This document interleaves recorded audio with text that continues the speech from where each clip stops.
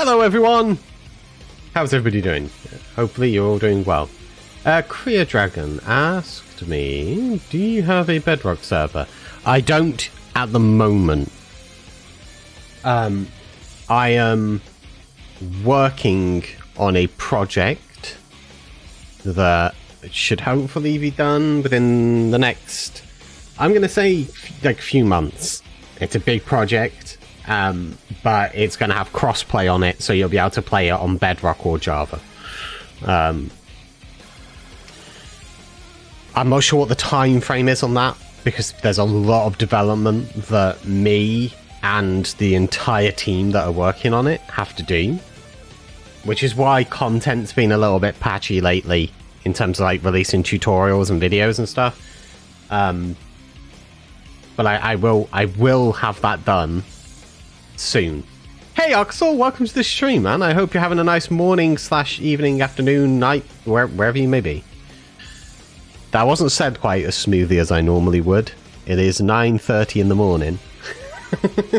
I have not been up long, but we have a long day ahead of us. I hope you're well, man.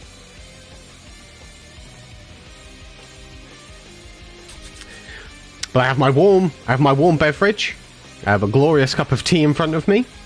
I also have a nice big tall glass of freezing cold ice water to soothe my vocal cords. I have all of this stuff open up. As you can see, we've got, this is my task aid.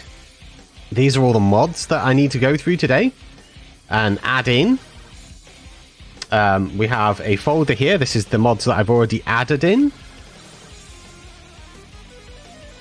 We also, if we go back up here, there's this config folder. We have to go through and config a bunch of stuff. I've already done a lot of configuration. And then this is what config files look like. So I've added in a heap of stuff for guards to target, but I want them to target a lot more stuff than they currently do. So I need to find out what the ID values are in game. So we'll be going in and out of game, adding in new mods, building this pack up. Everything that I'm building is going to be getting built directly onto multi-MC. If you're not sure what multi-MC is, it's like it's basically a Minecraft launch that allows you to do multiple different versions. So like I've got a secret one there, which we won't be looking at today, but we're going to be working on Mythic Wilds. And then if I open up this one, this is the console log, so I can see what's throwing out errors and stuff. There's always going to be errors that get thrown out, so there will be red text that will appear when we launch, and some things that are unfixable, that's just how a mod's been written. Sometimes it might be checking for a dependency. Sir Silver, meow. Hey, Sir Silver. Cage257, hello. I have a question on what version is this package of mods. So I'm working on, this is for 1.18.2 for Fabric. Before anybody says, it's not for 1.19. I know it's not 1.19, but one of the core dependency mods that this mod pack's been built around is 𝗕𝗢𝗫𝗛𝗫, and that doesn't have a 1.19 version for Fabric. I'm not even entirely sure whether it has a 1.19 version for Forge yet. It probably does at this point, I'd have thought. But we're not using Forge, we're using Fabric because I like to be independent from Optifine. And although you can get Sodium, some made a port of Sodium over for Forge called Rubidium. There are a lot of mods that Rubidium just does not like. It doesn't render them correctly, so rather than doing that, we're running it through this. No worries. To be honest, there's not that much that 1.19 added, and to combat the things that it did add, like mangrove swamps, I'm using a 1.19 backport that backports to 1.18, so it still has Well, it has a lot more than 1.19 had in it anyway, because obviously it's modded.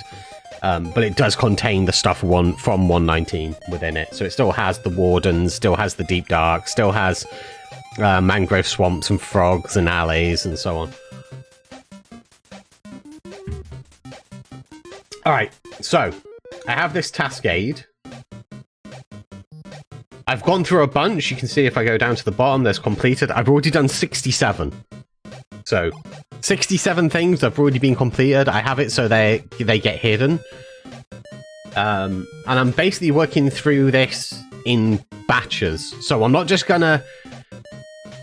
So what a lot of people do is they have this tendency to just download mods that they think are cool sounding, throw them into a folder, launch the game, and go, right, that's it, that's that mod pack done. That's not how you're supposed to make mod packs. Please, if you're watching this, please learn from... Just if there's one thing you can take away from me as an X Games designer, please let it be that. Don't just throw your mods into a folder and then be like, oh, Hail Mary, that should work. Go through the configs, do it in sections, make sure that if there's a conflict, that you isolate that, null it, get rid of that conflict, and then move on. Don't just throw things into a folder and cross your fingers. It's just not the way to do things. An example of that, so we have, if I open up the folder here, no. So we have Adventure Z, which adds in a bunch of mobs, and we have Mythic mobs, or Mythic mounts, which adds in a bunch of mobs that you can ride on, like dragons and stuff. But Adventure Z has its own dragon that's not as cool, that requires a special saddle. It's a green saddle that's called a dragon saddle. The problem is that leads to confusion, because you kill a bunch of orcs, you're like, what do I do with this orc skin? So then you look it up in JEI, you're like, orc skin, what do I do with this? And then you're like, oh, I make a dragon saddle. But all of the dragons you're going to come across, or pretty much all, are all going to be the dragons from Mythic mounts, which that saddle doesn't work for. So to combat that, I've gone into Adventure Z's config, which I can open up. Let's just open up that with Notepad. And I have set it so orcs have a spawn weight of 0, so we no longer have orcs that spawn. And then I've also turned off dragon hatching, and I've disabled dragon hatchlings and stuff, so that the dragon and the orcs are nulled from Adventure Z. We don't need those two things, and all they do is cause conflict and confusion. So we've just pulled those. You'll see that there are certain things on here that are highlighted in red, like applied energistics, which was in the original mod pack. That is underneath red, because you can see up here it says get to F. That means that that's getting removed. That's not to say I don't like applied energistics. I love applied energistics. But it's very sci-fi tech related. You've got like terminals and all of this sort of stuff. And it doesn't fit with the aesthetic of like a medieval fantasy / steampunk environment. Also, this mod pack has Britannia on it, and Britannia has a magical sort of version of, well, a magical way of dealing with storage that's late game. So we're removing applied energistics because Britannia takes over for the end game. So for early to mid game, we're going to use, I think it's called Steve's Simple Storage, which is a lot more create seeming. It's a, a lot more wood and metal and stuff, a lot more steampunky vibe, but it has similar aspects to applied energistics. So that's one that won't be getting added. But I've not marked it as complete because it serves as a reminder that I need to get simple storage on here. Besmirchment requires bewitchment, so we need to make sure that bewitchment, bewitchment plus, and besmirchment are put on. Better third person I may put on. That should really be marked in orange. Let's just mark that off. Where do you check the mod pack conflicts? You really don't. You kind of have to. That's part of playtesting. So that's like essentially what a QA tester is for. Like you're trying to you play, and it's good to play with cheats enabled, so you can like rapidly go through progression, and that's particularly handy. So you essentially have to play through and find where an error is. A QA tester, quality assurance. So like games companies, a great example that I can give, because I know people that worked there, is Rockstar Games that make Grand Theft Auto. They don't just design and develop a game. They then have QA testers that are working at Rockstar, and their job is to play the game and see what they can break. So they see if there's any bugs that they can find. And there are some bugs that will never get fixed. And then there's some bugs that will get fixed, because there's always like a deadline it has to be released for. And that's why we get things like day one patches, where you buy a game and you're like, oh, I'm really excited, this is going to be great. And you get it home, or you download it and you prep it, and then it's like, brilliant, I can't wait to play this. It's just come out. Why is there a load of patches? Why? This is going to take all day. I can't play the game. Great. Fantastic. And that's because of that. Because they have a deadline they have to get to. And quite often they'll ship the game broken. And the QA testers are still working and fixing.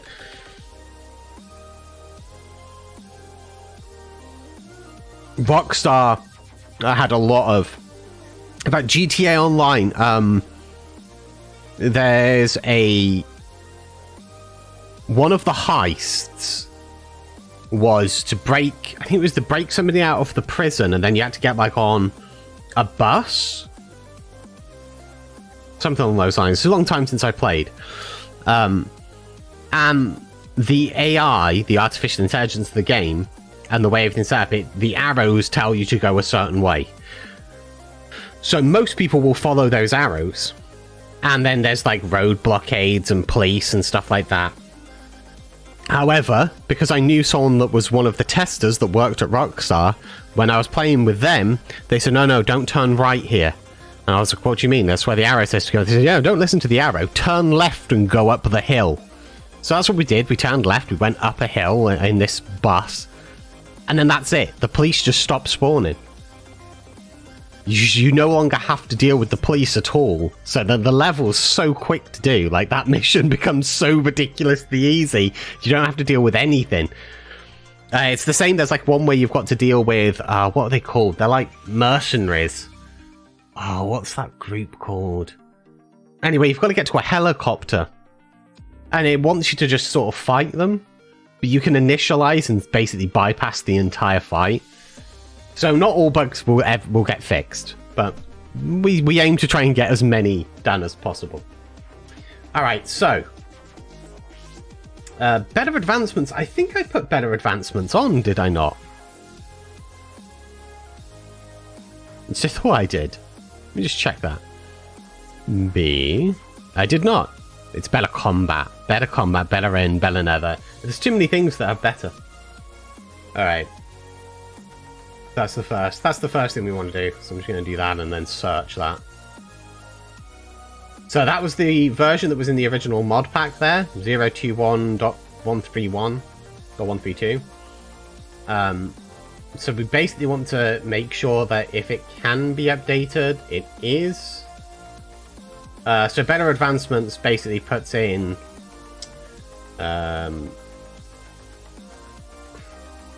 on the advancements tabs, it adds new tabs and it's got all of the advancements, so it's easier to see what you need to do. And we want it for 118. And what we're going to do is view all. Warzone is a good example. Almost, yeah, a lot of modern games are like that. Am I going to publish the mod pack? Yes. Yeah, I think we probably will end up publishing the mod pack. Oh, there we go. Oh, that's an alpha test, though. Oh, do we risk it for a biscuit and try the alpha test? It looks like all... Actually, it looks like all of 1.18.2 for Fabric is alpha anyway, so we may as well. Yeah, no, I'm not going to be charging anybody for this. Now, if anybody wants to, like, throw me $1 or $2 for all the hard work that I'll be pulling in, then that's always appreciated, and it will only go back into my projects that I do for everybody. But I don't expect money for this sort of thing. I just enjoy making stuff. Okay, so Better Advancements is now in. It's in, it's on, it's done. We won't be nulling it yet, though. Like, well, we won't be marking it as complete until we've loaded the game and it doesn't crash. Right, let's get Bewitchment Plus and Besmirchment in. I really like Bewitchment mod. So we want Bewitchment and Bewitchment Plus. And then Besmirchment. So Bewitchment is like,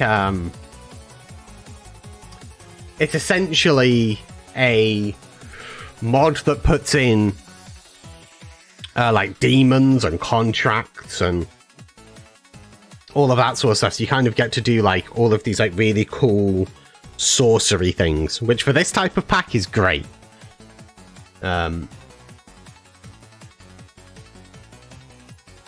Will it work? No, sadly, this won't work with Bedrock, which is a drawback for some people. I'm aware that not everybody can play on Java Edition. Right, Bewitchment Plus. So that was version 23. Which one did I just get? Alright, 23. That was just the last one for that. Okay. Then we want Bewitchment Plus.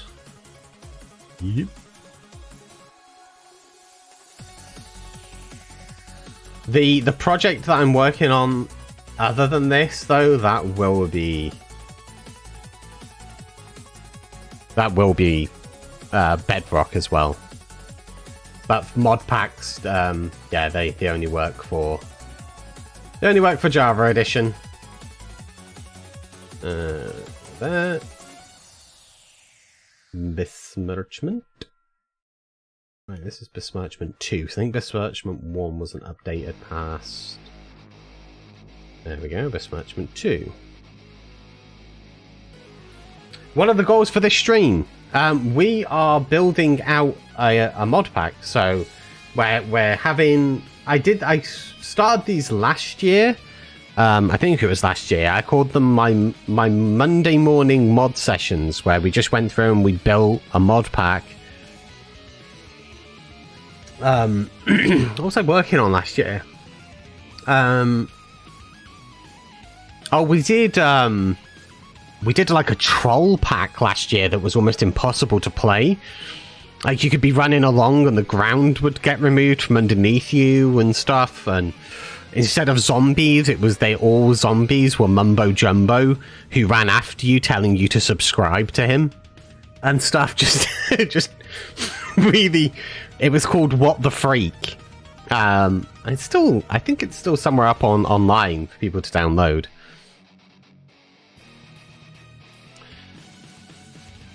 Okay, so we have a bunch of those in place. So all we want to do now is try and run the game.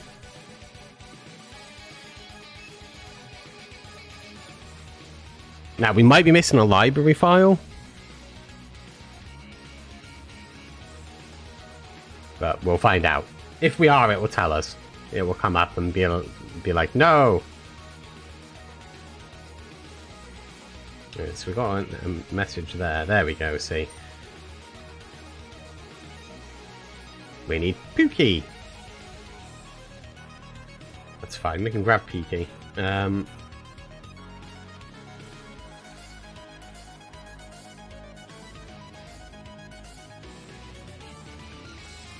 So, Bad Weather No Cookie uses version 3.10.18. So it requires an older version. Okay, well that's fine. So what we can do is we can remove Bad Weather No Cookie for now.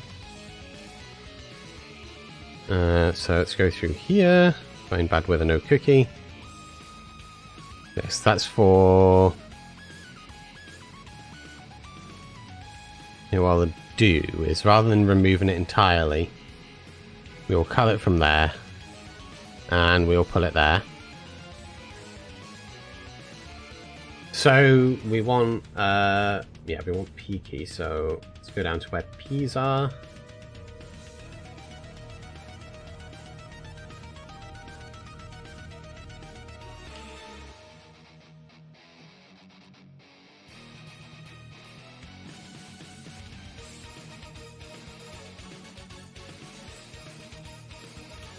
That's Forge.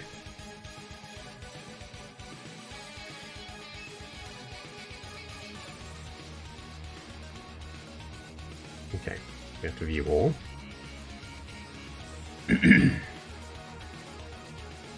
Right, so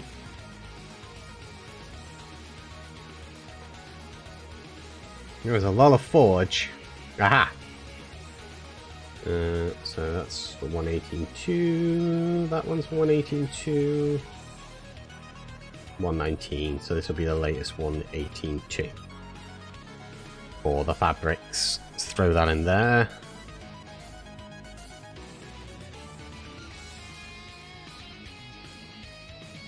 Oh, I closed my thing for that. Add an instance. There we go. And then we'll hit launch again. So essentially, also to answer your question, we're building a mod pack. On my Discord, I will probably share this for alpha testing, so people that are on my Discord will get like an early access to it, and then eventually it will be a public thing. But I have a server that runs this, or the old version, and people are going to be able to come and play on that with me once this is all done. And with lag and Archon and Shalon and Lady Peanut Fish. I think that's all of us that are currently playing on it. So we have houses. So the house that I'm a part of was named by Sir Silver on my Discord. Actually, I think he named it on my stream. So our house is called Raven's Reach. Sticko, I have to go finish some catch-up work. I'll be right back though, because this is something that particularly interests me. No worries. Well, good luck with catching up with some of your work. I will still be here. This is going to be a relatively long stream day for me. We're going to do this, and then we're going to play some games and stuff as well.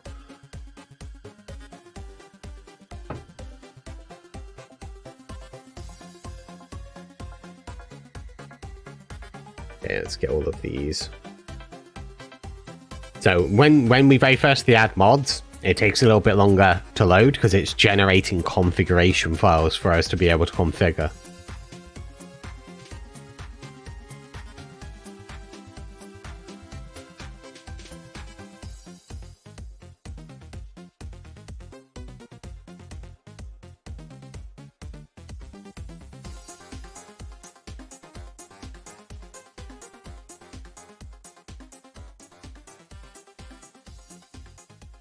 So long as we don't get an error.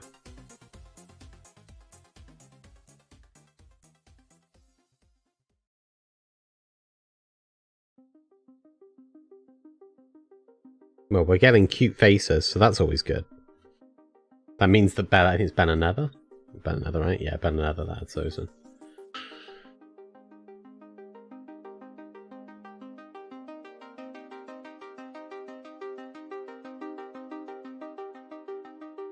Okay, so we got a crash. And I think that's Warrior Age.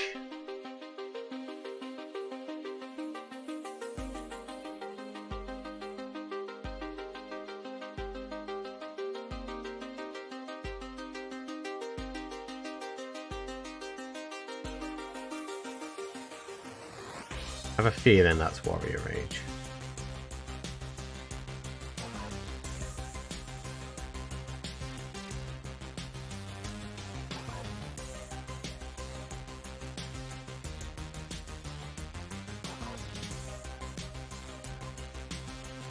NEC would be a good thing to have thrown in sooner, I think. That's not enough crashes. But I'm pretty sure that's Warrior Rage that's causing that. Let's just pop that out.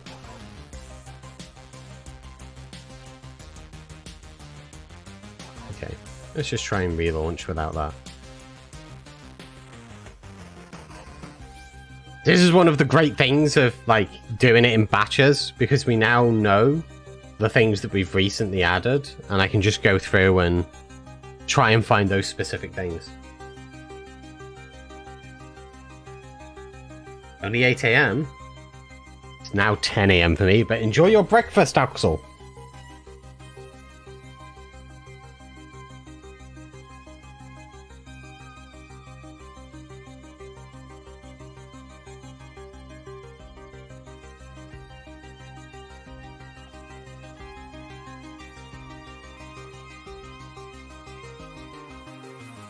I'm hoping it was that.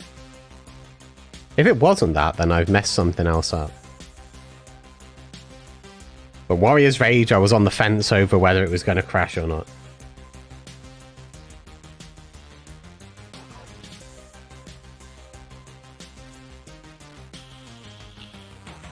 Well, it was around here that it crashed before, because I remember basic shields being initialized.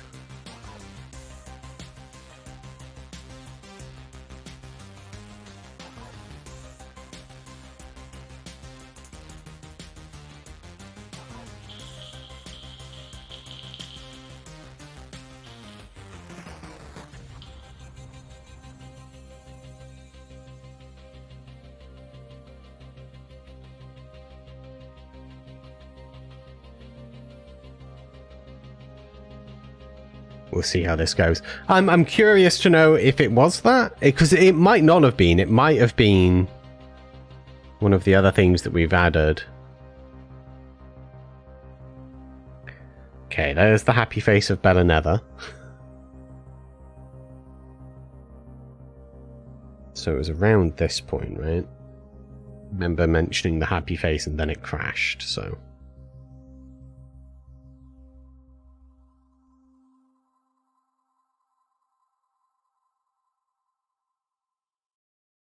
No, we still got it. Okay. So let's go by date modified.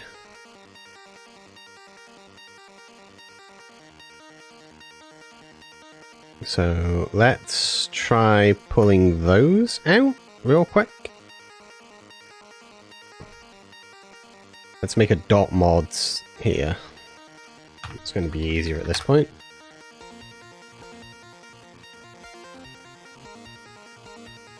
And we'll move that and Warrior Rage in as well to .mods. Okay, so that's everything that we've just added now outside of there.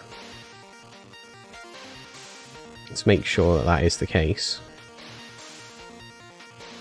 Now, this one here, I don't think Traveler's Backpack will be causing it, but maybe. That's the only other one that I've added since yesterday, and it was working fine then.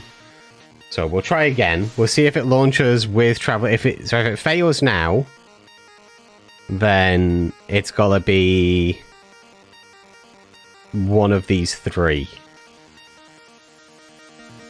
So we're just trying to isolate what's causing the crash at the moment, because we can then find another version of that mod, because it will be that there's a conflict somewhere.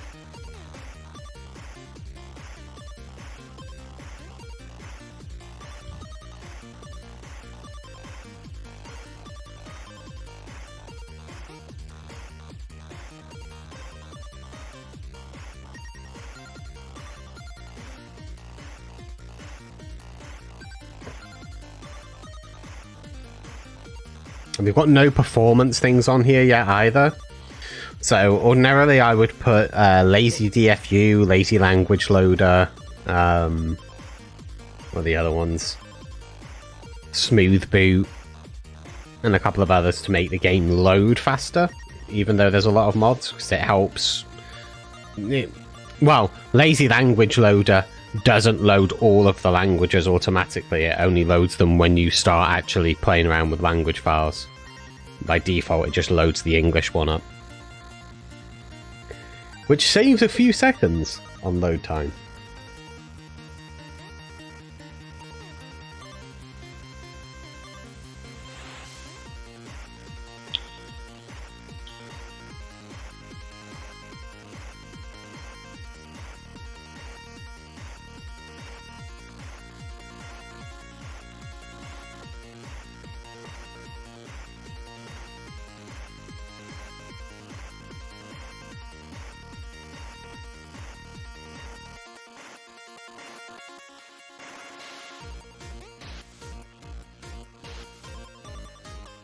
I got myself some cereal because I'm too lazy to make something better. Hey, there's nothing wrong with cereal. I love a good amount of cereal.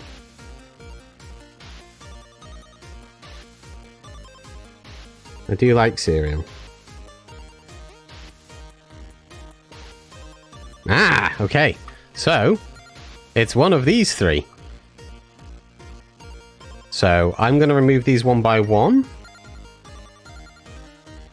I don't think it's fabric shields, because I'm pretty sure I tested it with that.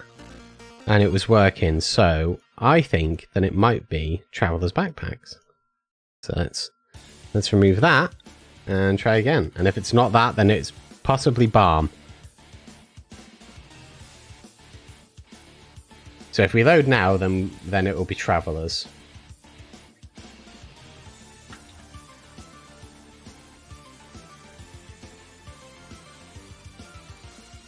Oh, that's travelers integrations. That's not the right thing I'm after.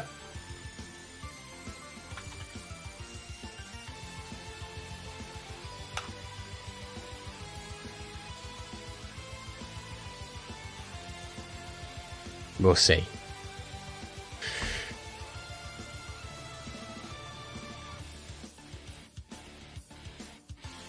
We did make sure that this was the fabric one for a start, actually.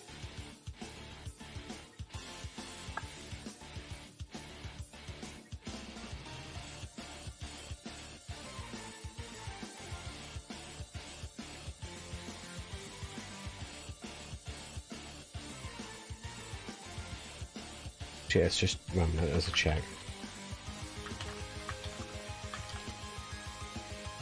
Make sure I actually am on the right one. It says click for fabric on there. Oh wait, this one. Clicky, this one.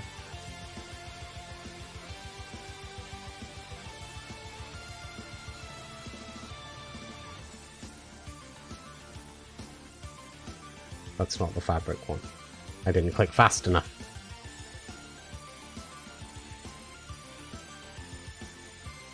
And we're up to the file hashing stage, so...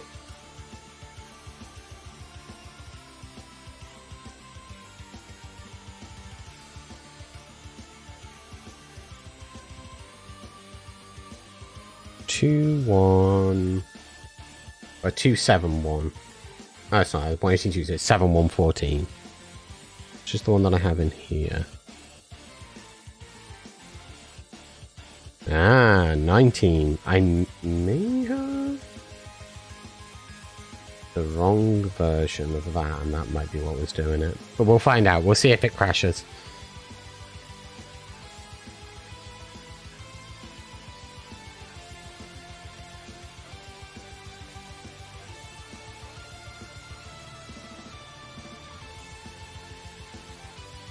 Nope, we still get a crash. Interesting.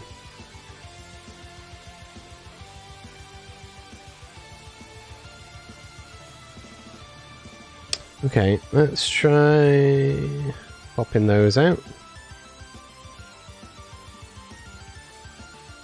So that means it's got to be one of these library files. So it's either Fabric Shield Library or balm that's causing that problem.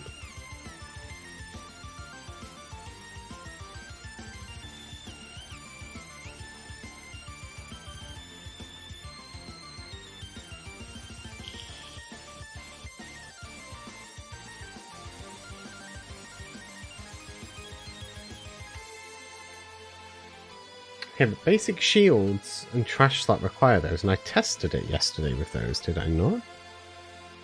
Maybe I didn't? Maybe I didn't. So sorry, they keep scratching. This is just one of the things that it does. It's not a problem.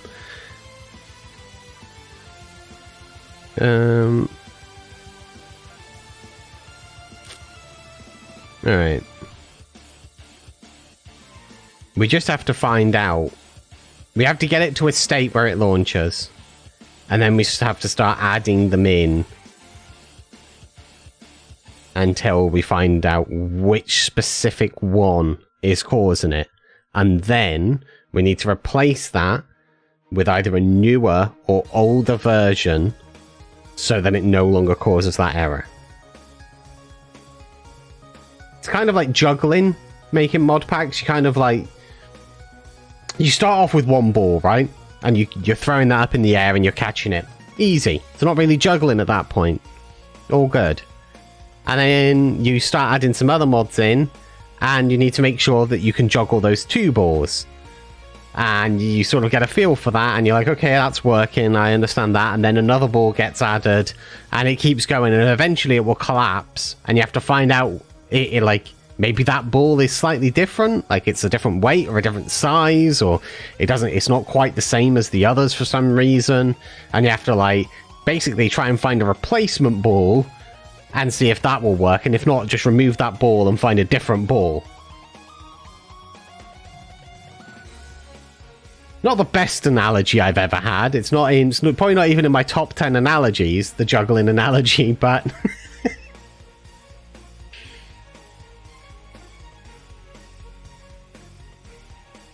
This was one of the things I've mentioned on streams before. How much I didn't like the Random Craft Halloween event from Season 1. As a professional juggler, I find that analogy very useful.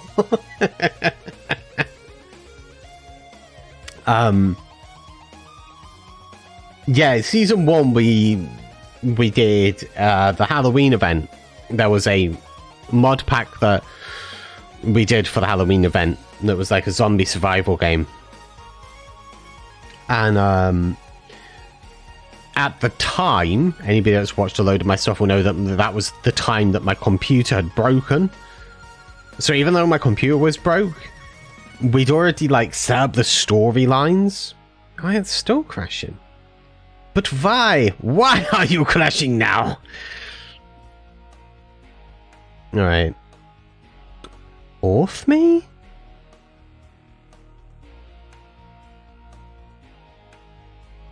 I'm trying to remember the last time I ran this as a check. I remember that. I don't remember that. Okay, so let's remove these four.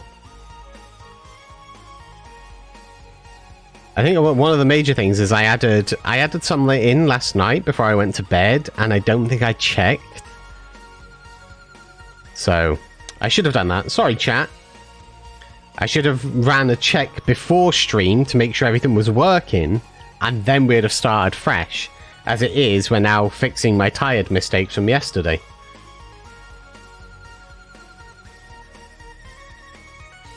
So, yeah, I had to basically build a mod pack with a broken computer. And that makes it 10 times more difficult. Because there was, like, nothing... Like, if there was a crash or an error that got thrown up, sometimes it was because my graphics card was erroring and malfunctioning and causing it to crash. And other times it would be something else that was related to a mod. So it was really, really difficult. And I had 1 week to do it all in.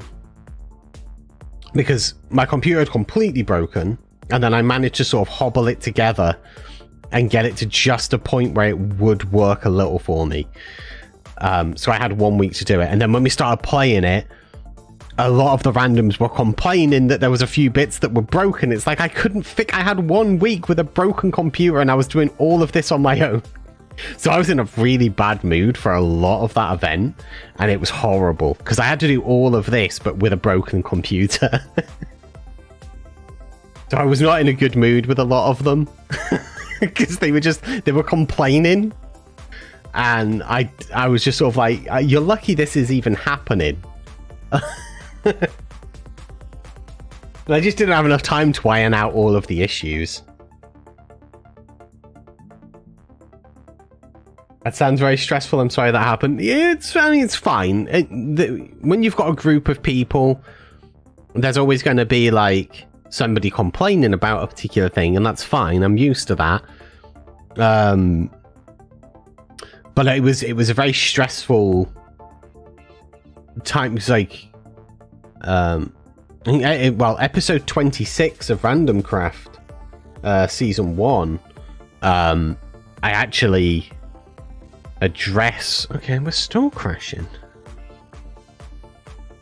Okay, well now I'm fascinated. At first, you had my now you have my attention. Game. All right. So all of these were added. So these were added at 6. So maybe that's the. Yeah, that must be the. So okay.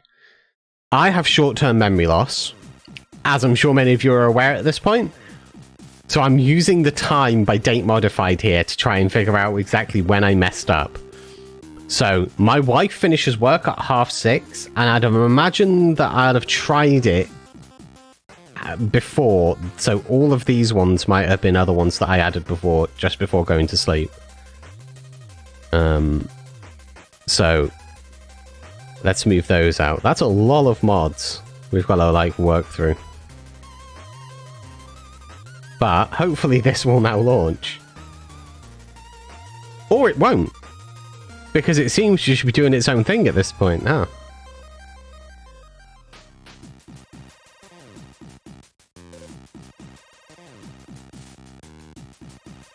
If it crashes this time, I think we're gonna like really carefully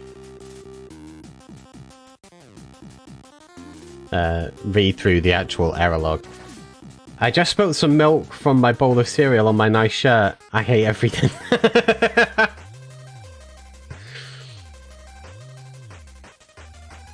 Yeah, you want to get that in the wash like fast. Milk, the sour smell of milk is a real stomach turner.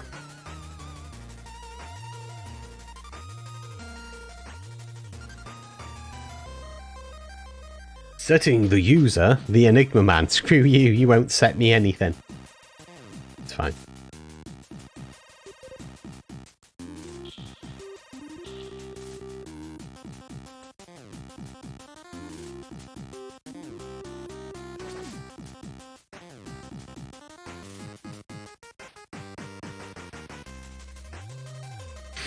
No! No, that's not what you want. That's not what you want at all.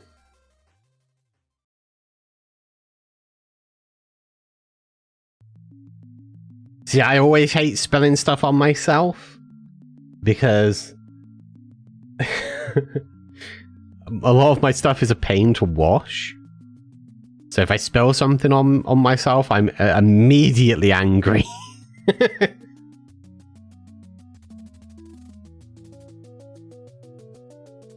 But I only wear suits.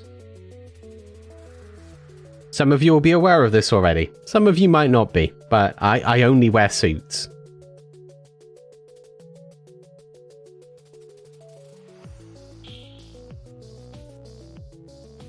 How are we still crashing?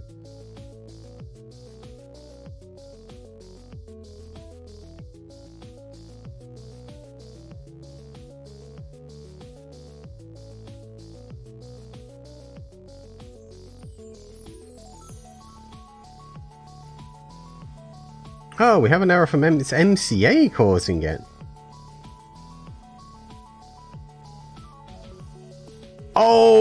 Oh, I think I know what I might have done.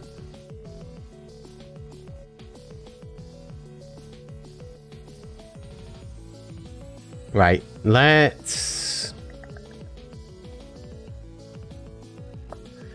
remove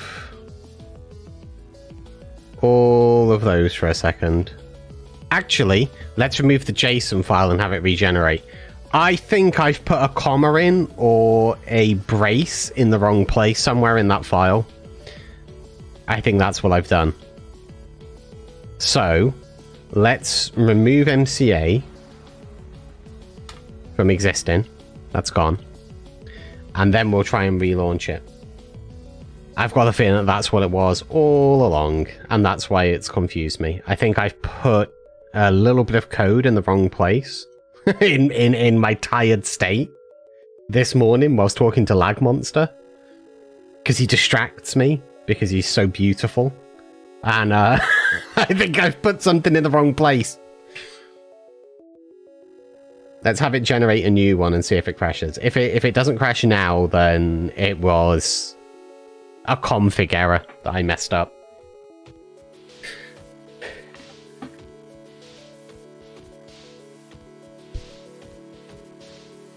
And I'd have found that much sooner had I have just read through the log better. So yeah, I only ever wear, like, 𝗕𝗢𝗫𝗛𝗚 finds it very weird still, even though he like there's a couple of randoms, actually a few, yeah, a lot of the randoms know what I look like, but 𝗕𝗢𝗫𝗛𝗚, Shalon, and myself and 𝗕𝗢𝗥𝗄𝗓, we're really good friends, and we talk to each other a lot on camera and things. Hey, Director Amelia, welcome to the stream. Hope you're having a lovely morning, or evening, or afternoon, or night. I'm pretty sure you're in America, though, so morning. And it still confuses, it still befuddles 𝗕𝗢𝗫𝗛𝗚 that I'm always in a suit. He's always just like, how can you always be in suits, though? Surely it's not comfortable. Wow, I find them comfortable.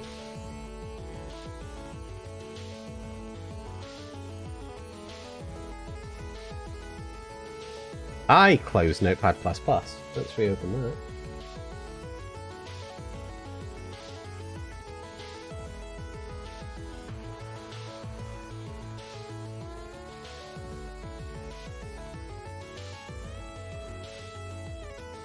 Just make sure we have that open for when the inevitable happens and I end up having to actually config stuff again.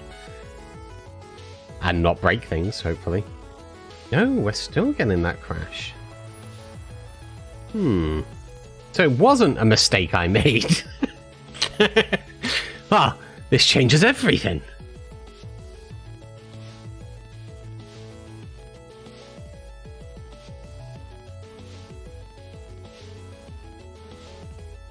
Ah, now we're getting an error because of mythic mounts.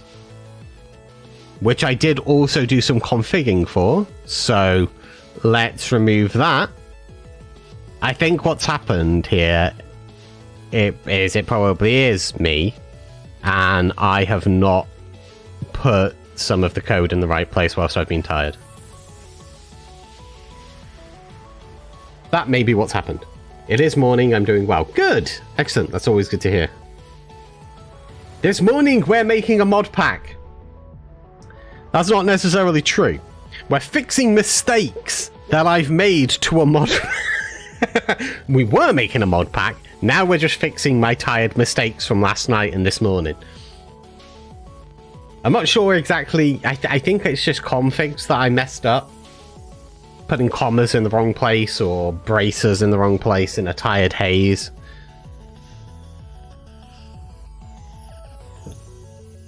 Is there anybody here that actually does coding? Anybody here that's ever done any coding? Because one of the things that I think has screwed me on a bunch of occasions whilst doing this thing is predictive assistance. It's like when it thinks, oh, there should be a closed bracer there, it puts one in, and then I don't notice that it's put one in because I'm used to having to write everything out by hand, and then I put another one in, so now there's two on two separate lines that I've not noticed, and in a tired state I'm just sort of like, okay, well, I've closed that off and I move on. And in reality, I've closed it and then closed it again. So it's essentially like closing the door. So I essentially, so yeah, so you have like your bit, you open up the door with your open bracer and you're like, okay, here's the information, and then close the door. And sometimes with the predictive thing, I don't pay attention, and the assistant is like, ah yes, and here's where you want to close the door, and it closes it, and then I'm like, yeah, I want to close that door. So then when it's trying to load, it's like, and close the door. Now close it more. Close the door more. And it can't, so it just breaks. I think that might be what's happened here at some point, possibly. We'll see. There is other configs that I've been changing, so it may still crash, and there might be another config that we need to look at.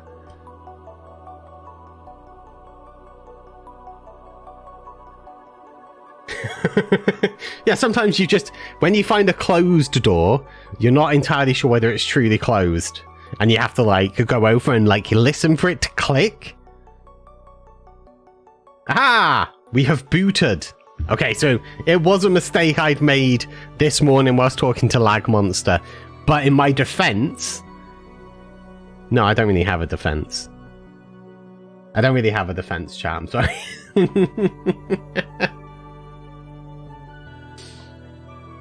No, in my defense, lag was like in a tired state. I was in a tired state, and we were trying to talk to one another. And it was kind of like I was talking in Morse code, and he was talking in like binary, and it was a complete disconnect. So he would say something, and I'd go, what? And he would go, what? So. Yay! Okay. Now. Let's start putting in this stuff again. So let's organize it by date modified.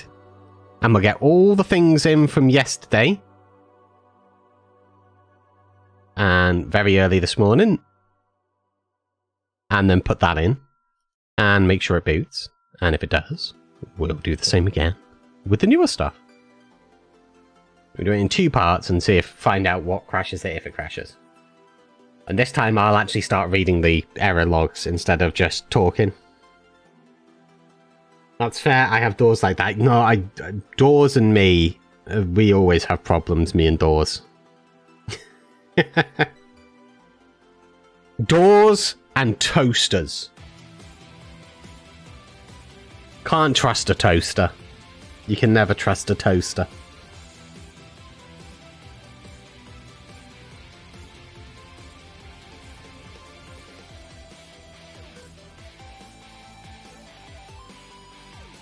Alright.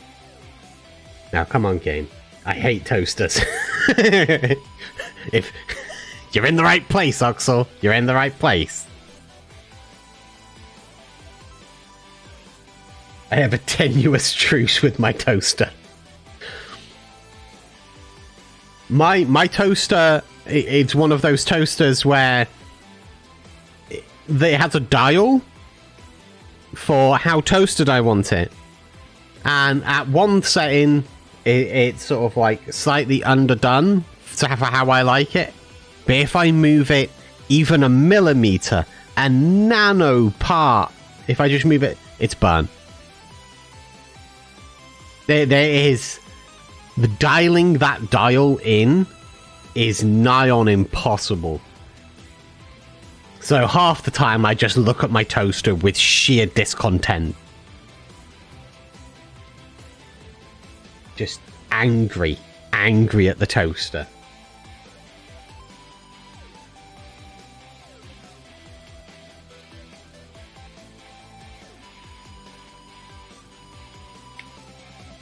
But I have a particular thing with toast anyway, just in general. It makes me feel odd if I just have toast. I used to love having just toast with like some nice butter on, and maybe a slice of cheese. Okay, we're loading. Yeah, I'm pretty sure all of that was just me messing up a config file. But I've had a lot of operations, and after having an operation in the UK, they will often give you toast. So now when I have toast, it makes me think, like, I suddenly get like a flashback of being in hospital. So sometimes I'll be eating toast and then I get this flashback and that's it, I just can't eat anymore. I'm like, I can't eat any more of that toast because it reminds me of being in hospital.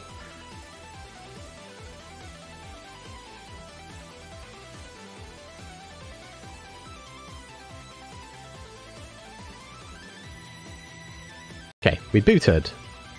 Right, now, let's try these ones.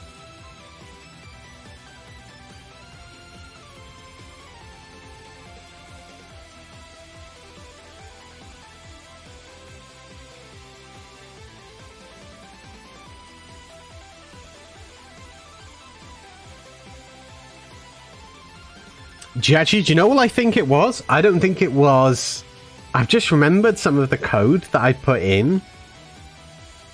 I don't think it was a missing colon or close bracer or comma. I think I misnamed zombified piglins. Because I set guards to attack zombified piglins, and I set dragons to attack zombified piglins. But I think I might have called them... zombie pigs. You know, the original name in my tired state.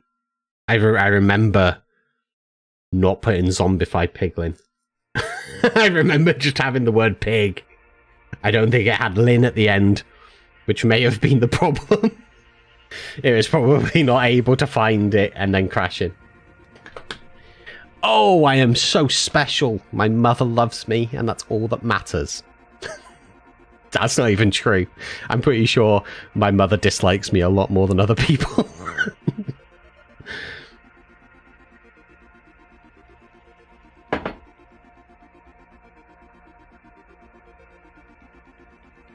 But I have a feeling that's what the mistake was. Ah, idiot. If that's the case, I know to not do that. I think when you're a child and you hurt yourself and then you don't do it again, you've learned that mistake. Like, don't bite into a lemon. Don't bite into a lemon. It's sour. You don't like it. It's like that. I've learned from that mistake. I would say it won't happen again, but I don't really learn very well, so maybe it will.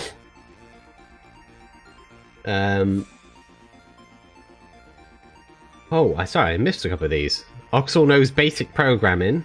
Directing me that I took an intro class for coding, but I didn't do well in it. Oh, I feel that. I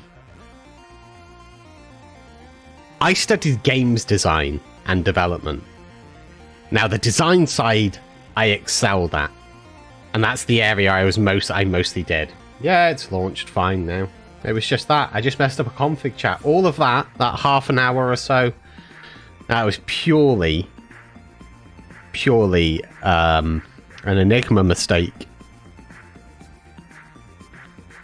Yeah, the development side, coding, awful. Absolutely awful at. But I excelled at the design side.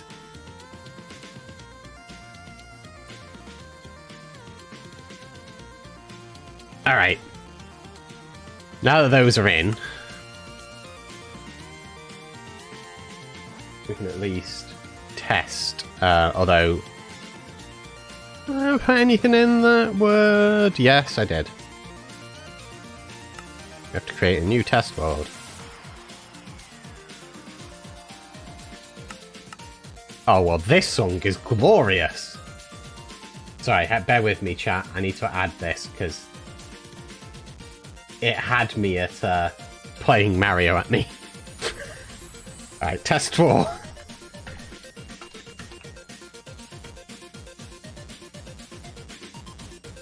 Can't come around here playing Mario at me and not expect me to like it.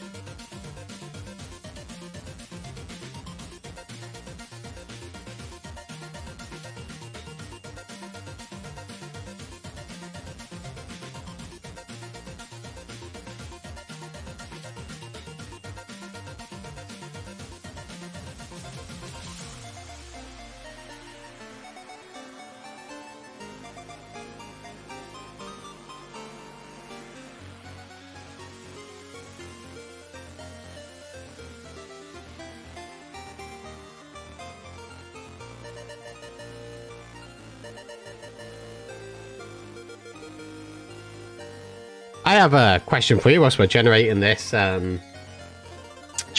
world, chat. So which streaming platform do you prefer to watch streams on? YouTube or Twitch?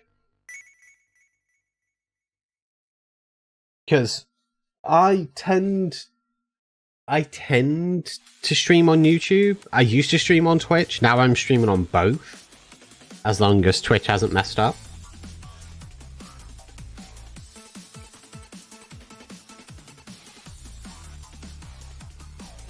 But I'm always curious to know which platform people prefer to watch on.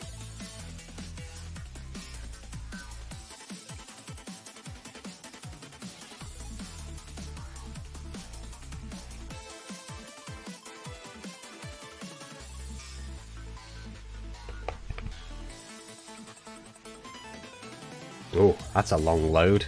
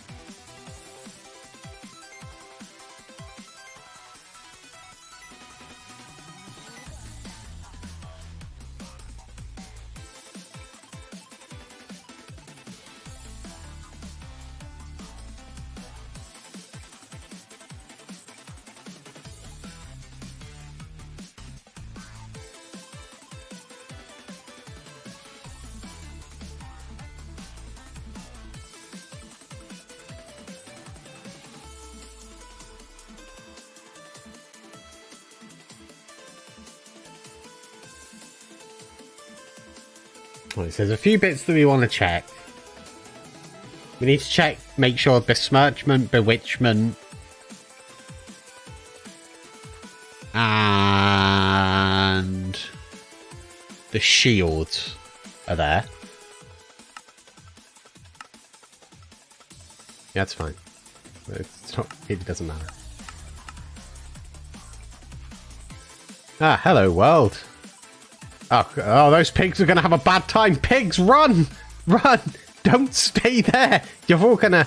Oh, we're going to watch... This is going to be horrific. Let's stand and watch that. No, let's not. Let's not look at that. Okay, so we're getting building gen, so that's good. Yeah, those pigs are not going to have a fun time. So... Okay, farmers are like, yep, Bewitchment, Britannia, Boston Mass Destruction, MCA, probably Chest Twilight Forest, all that seems to be there. Furniture mod is in and working. Better Nether blocks, Shields is there.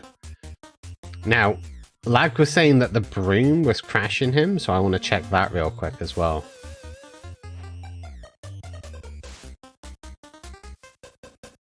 Hola, broom.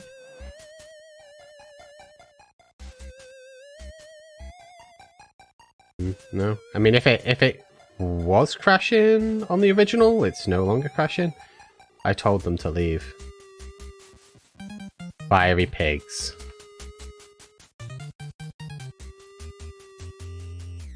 Those ones are safe. Oh wow, these brooms are amazing. Food and hospitality. You stay there, Mr. Broom. How do I get in? Probably don't break through the wall. There we go. Things generating. Yes, we're getting bacon and stuff. That's good.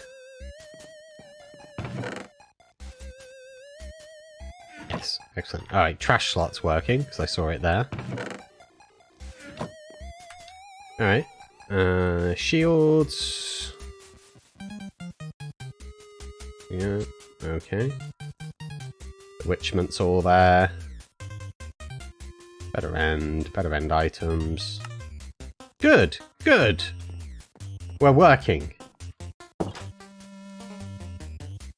These shouldn't slow me. That was one thing I configured yesterday. Did I cause that? Can I kick leaf pilers? If I can kick leaves, that's all I care about. I'm just going to walk around kicking leaves everywhere. Let's just get rid of that. So one of the things that I've put on here is 𝗕𝗢𝗫𝗓. So we get much better world generation now.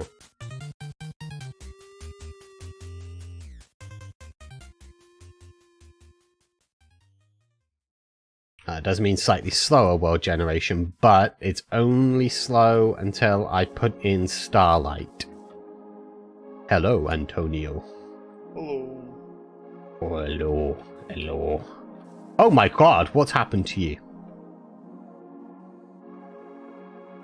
Hi. You're an infuriated dwarf. Okay. Well. Okay. Oh, there's lots of short people here. You are also short and sad, apparently. Oh, this town's full of sad people. Sad, angry people. Okay, so the Bella towns seem to be generating, because we have an actual church. That's good. Things seem to be generating, things seem to be loading, things seem to be working.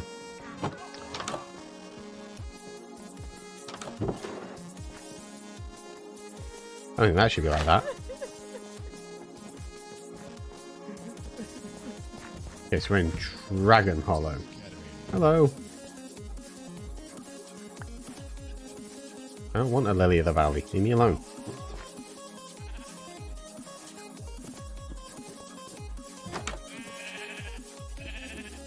Why is everybody here sad? I mean, I get it. They're having to see me. But, you know. Come on. Alright, no. Okay, so that seems to all be working. Which is good.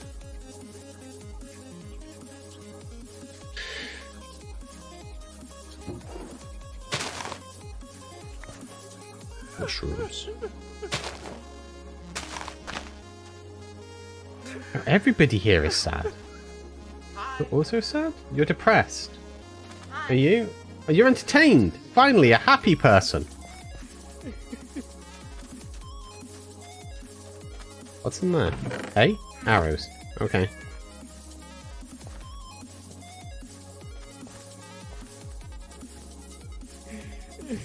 Oh Christ, Jesus, fella! Calm down.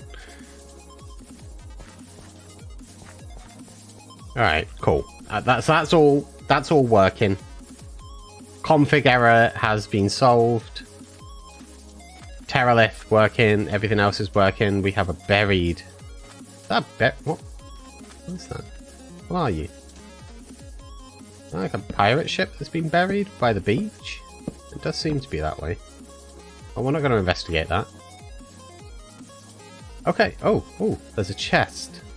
Chest or mimic? It's always the game. Chest. Excellent. Right. So that's all working. We can now start working through the rest of the list, finally. I wish I hadn't have made that mistake, chat. With the config. But that's life. That just sometimes happens. So we were on here.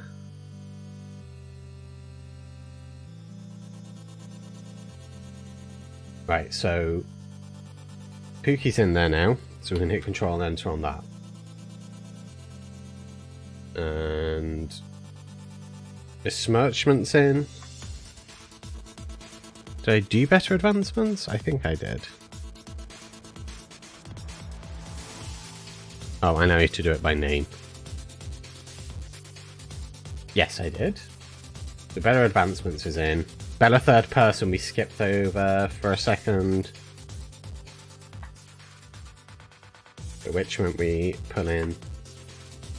I think bookshelf's a library mod, so we'll skip over it, but I'm just going to double check.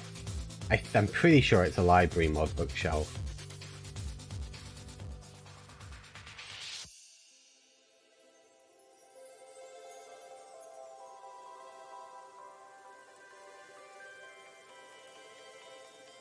Yes, yes it is. Borderless mining.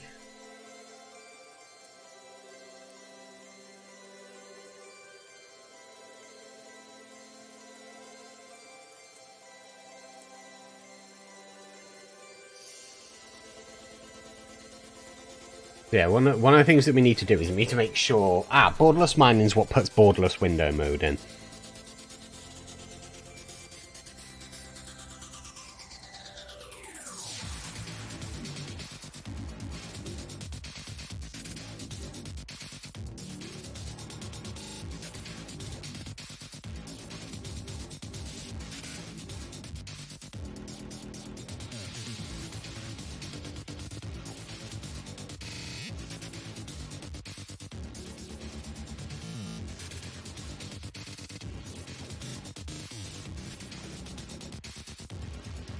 One of the things that I want to put in that isn't on this list is... oh, that's a library file. I already know it's a library. I'm skipping over libraries.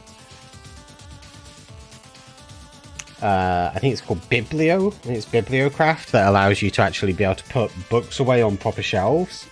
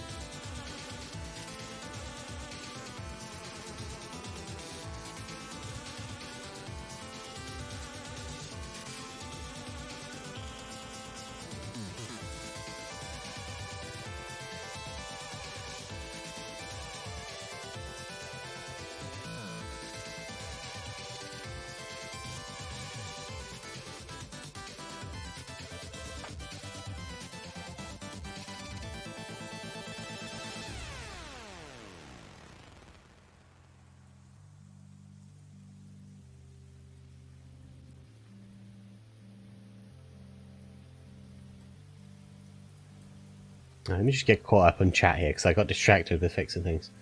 Oh, what's wrong with buying into them? They're delicious. Some people can take it. I just can't. YouTube personally, Twitch show ads. Yeah. If I had the choice, YouTube. Okay, cool. Twitch is often faster for chat purposes, but often has worse resolution and ads. Yeah, because that was one of the issues that I was having yesterday. So I tried to stream on Twitch and YouTube yesterday, but the way that I have my the way I had multi-RTMP set up is it was using the same bit rate from YouTube to try and use on Twitch, but because I'm not a Twitch partner, the maximum bit rate I think I can use is 8,000, so 8 meg per second. And for YouTube, I use a lot more than that. So it was just not working properly. So I had to like split it. Speaks about send a zombie pig. Gonna lurk. Okay, well, good luck lurking.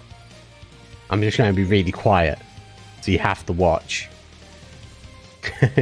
Chipped. Every block deserves a friend.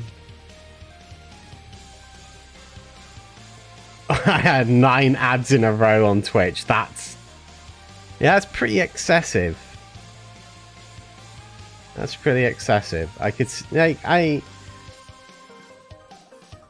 one of the things that I like about Twitch is that there's a lot more. Obviously, there's a lot more stuff on there for you guys to be able to do. Like I can run like little events and stuff on there, like the launch stream for season 2.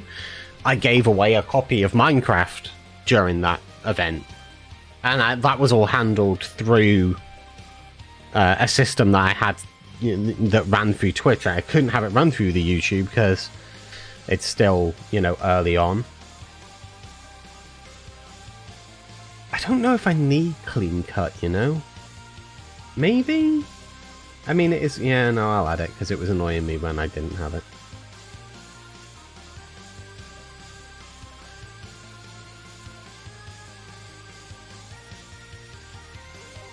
Just remember to trying to attack things and hitting grass constantly. 180... Well, why is that beta for fabric? Oh, on the beta version, if I can get away with it. Can I get away with it? I cannot get away with it. Okay, fine. I see how it is. I see what you're laying down. It's fine. Cloth is a config that I may need. It's a library file cloth config. Actually, I might already have it on here. I do not.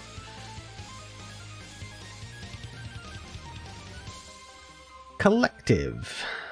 What was collective? Yeah, I want to know what it is. I want to see what it is first, because I don't know. Shared mod for all civilians mods. Oh, okay. Well, I am going to need that.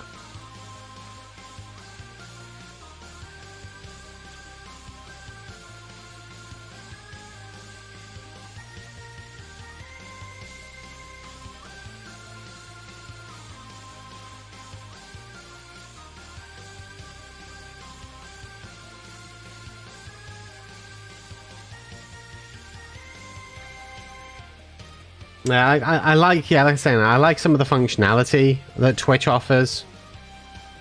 It does offer better tools for me as a creator to be able to do something fun. But I do like, obviously, the fact that, you know, I make YouTube videos, so having YouTube videos and then, you know, doing the streams on the same platform is much more handy. We've got an animated intro done, same as my profile picture, so been getting stuff done for recording. Had like 23 to 27 hours of replay footage of me terraforming I had to sort through. Oh yeah, I can imagine. Yeah, no, I use replay mod a lot. I also use Bob, because if you use replay mod, then Bob is super handy to have.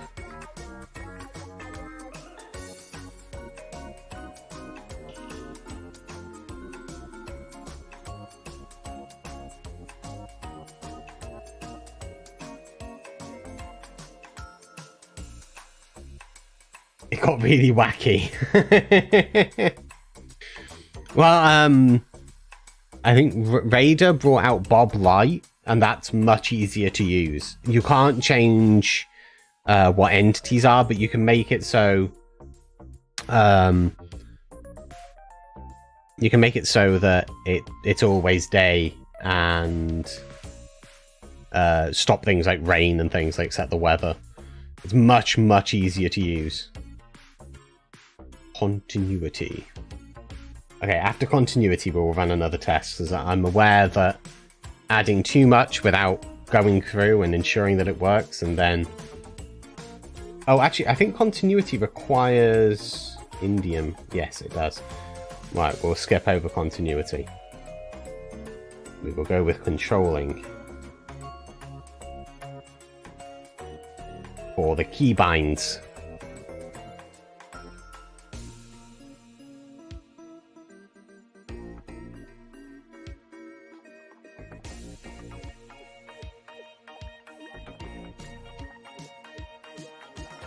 Right, there we go.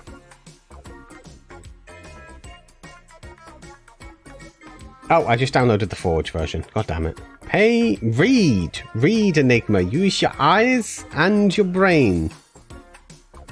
Controlling. It's going to be at the bottom. I messed up. Didn't read the thing. Controlling Forge. Controlling fabric. There we go.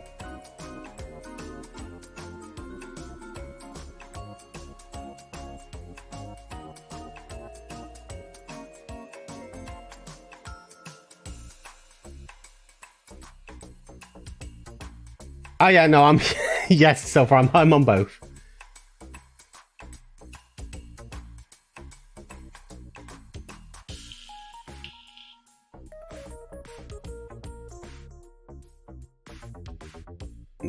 CTM. Any version requires a version of CTM.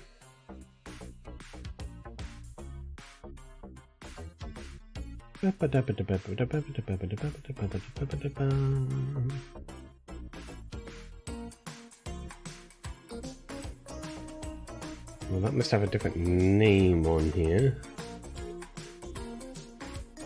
What was that? It was chipped. Let me look at the bit for that.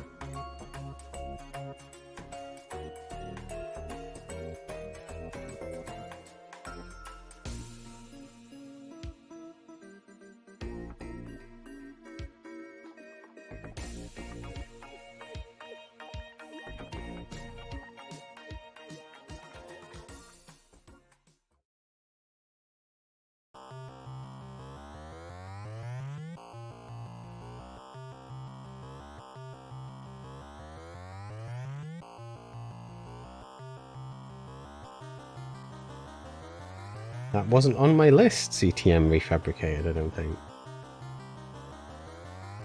Okay, just for explanation from that, I didn't put this list together.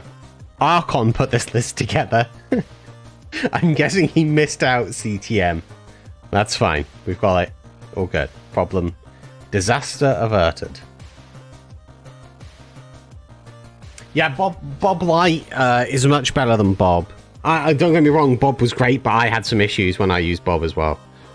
But Bob Light, I don't really need to change like entities. If I'm building something, I don't need it to look like something else is building it or anything.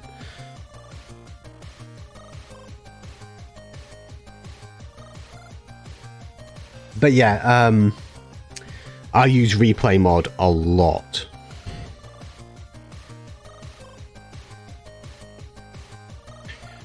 Like, I probably...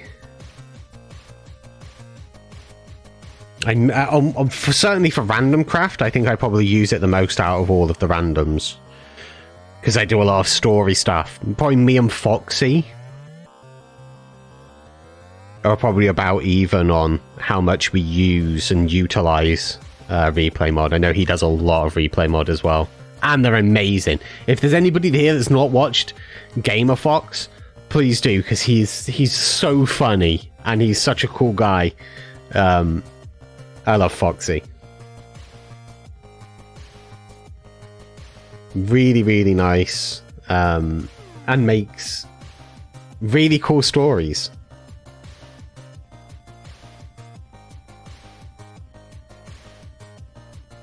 Obviously, don't do it right now, though. Write it down on a piece of paper or on your phone, on your little doohickey. Just have a little memo. Check out 𝗕𝗢𝗫𝗏 on YouTube.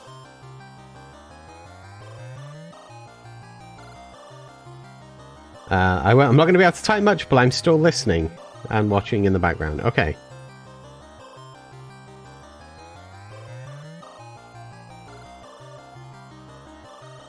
Right, well, let's see if the game boots.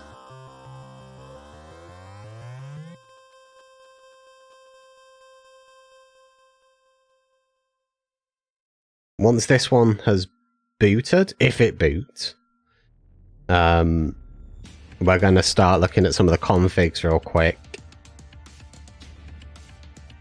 And I see it has booted, so that's good.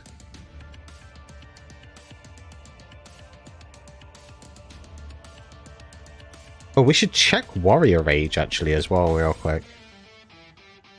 I've not actually tested that, and I should.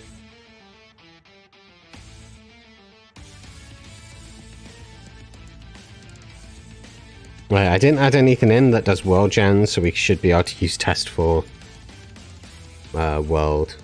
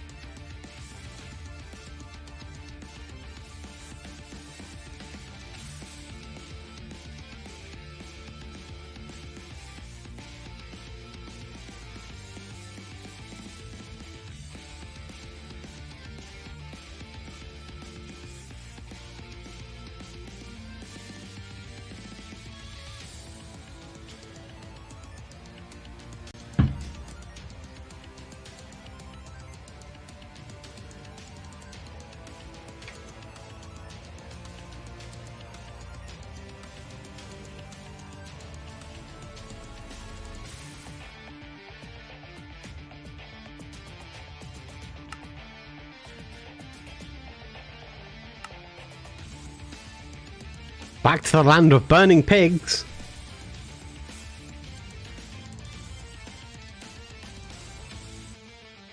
Oh, did we crash on load? I did accidentally press a key there, and sometimes Minecraft isn't a fan of that. Yeah, that's fine. I think. Either that, or I did need to generate a new world. No, it's fine.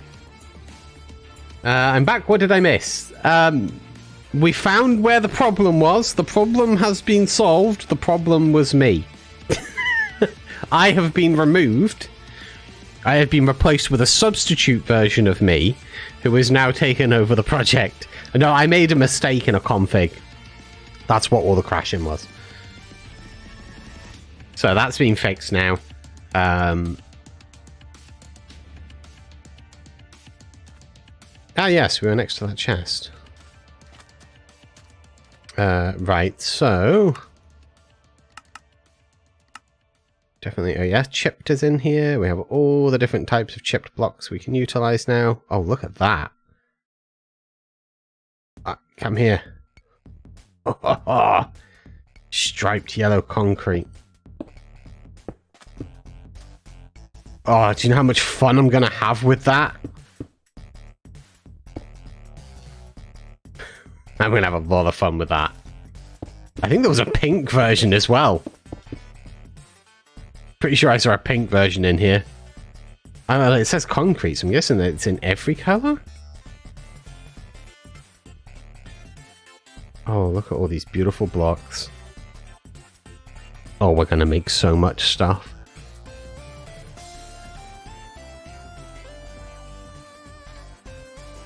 Let's just cycle through. So many.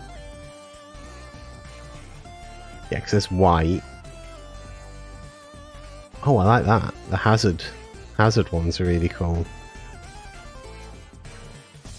Oh, let's choose hazard grey. Hazard grey, and where's that bright pink? There it is.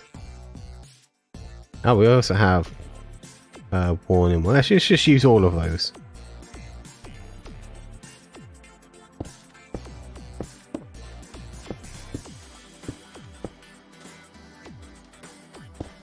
We have that caution tape one.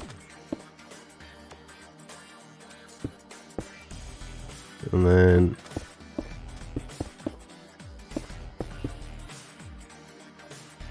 beautiful.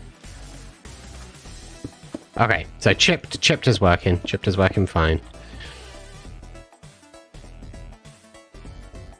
Comforts. Probably chests.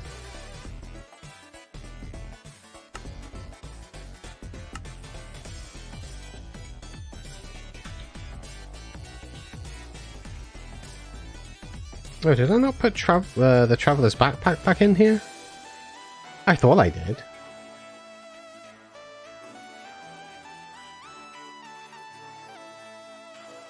I did. It's right there. I think I got the wrong version of that.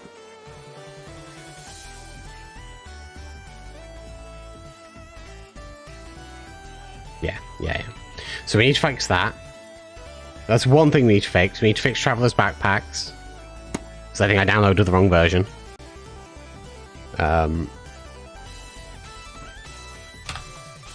Let's delete that from there.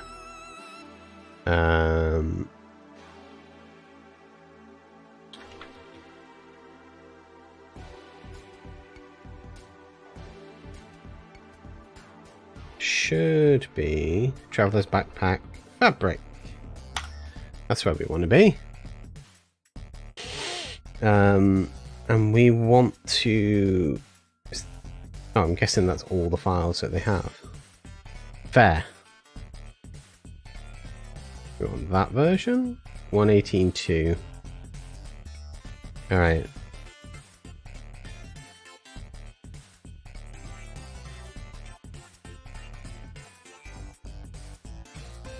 So...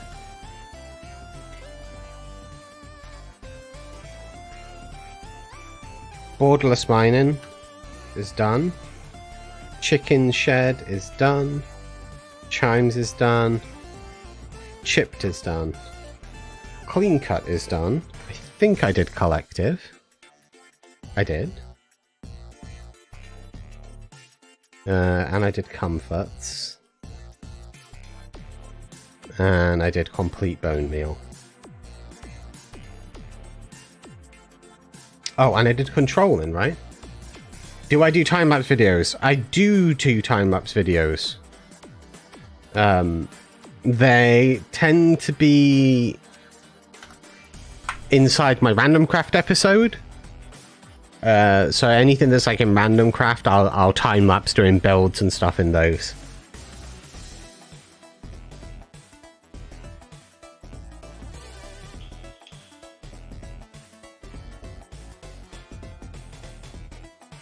So we have to skip over continuity. So we'll go cooking for blockheads next for the added cooking ability, because I love cooking mods. So one of the things that's really handy for this, for doing this type of thing, I should say. Just make sure, requires I'm using fabric. Make sure I get the fabric version. 118.2. Make sure. Let's go to files. Yes, 118.2. Oh, actually, there's a newer one.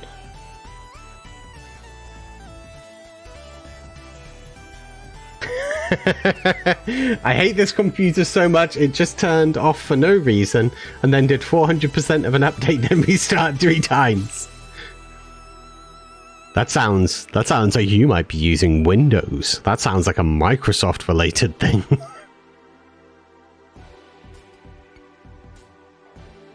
One of my favorite things, it's not so bad anymore, but I used to love like Windows updates.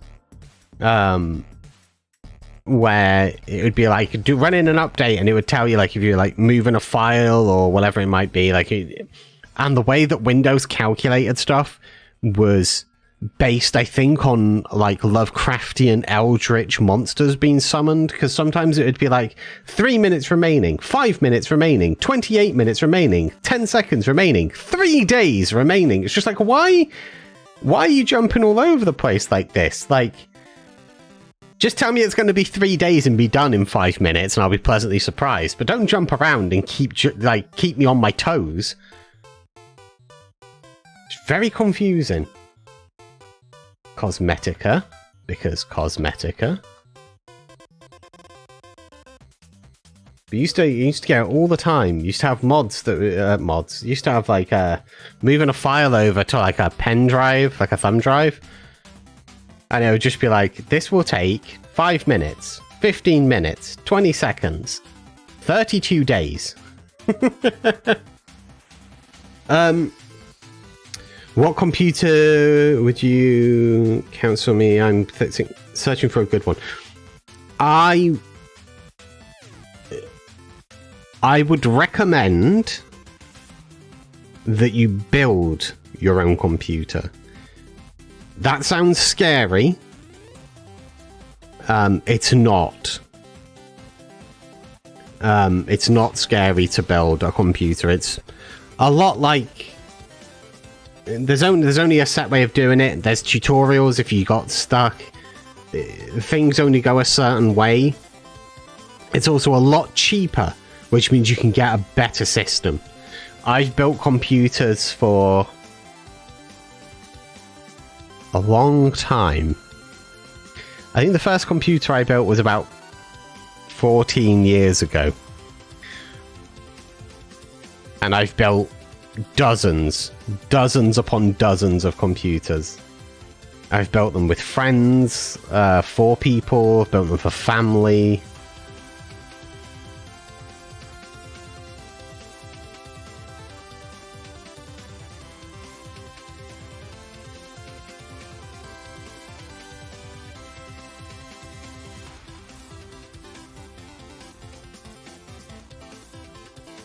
So yeah, I'd always recommend building them yourself. They just tend to be a lot better. Also, if like if you build them yourself, if something goes wrong, you kind of know what it is you're doing. I'm sure if I do that, I'll forget something. It will never work. I can see why you would think that. It's very hard, like, as long as you make sure you get, so there's the motherboard, the power supply, the case, the CPU, the RAM, the hard drive, and the graphics card. That's really it. As long as those are there, it plugs all into one another and you're good.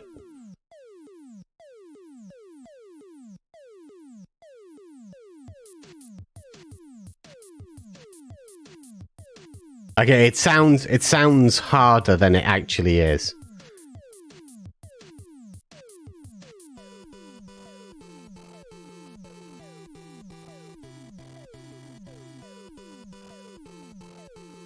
I said I was going to config this, and then I started downloading more stuff. Oh, well, crawl has to be on there. if I survive, I'll tell you about it. There are, like, depending on what country you're in, there are really great online places that have, like, what they call a part picker, and you just select the parts. So you're in Quebec. So there are amazing places in Canada for building things. I don't remember them all off the top of my head, but there are some really great places.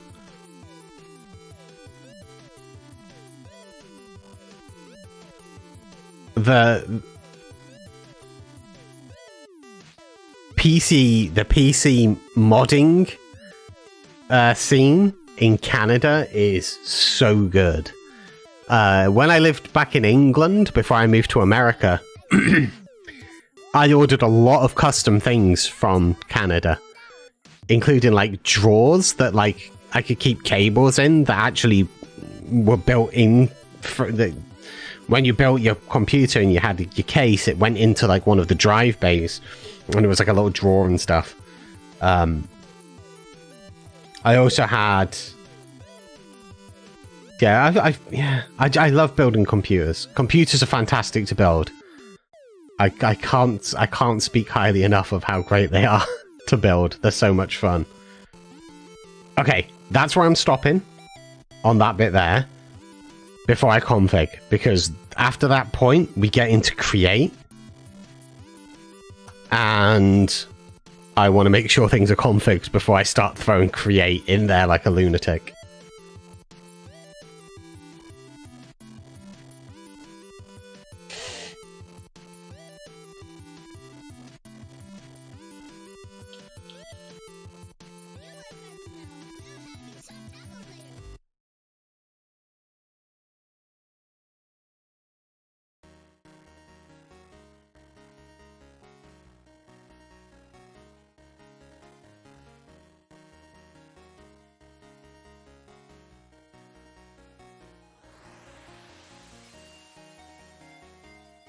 This little error here, I am curious to know what it is.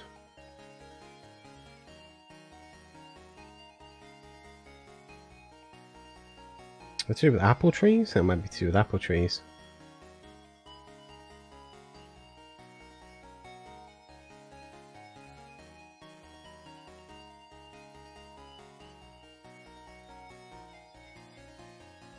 If I like it so much I can build your computer. I do really love building them. It's one of the things that I find crazy fun.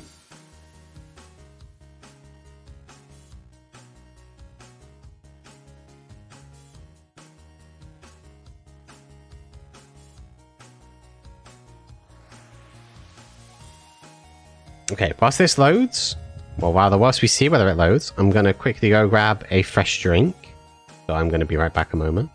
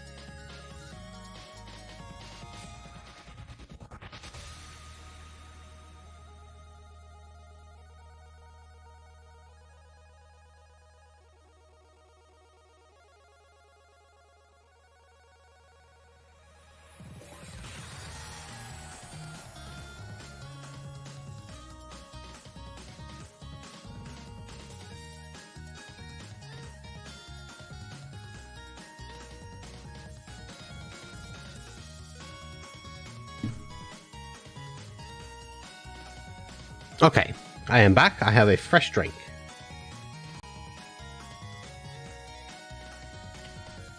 One of the things I need to invest in is a small fridge. Back in England, I had one. It was sat on a shelving unit right next to my desk, and I used to keep lots of bottled water in there. It's very important to stay hydrated.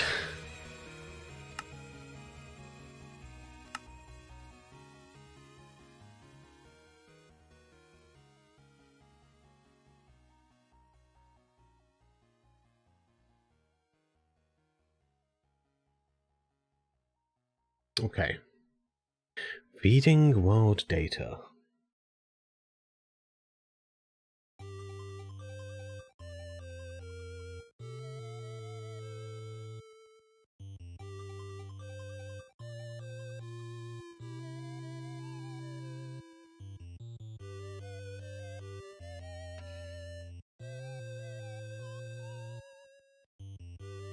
Now, I know that it seems like the world takes a little bit of a short while to load. There's a reason for that. This is running off of an external hard drive at the moment. I actually have a new hard drive on its way that will go inside the system. 𝗕𝗢𝗫𝗚𝗚𝗔 servers detected that you're rocking a beta version. Aren't you lucky? Yes.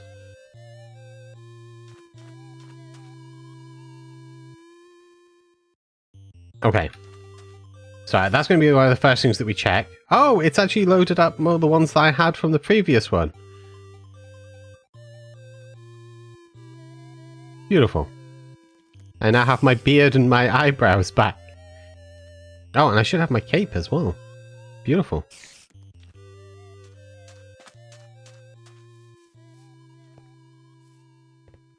So, 𝗕𝗢𝗫𝗚𝗔𝗗 is working. Couplings. Oh, what are you all doing over here? It's like a party! There he's going. Ah, it's the bell. I like the fact that they put the bell, like, inside the church. Because it means that every day everybody goes to church, and I kind of like that. It's better than just everybody going to, like, a fountain in the middle of the town and being like, ah, the bell.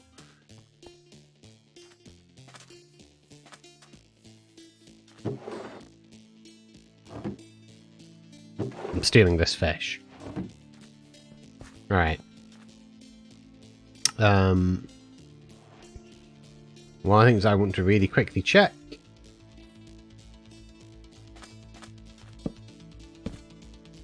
Good. Good.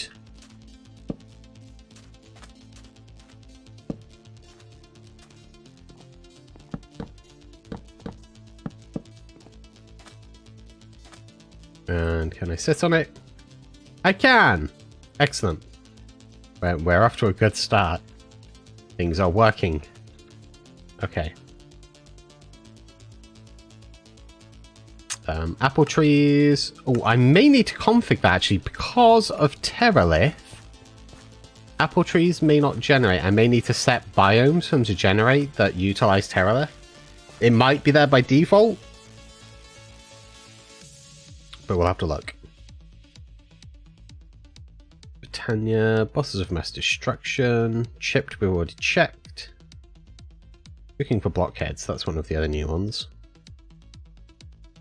Should all be good. Oh look, a toaster.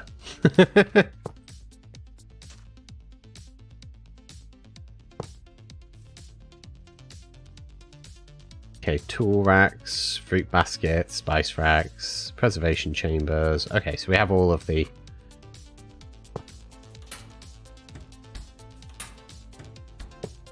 all of the cooking for blockhead stuff is working.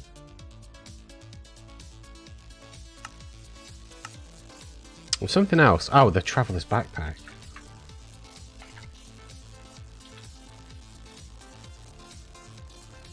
There we go.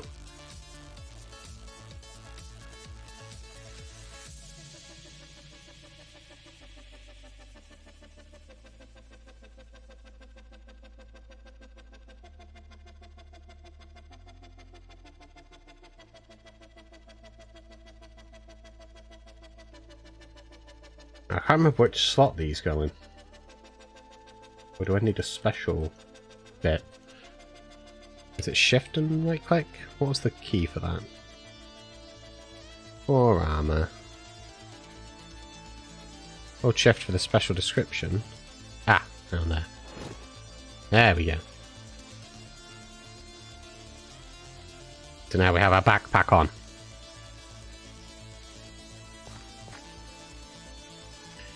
Which is good, because now when we need it, we can access it.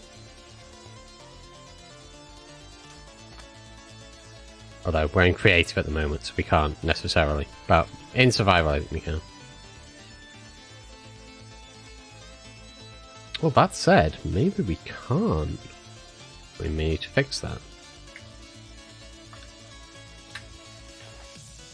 Yes. So there's a bug.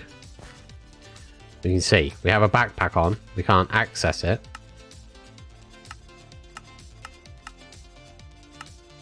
And it's not here. I heard a creeper. Ah!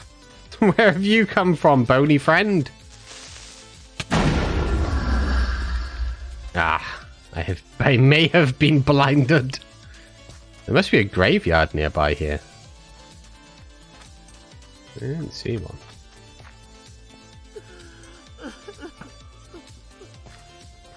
No.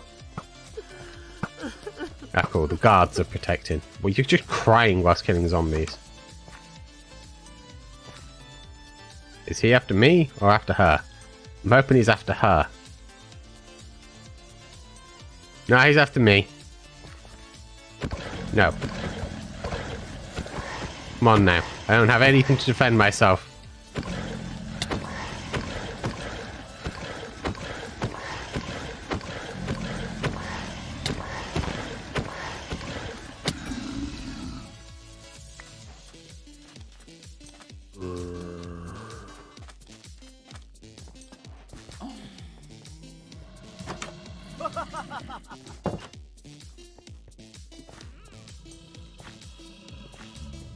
Ah!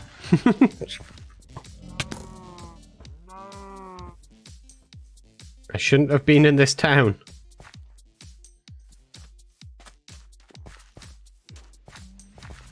Right, let's just do that for a second so I can actually test things. Alright. So yeah, we don't seem to be able to access the backpack, and I'm sure there's a shortcut key. Actually, I could look under controls, keybinds, and then find Traveler's Backpack. Ah, backpack inventory's under B.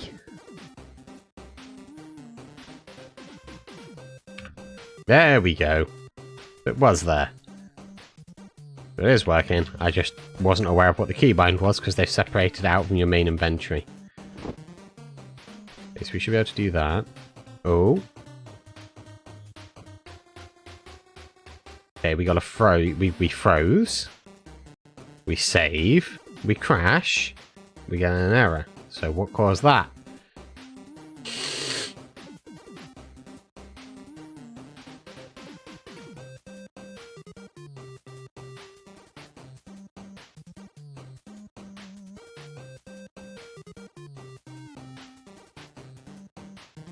Picking entity.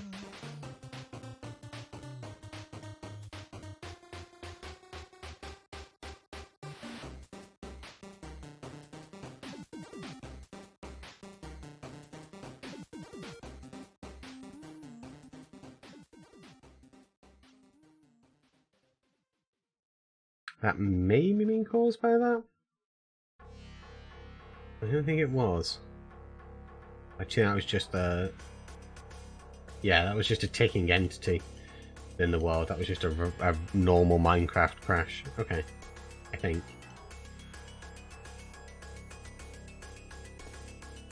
But yeah, Minecraft had a ticking entity at that location, which decided to break.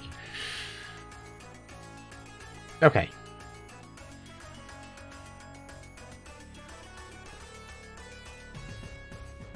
So Cosmetica was working, Couplings was working, Crafting tweaks. I didn't test crawl. But that shouldn't have an issue. Crawl shouldn't have an issue, I don't think. I hope it doesn't have an issue. No, I don't think it will. I think we should be good. Right. Oh, create. No, config. Config, then create. Okay, let's move that stuff over there.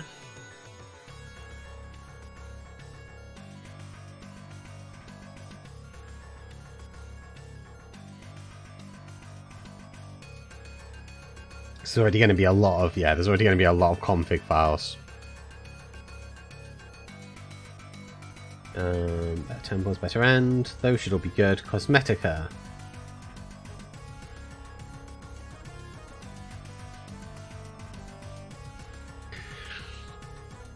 Okay, so we don't want that. Honestly, believe me, I know what the heck I'm doing. Trust me, bro. Ask Joe if you don't believe me.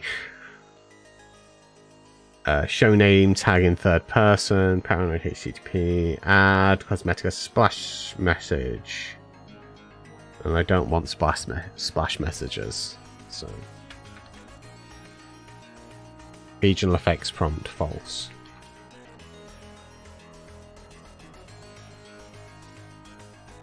I'm not sure what the other bits are for show message.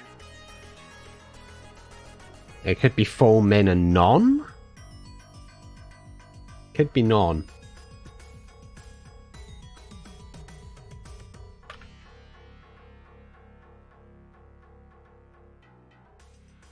Okay. That's Cosmetica part 1. Enable back blings. Enable lore. Enable special icons. Start cape ID. Enable icons. Enable offline icons. Enable hats. Alright, that can all be left because they are all set to true by default. Fabric. Okay, key. None of that should need touching. Yeah, none of that should need touching. Because I'm pretty sure that generates based off of the other stuff. Towns and things are done. Advancement info. I've not. That's all fine. Adventure Z I did. Apple skin. I don't think I need anything in there.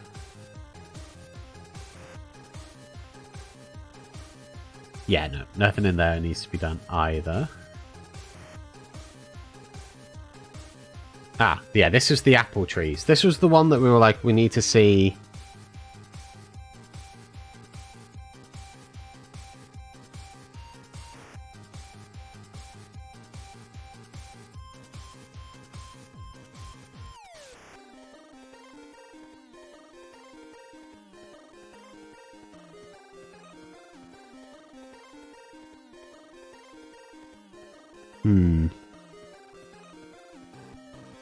Small End Islands. So one of the things that I need to do is probably add all of the Terralith stuff in here. Also, I don't think...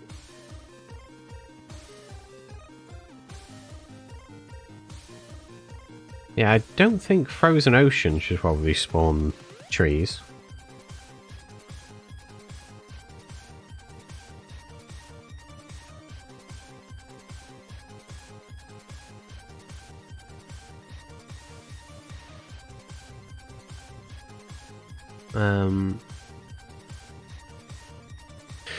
If you want to, yes, true. Apple tree gen. True. Comment. Register the biomes to generate apple trees. Default is plains, sunflower plains, forests, blah blah blah blah blah. Vegetations to generate golden apples. Golden tree gen.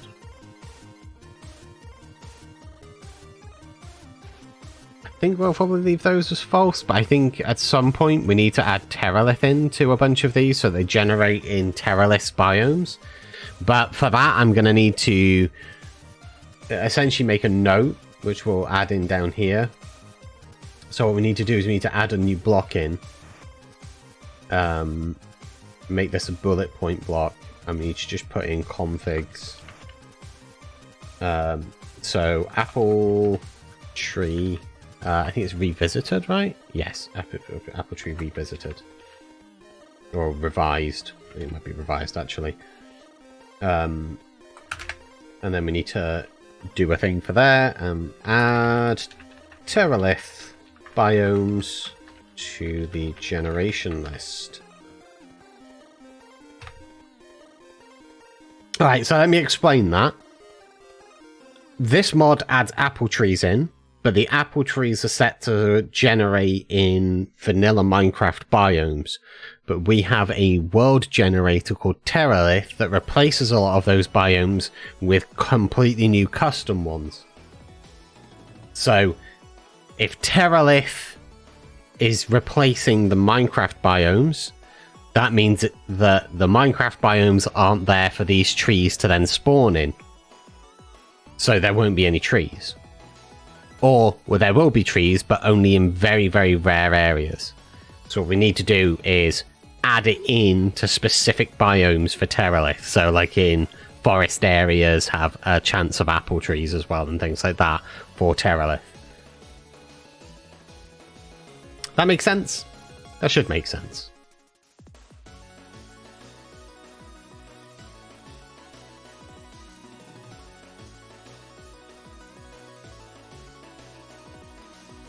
Okay, that should all be good, because that just is a fixer for other things.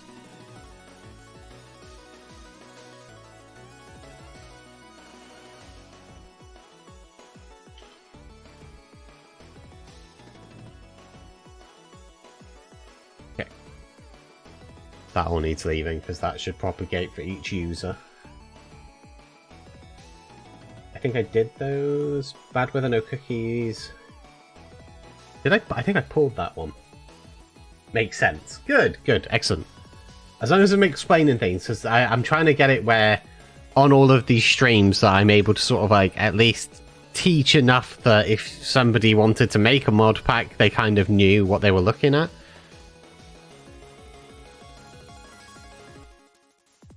Okay, all of that's all fine. Besmirchment. Enable the final broom, enable witchy dyes, enable elite coffins, enable love potions, enable 𝗕𝗢𝗫𝗛𝗚, enable sunscreen, enable tameable demons, enable lichdom. Okay, so this is where we got our weights. Enable familiars, so you can have some familiars with you, that's all good. I think all of this better stuff I already did.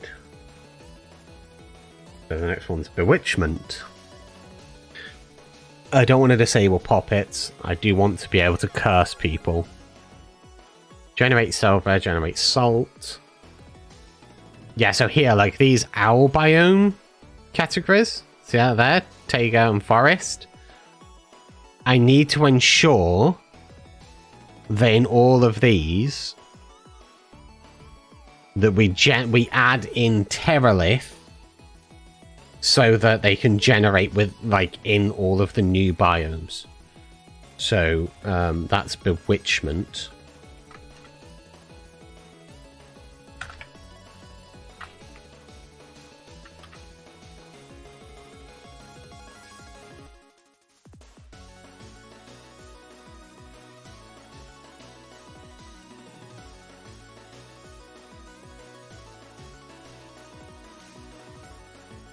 Borderless mining everything should just be fine for that. Bosses of mass destruction, I'm pretty sure I already did this. I did, because I all of the bosses I've made a lot harder. I've made them 4 times more difficult. Botania, I'm not sure of. That's one I'm going to have to refer to Archon with. BW Plus.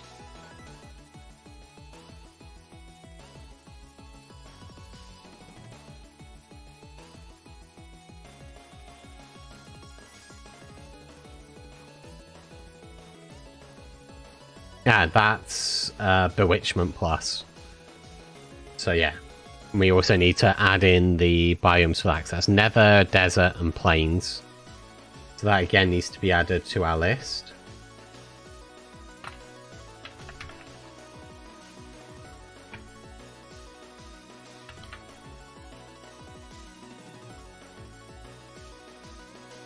Actually, that also wants graveyard biomes, I think, adding. And I think also for the owls.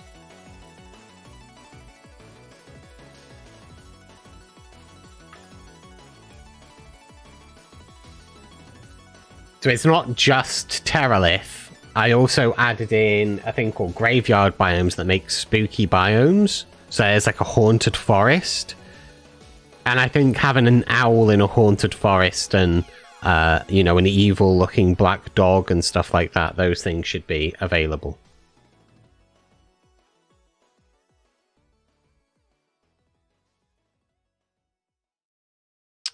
Okay, so that's those.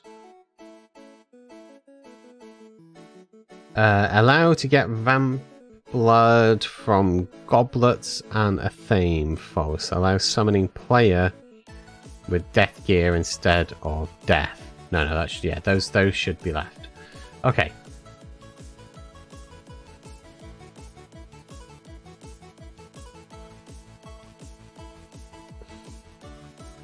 Yeah, that's all fine. Chicken shed.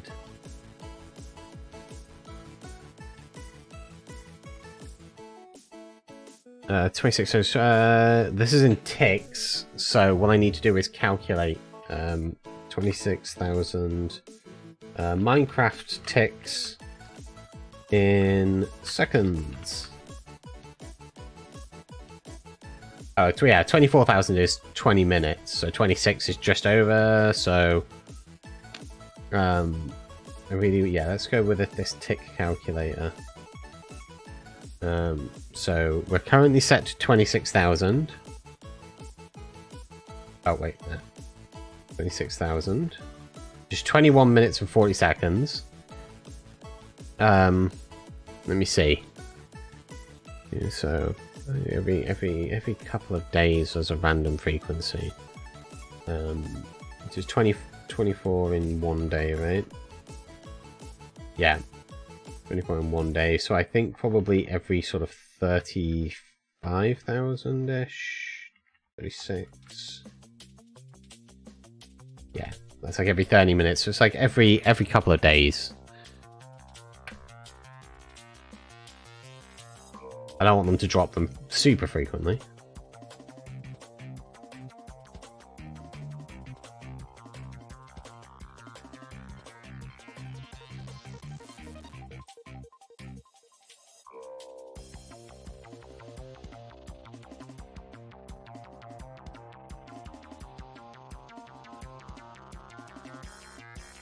And then I think what I want to do is probably...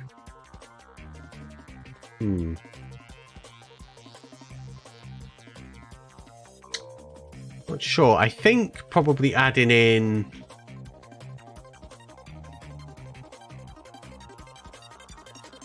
Collective, let's see. Anti-reposting check. Enable pets for patrons. I don't want anybody at any point getting things like that. Find a block check around entities delay milliseconds. No.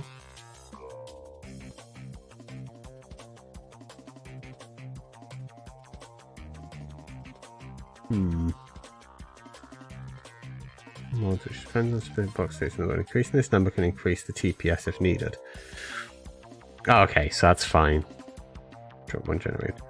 Collective loops. 3 possible mod drops to get all procedurally drops generated. Lowering this can increase the world load time, but decrease accuracy. Alright, no, all of that should be fine, bar that one section. I don't want, like, anybody that is, like, supporting a mod to be able to get, like, bonuses or anything like that in-game that would kind of be a bit imbalanced.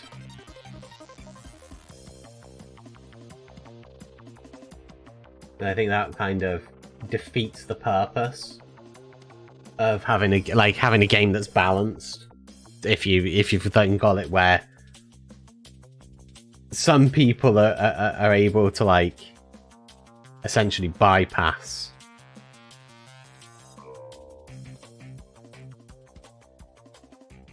so we'll see whether that, it shouldn't be that much of an issue, to be honest, but I think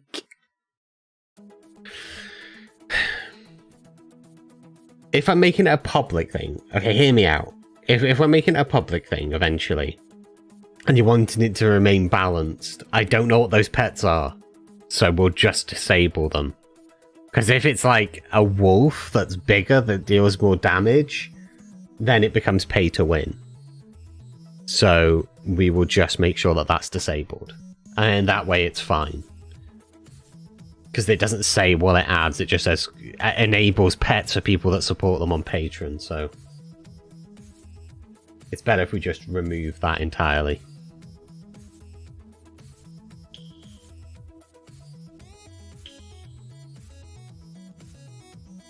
Set to prevent sleeping depending on how long you previously set whilst at false snow. Sleeping by debuffs. Breakage. That should be fine. Now this next one we didn't actually check, because this next one is complete bone meal. But it's all set to true, so it should work for vines and netherwort and chorus fruit, cactus, sugarcane.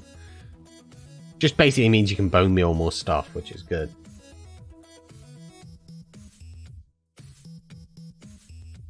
Cow jar milk per tick is 1. Compressed cow jar milk multiplier. Sink requires water. Do I want the sink to require water? I don't think so. Allow oven automation. Oh no, disallow. I don't want to disallow that. Oven cook time multiplier. Oven requires cooking oil. Okay, alright, no. Okay, chat. Now, if you're listening and you're lurking, I may need you to actually respond to it. Should we? How invested do we want players to be in cooking? Like, because we can basically put 2 barriers in, that sinks require water and that cooking requires oil. So that they actually have to get that produce to be able to actually make stuff, like the meals. Just know I hate tedious cooking. Alright, cool. I think for something, if you were making something more like a Stardew sort of vibe, then I think having those on would be good. But obviously this is based around adventuring more than anything else. So it should be, I think, kept somewhat simplistic as much as possible for those sections. Okay, in that case, I don't need to add anything into there. Couplings. Couples, we can have a pair of sneaking, yeah, couples, trapdoors, couples, doors, couples, fence gates. It's all good. And let's use the mod pack where more different foods you eat, you get more heart.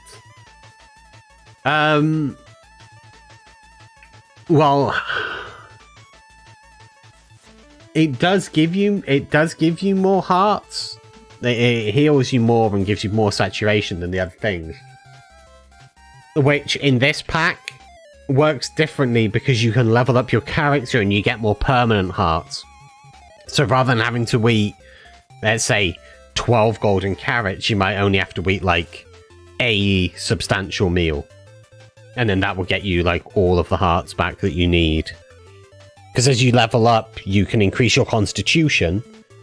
So, if you've got, like, a high constitution, you've got, like, 30 hearts. Rather than having to eat a ton of golden carrots, you can just eat one heavily saturated thing, like a burger and fries as a meal. And that will get you most of those hearts back.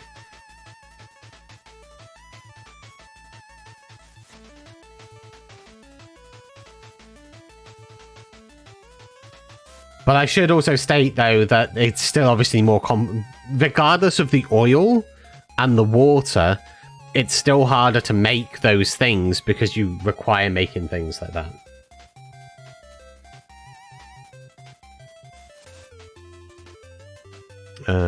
Hide button tooltips, don't want to do any of that. Okay. CTM's a library, so that should be fine. Yeah, just, yeah, that's all good. Fabric shield list, Farmer's Delight I've already configured, immersive weathering, I think all the rest should be already configured, bar the things that I messed up from this morning.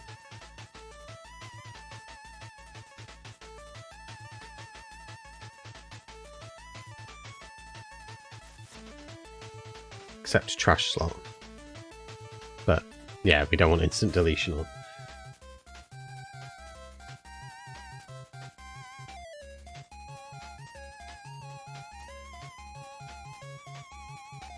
Alright, I think that's everything. Again, bar... Actually, let's refix the mythics.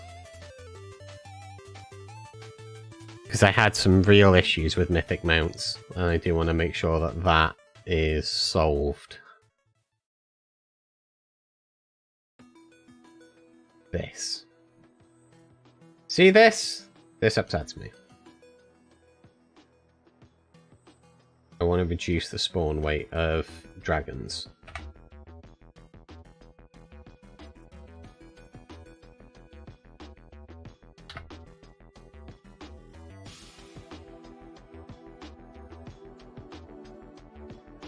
Also, want to give them a big buff.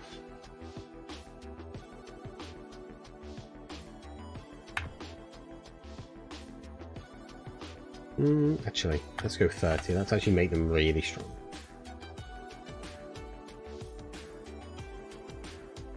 This is something we're going to fix as well. I'm going to add that to the list, though, for now. It bugs me that breeding dragons is golden carrot, golden apple, or glistening melon. Although it's set to a carnivore. That makes no sense. So I'm going to change that, but I'm going to be changing it for an item that's in one of the other mods. So, one of the mods that is going to be getting put on puts in deer, and I'm going to have it where you require like a deer like meat, so like venison or something, like an actual substantial amount that's somewhat difficult to like obtain. Not overly difficult, but obviously you have to go out of your way in the pack to be like, I'm gonna hunt this and collect this meat. Like, so this has Twilight on, and one of the meats that you can get, actually that might be a good one to do, is the Minotaur meat. So, inside the labyrinth, inside the Twilight Forest, I think it's inside there, there's a particular meat that you can get, and I might set it to that, so that breeding dragons requires you to jump into the Twilight Forest and collect like a hard meat to get. Because they're dragons, they're supposed to be rare, they're supposed to be difficult, that's the idea.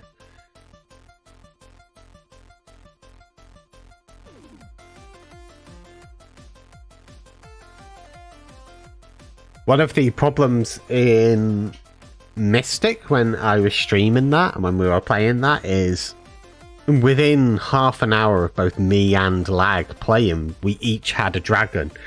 And I had 3 others that were in caves that I'd seen that I just left. Dragons shouldn't be that common, where after like an hour of playing, you're like, so I have a dragon. So now I've made it so they're harder to kill. Yeah, these dragons are weak. They're not anymore. They only had 40 health before. They've now got 3 times more health than they did. And they also deal 30 damage instead of the 7, I think. No, 9 that they did before. So they're 300% stronger than they were. And I may buff them more than that. I may end up buffing them more than that. And I may buff some of these other ones as well a little bit. One of the other things I think I might end up doing is probably increasing inventory sizes for some of them. But like look here, look, see, like to breed a griffin. Now I know griffins are like an eagle crossed with a lion. But the breeding items, rabbit and mutton, that makes sense. That makes sense. They're a carnivore. The dragon, that's a carnivore, but you breed it with a golden carrot or a golden apple or a glistening melon. That won't do. We have to use a meat that's harder to get.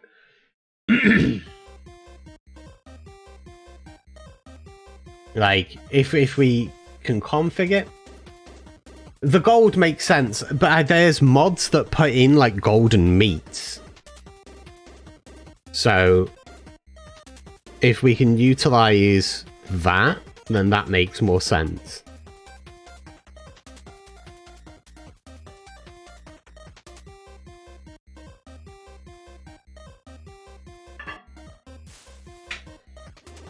Yeah, gold meat.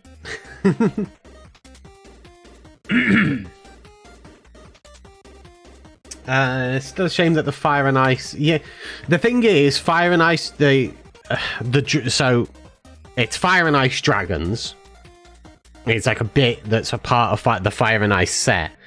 And the problem is with it, even though it's one, I can't use it because obviously it's forged, not fabric, like you say. But the other one is it's not as heavily configurable. So although there are certain bits about the dragons that I don't like in this, I can configure them more than I could configure those ones to make it fit with the world I'm building. Whereas Fire and Ice is like built around Game of Thrones, which although is kind of part of the inspiration for this, I can tweak them to be how I want them to be.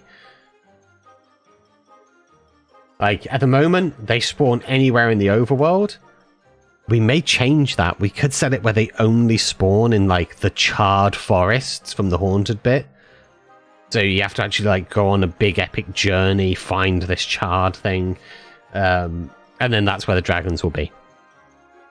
So rather than changing all of that now, because I don't want to run into like 1,000,001 of those errors, I'm going to add that to my list on here. So this is Mythic Mobs. We want to alter inventory sizes, health, and damage. We also want to alter the breeding items for dragons to not suck. There we go. But for now,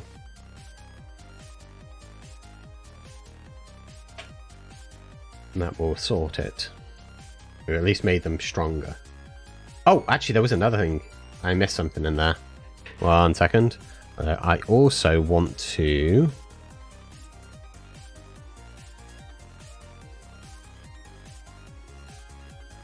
Where are we at?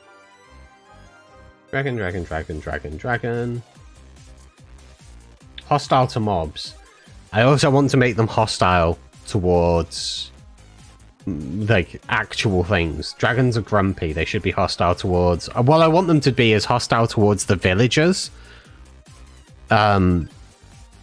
so that they'll attack and eat villagers, and then the guards will attack them back, so that you can't just land in a village because the guards will attack them.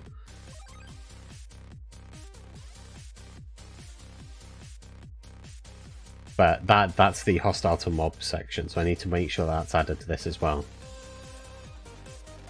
Make dragons grumpy. Add to hostile mob section.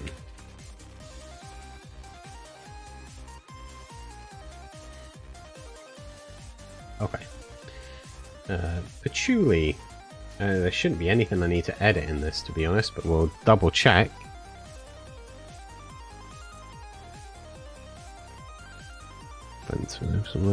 No. You'll say there shouldn't be anything in there. Probably chests I've already done.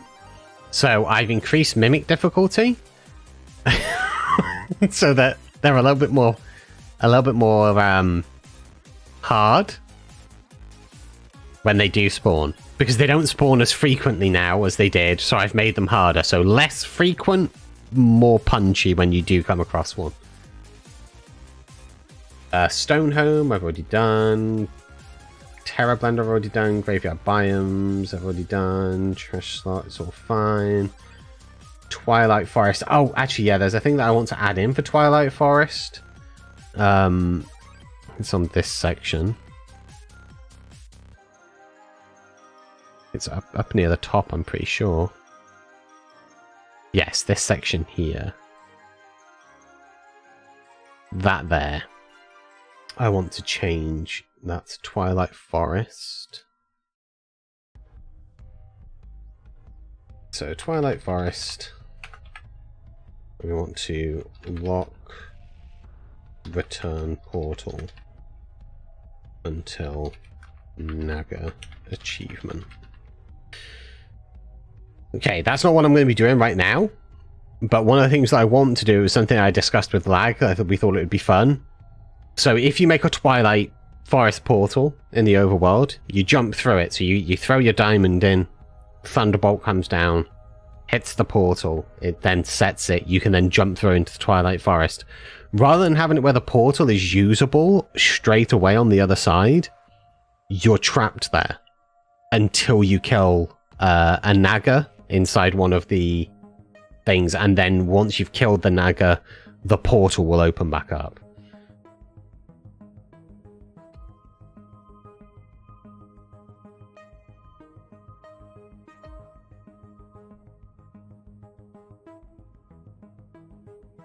But that's one that I need to find out the exact achievement that the Naga gives upon death, because I know it gives one, but I can't remember what the actual achievement is or advancement.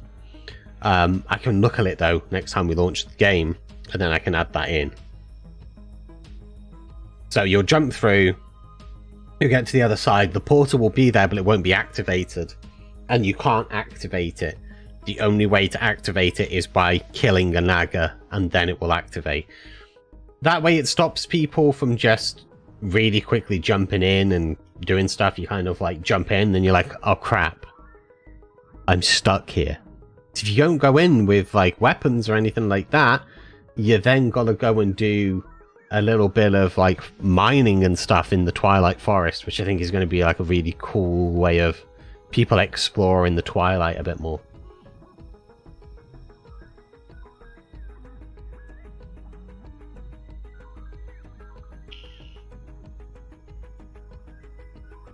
Warrior Rage I also want to stab.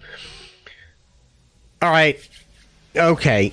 So Silver, I don't know this to be 100% accurate, but I've seen the sort of things you build, and I see your avatar. You're clearly an RPG boy.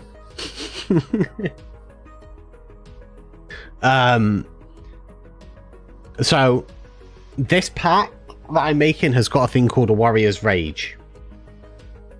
What it does is if you kill so many mobs within X amount of seconds, you get a thing like a little rage meter that comes up, which increases your damage output, like you're angry.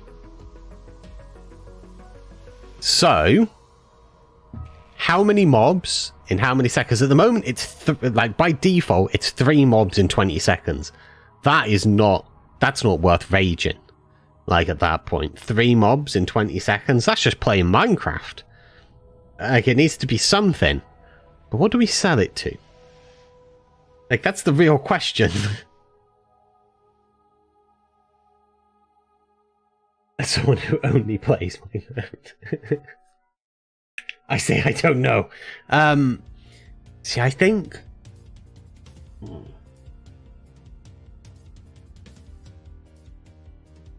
Two. Sorry, this takes a couple of swipes per thing. It increases your... Like, so here, like... Per 4 kills in a row, you will get a little bit of bonus damage. And I can set that. And fire damage for 4 kills and stuff. So basically, after so many kills within so many seconds, you start getting like really angry, and it like ticks down over time.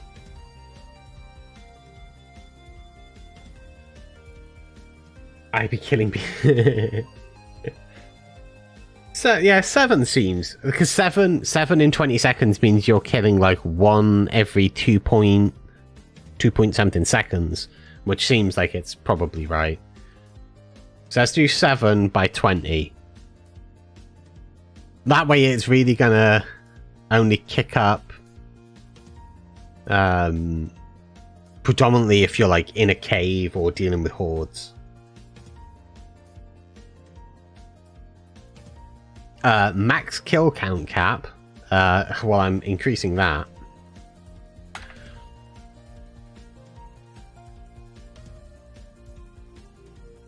Number of kills which will multiply the bonus damage, i.e. 5 means every 5 kills attack damage will be received.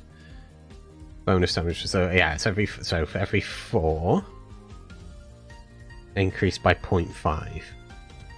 Enables for fire damage. Render rage overlay on the experience bar, true. Negative offsets, left side, positive right, so that's all fine. Okay, there we go. Alright. We're through initial config, so now we can return back to the mod list. We can close this config section. We can then scroll up and we can start adding in create and all of its nonsense. I only play Minecraft, but I read a lot of Korean light novels.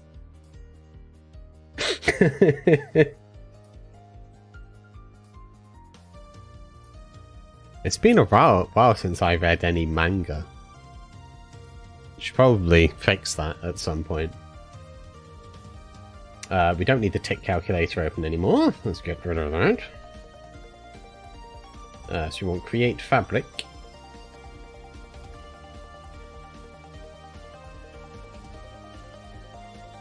Now the version that was on the original was 050731.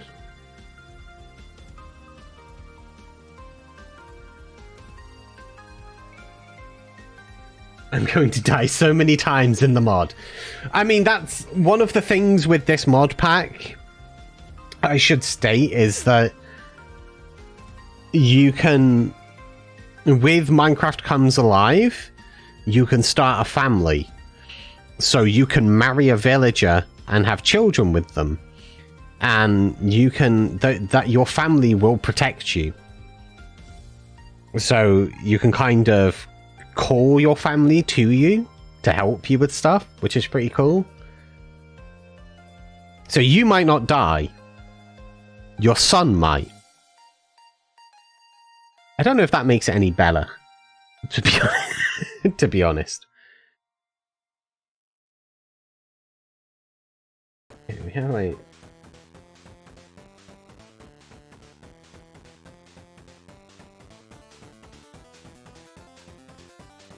100% Bella, that's not Bella. There's never been a more rapid thing of there are 2 types of people in this world.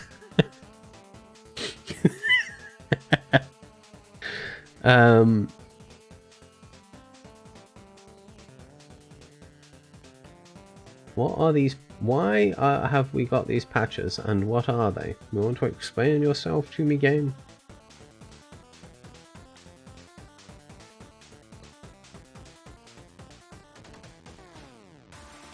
Okay, 050 to fix the crash when mining. Now, is that... This is 15.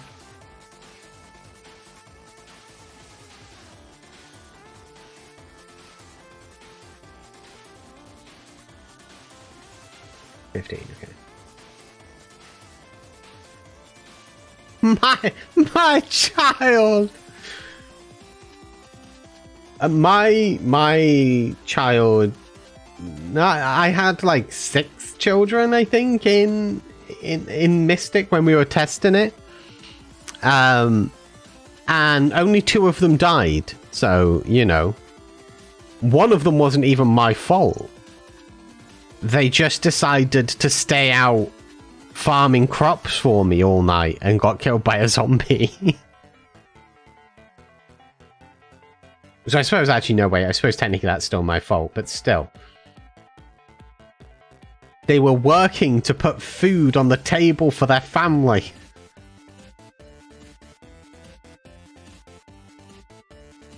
What is this? Create plus fabric.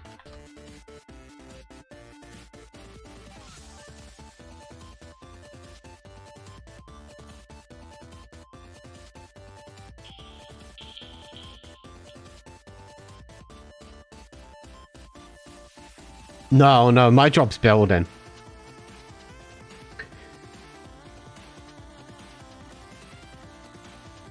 Is this fabric? I don't know if this is for fabric. Tell me more. I don't think it is, because that says GAI is recommended but not required, and Curios is required, and Mechanism, and they are all Forge.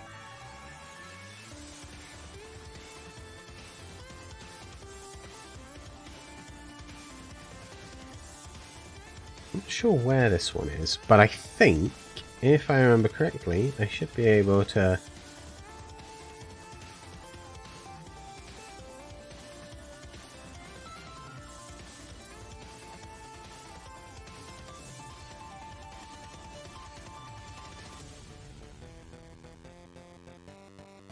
one. It's version 1, it was a beta.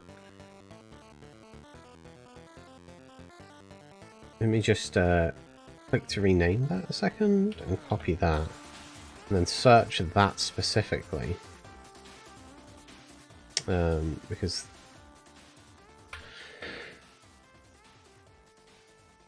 Aha, file name. Alright, so it's literally just, it only has that one. It was done in May. Is there an issue tracker? There's 9 closed, none open, so I'm going to guess that that is okay. If I don't have a family, how would they just have a family?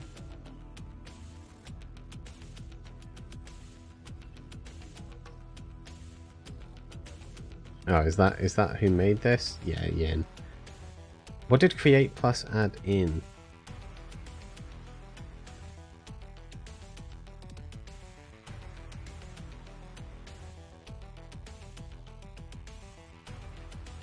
Okay, so this does not have support for Create 05. I'm pretty sure that's the one that I have.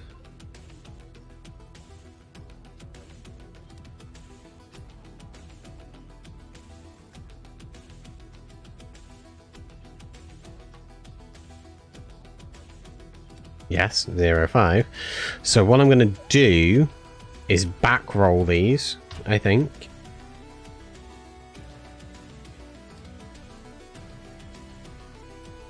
So I'm going to take these and roll those over into there.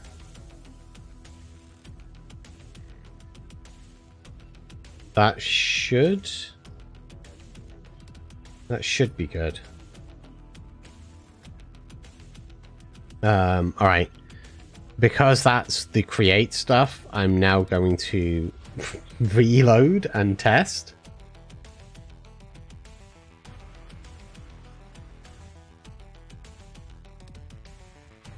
There might be a library file I need as well.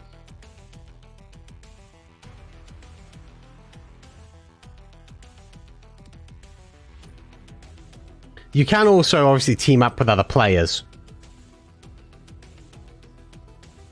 And they might have a family. Okay, once this loads, I'm going to be right back a second.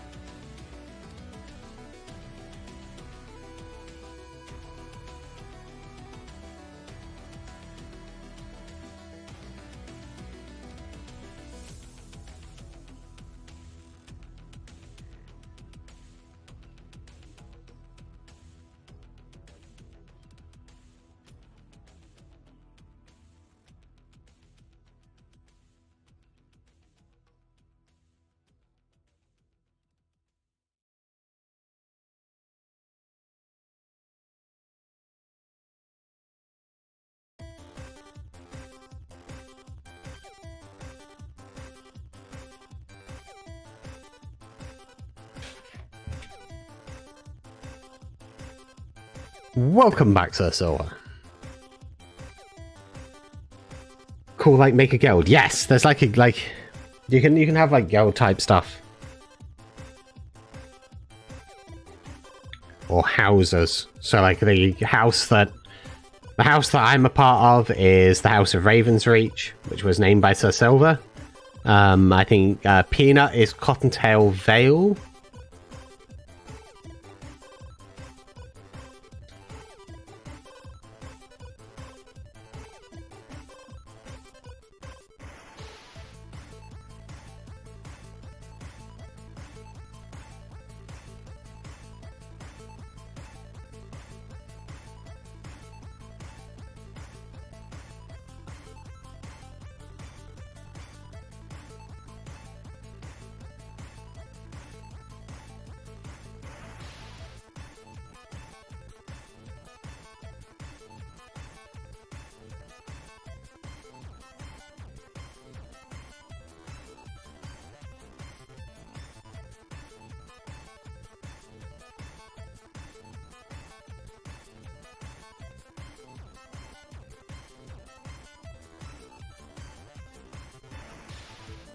I don't remember Lag's place name. It's something sky something.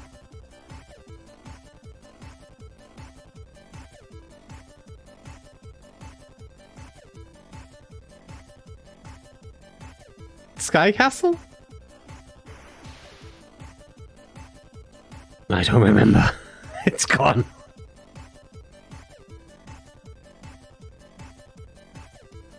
Yes, Skyfall Tower. That's what it's called, right? Something Skyfall Castle? Skyfall Tower? Who cares? It's lag. I'm gonna burn it to the ground anyway. I don't need to remember it. I'm gonna burn it down.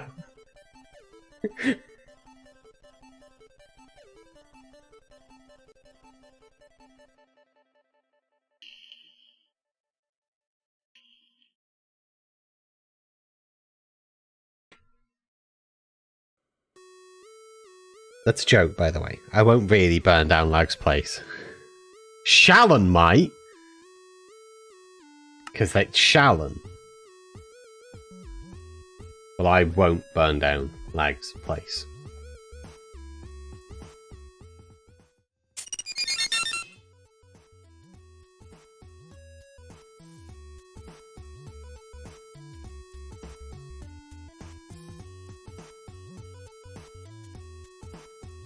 At least know the names you can tell your children you burnt down.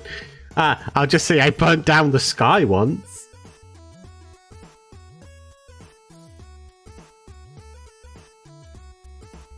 Come hither, children. Once upon a time your father burnt down the skies. All of them? The clouds? All of them!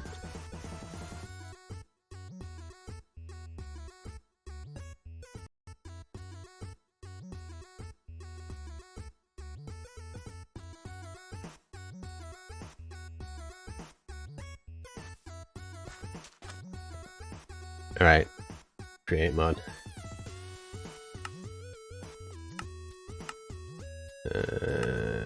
After that in here, there are. Hey, you, whatever you are, you stop humming. Why is people snoring? Okay. The villagers snore. Hey, stop snoring. Get out of the bed. I'm gonna lay in it.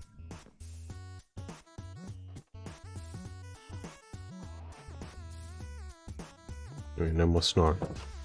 Your house is tiny.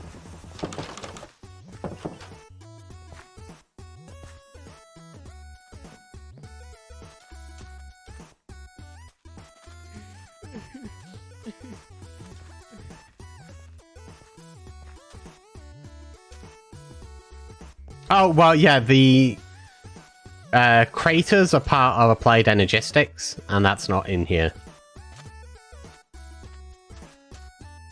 Yes, if you hit a guard, they do get mad. Here, hang on. You ready? See, he's like, trespasser, and chases you. They also have... they also have a...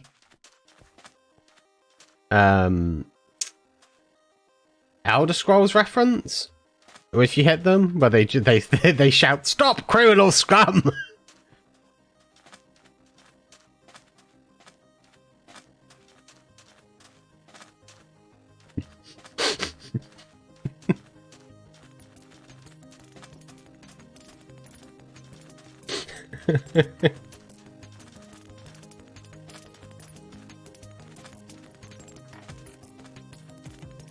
Don't call me your enemy. I'm not your enemy, friend. All I did is hit you once. I looked at you slightly funny. Oh no, I fell in the water. No, I messed up.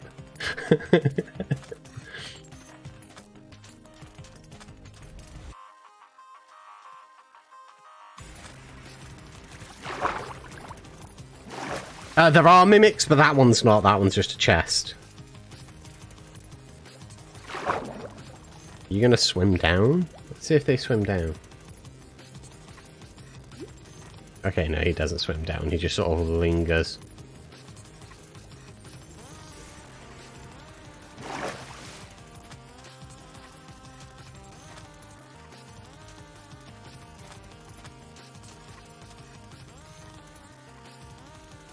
Catch you later, fool. I'm going in the woods.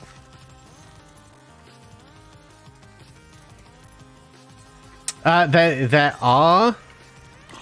Oh crap, I shouldn't have gone in the woods! The woods was the wrong place to go! I made a mistake!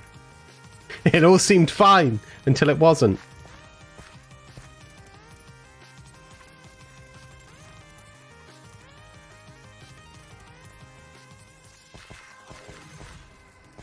Alright. It's a good job I stole this fish. Oh, it's a raven. You ravens run? Question mark. Never look behind you. Never look back. There is no looking back. Okay, so I need to test one more thing before we leave the game. Now that I know create's in here and all of the things for create. Shh, crow. Shh. Actually, you're a raven, but still, shh. So we have all of the create stuff. We have the create building blocks. We have all of the crafts and additions. But I actually just need a flint and steel.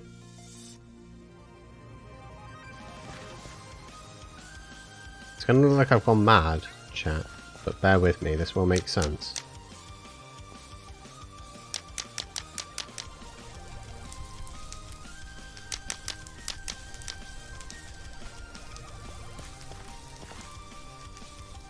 Aha! Yes, good it is. We're getting piles of ash.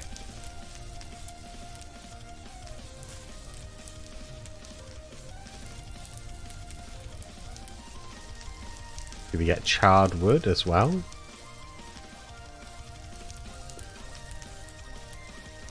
Ah, yes we do.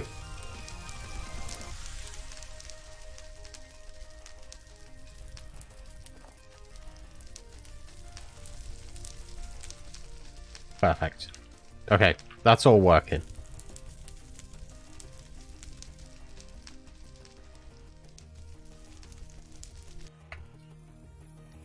I'll just leave that to burn out. Jump in the ravine. I only had one heart. If I'd have jumped into that ravine, there could have been water in the bottom of it. I didn't notice if there was. Okay, so create stuff is added. Might be overpowered with another act generator. So it can be automated to mine and crush into cinder flour, then infinite fuel via blaze cakes and steam engines. R or AH?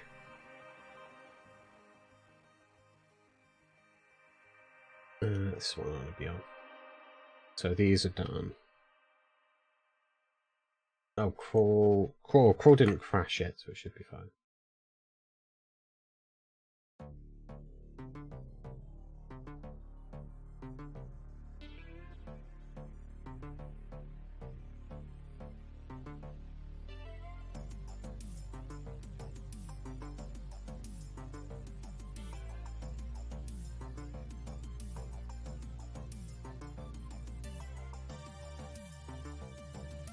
Deeper overhaul.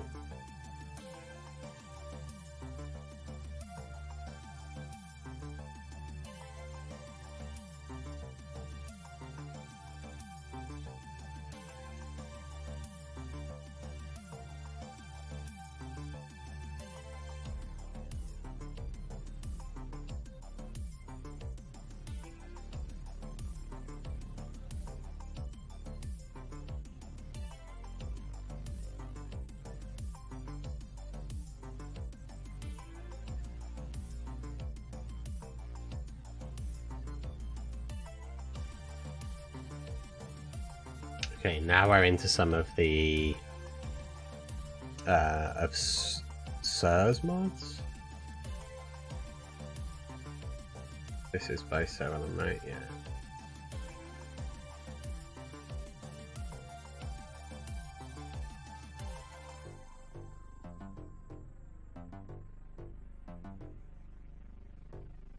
Yeah. Do you add more metal? Yeah, no, there is more metals in here. A fair amount more different types of metal.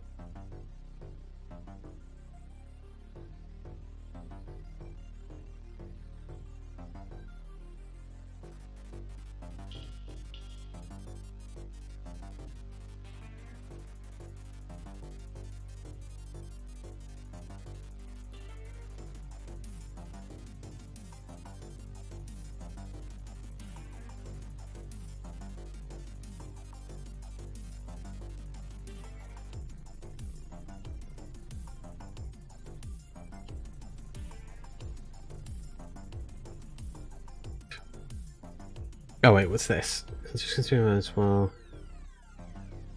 Would be cool.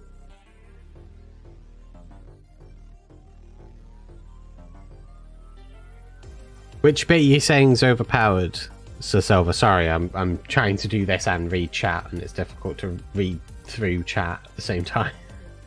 I should have paid more attention to it before. My bad. 118.2 for fabric.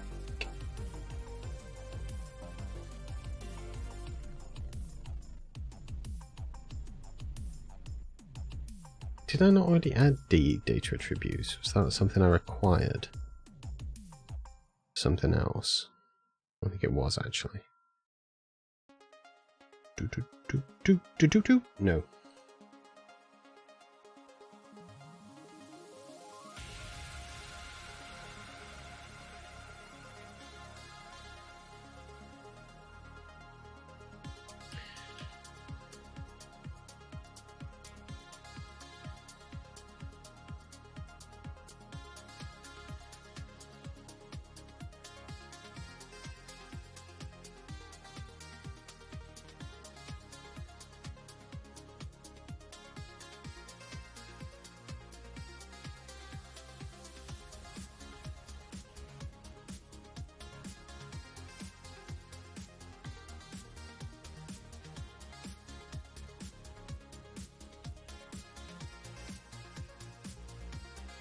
I have realised that what I really need to do is put on my glasses, but apologies. I have not done that today. I'm struggling to read chat a bit.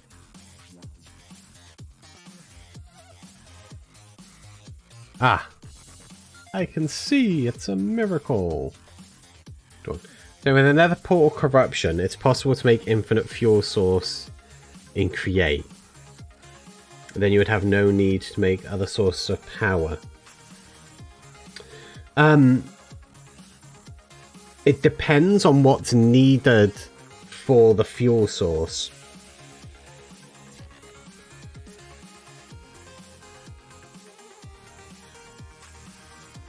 Because I can change that to be anything in config. Like the nether corruption, I can have it that generates spooky stuff, which is probably what I'm going to do, and have it generate the graveyard biome stuff, so it just becomes like deathly as opposed to just straight nether, like it's killing the overworld, as opposed to it leaking through.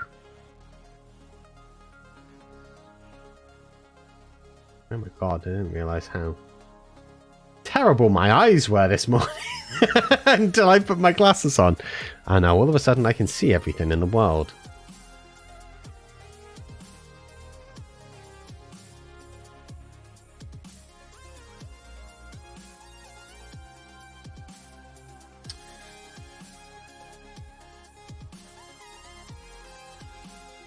Okay, that's a library, so we're skipping over libraries until we know what actually is calling it.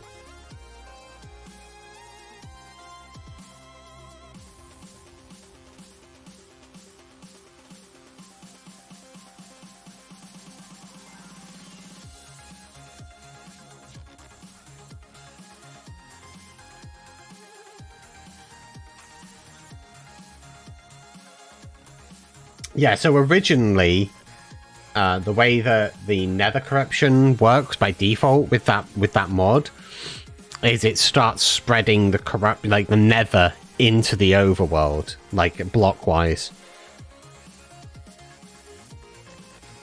But it's completely configurable on what changes to what block.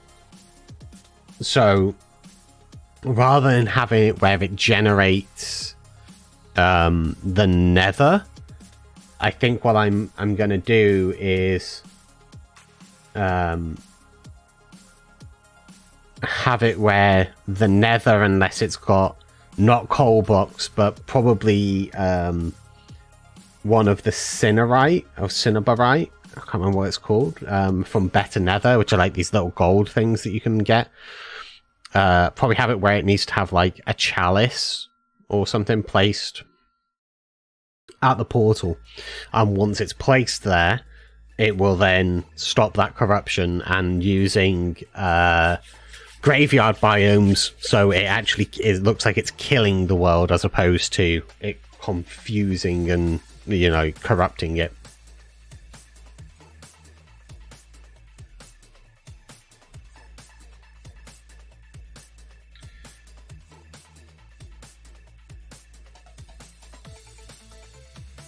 Yeah, it's a way of keeping it all. Do you keep all the classic mon? Do you keep all the classic mon? I'm not sure what you mean. Oh yeah, no, all the regular mobs are in there. There's just more of other things as well.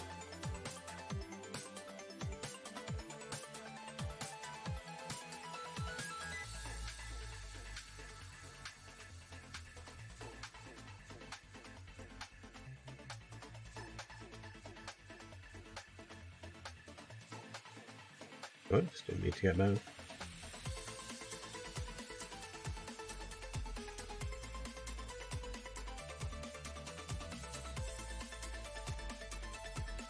Yeah, it requires the, you know, configuring for that to be the change, but that's like one of the things that's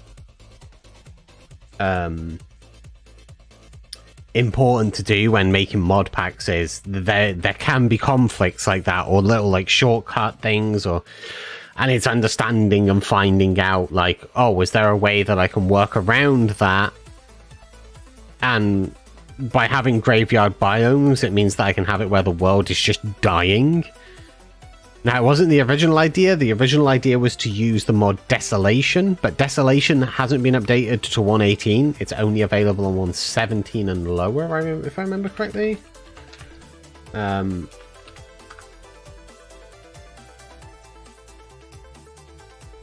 Yeah, 1.17.1, which is a shame. Because Desolation looks like this. And I love the idea of that's what the Nether causes to the world. It just kills it all. But yeah, only 1.17 or lower. For Forge, has it been updated? No, it's even older for Forge, 1.16.5. Damn. Yeah, maybe one day they'll update this to 1.18. I don't know if there's trinkets. Yeah, no, there's a... Ah, there we go. Fabric API for Overworld Biome 2018 is currently unfinished. Once it's complete, I'll begin work. Okay, well that's old as heck.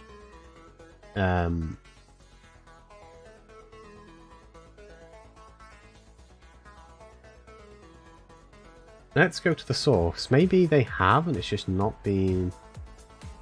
Yeah, let's check mod rent. Update a year ago. No, it's not going to be that. Yeah, 1.17. Yeah, that's a shame. It would be nice to have it, because I love Desolation. It's one of my more favorite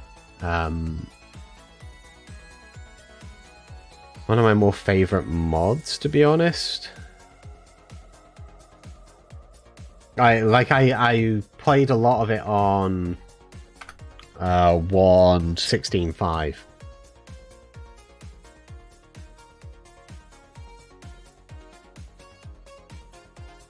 Yeah, doesn't look like there's any movement. May have been abandoned. I know a couple of people that do mods. Maybe I'll see if somebody will actually take over that and update it to 1.18. I have a D&D game tonight, and I have no idea what to do with the player. Your player, or are you DMing and you're not sure what to do with somebody else's player?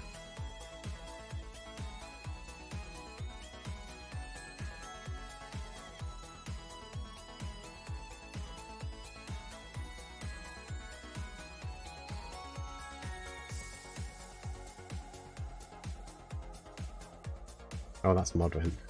Meh. Don't want that.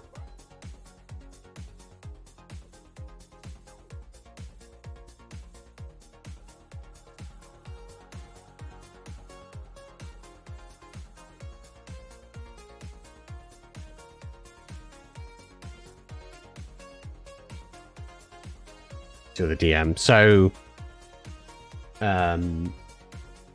why aren't you sure what to do with the player? Is it like a fresh game and you're not I'm guessing not. I'm guessing you're like, something happened in the last session and you're not sure what to do with the player?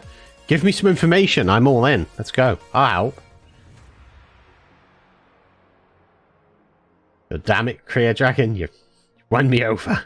Won me over with your words. Jewel Riders. Yeah.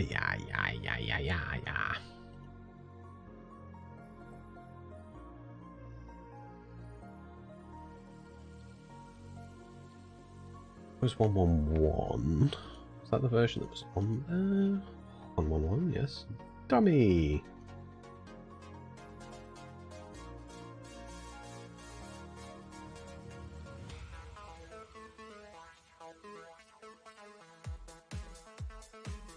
Just include the word dummy, please. Yeah. I will just pull that because I'm not sure where that one is.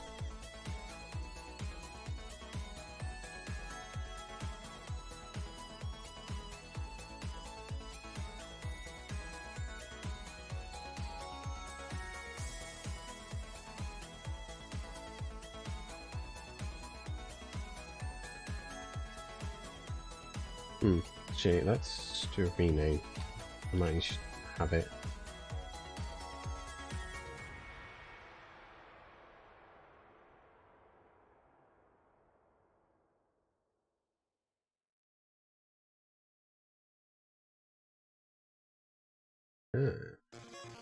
I found it.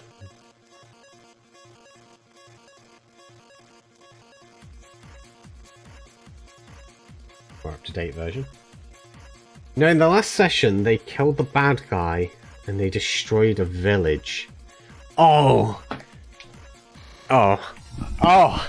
That's reminded me of something, and maybe it will inspire you. So, I was DMing a game, and I had a village that they went to. It was a village, it was called 𝗕𝗢𝗫𝗓.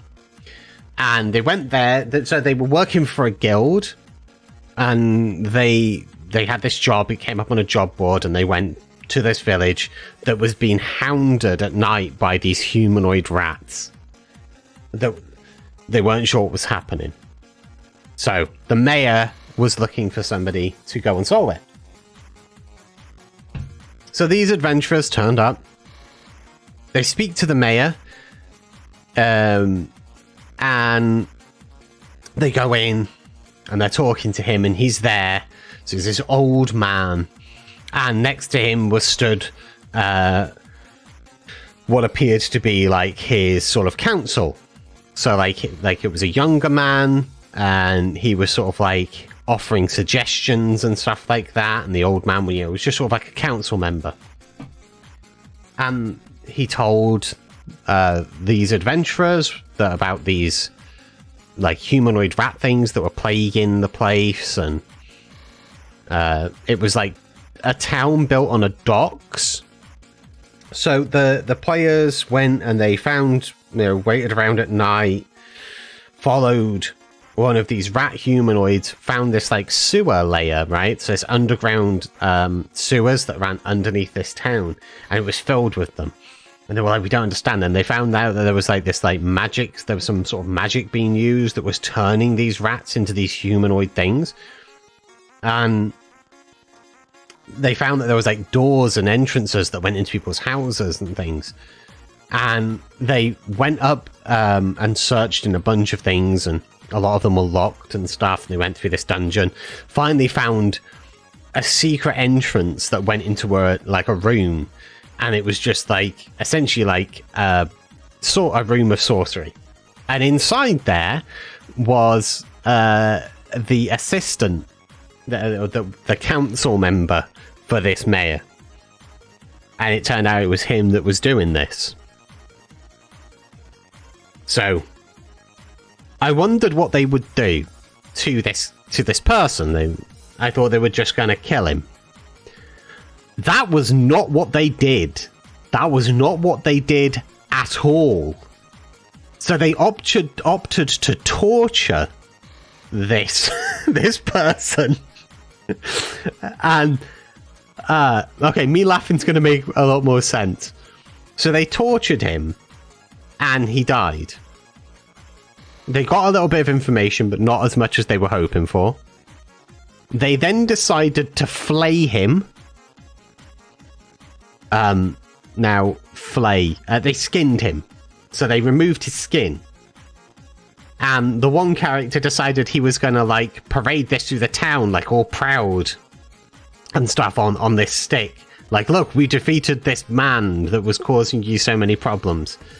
And they put the rest of his remains in a chest. A big sort of chest that they found. And then they carried that. And they... and then they went back to the town of 𝗕𝗢𝗫𝗛𝗓 to let the mayor know. So they walked through this town, and everybody was shocked, and they were slightly confused because people seemed scared of them. So they go in, they tell the mayor that they like, oh, we found out what was causing all these things. None of this should problem you anymore, mayor. And the mayor was like, oh, what? You know, what happened? Explain. So the one character pulled out this, like, the skin, which was flayed perfectly because he got excellent rolls. So it was like a perfectly intact skin suit. And the mayor burst out in tears. And it turned out that this person was the mayor's son. So what they'd actually done was kill the mayor's son, skin him, and then delivered the dead body and the skin of his son to him.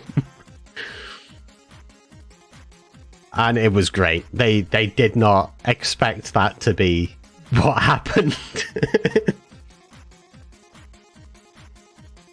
Oh. So, in the end, they made a shield, a leather shield out of the skin of this person that was imbued with the evil soul of him. And he would just torment them. Fun times.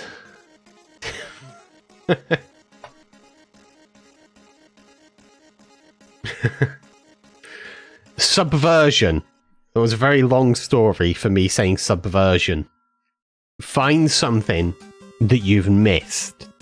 There'll be a pin somewhere and pull it. And then watch the Jenga pieces start falling and see how they react. It's always great.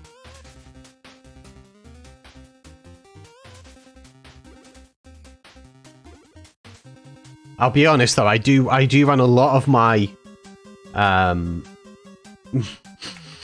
my D&D and tabletop role-playing games a lot like a social experiment. I like to see what the players will do in certain situations.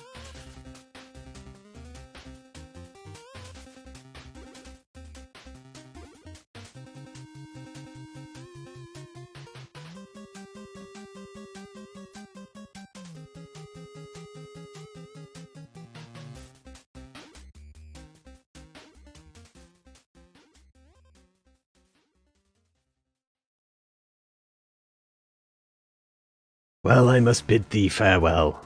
Alright, so far, thank you for stopping by, man. It's always a pleasure to have you lurking around.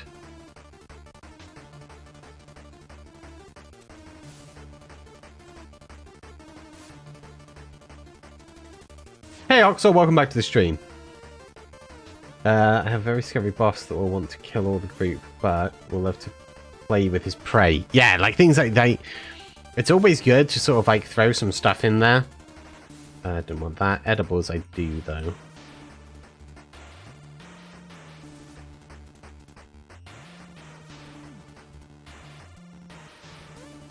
Like, it's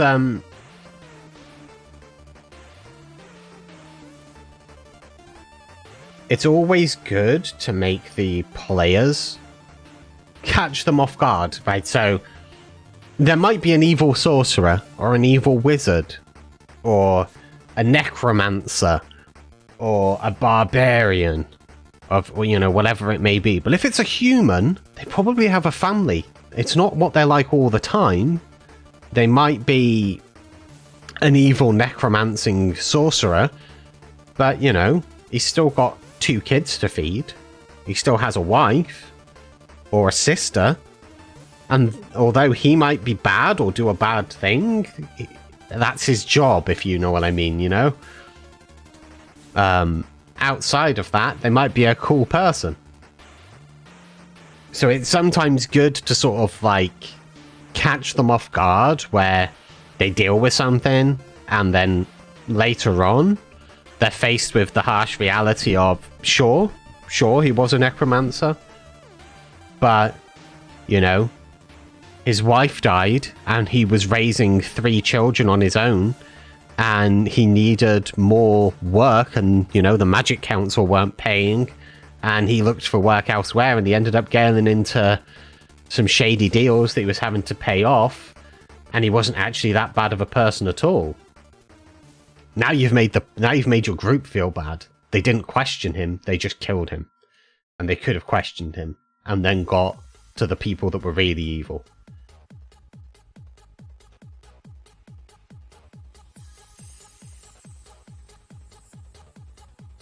That thing is the demon power strong enough. What he says comes true. Oh, nice. I like that. There's a word for that. I can't remember what it is off the top of my head, but there's a word for a cryptid or like a thing where things that they say can become true just through sheer force of belief.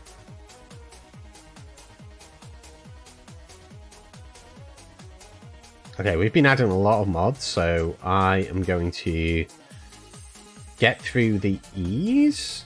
No, I'm not going to get through the E's. There's a lot of E's. Okay, I'm just going to get this one done, and then we'll do some tests.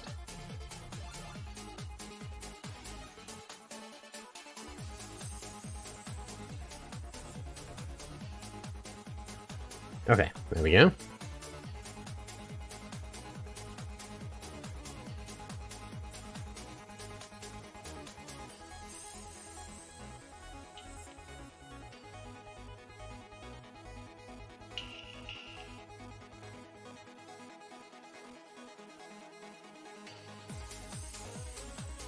There we go. We need lecture library. Consider it done.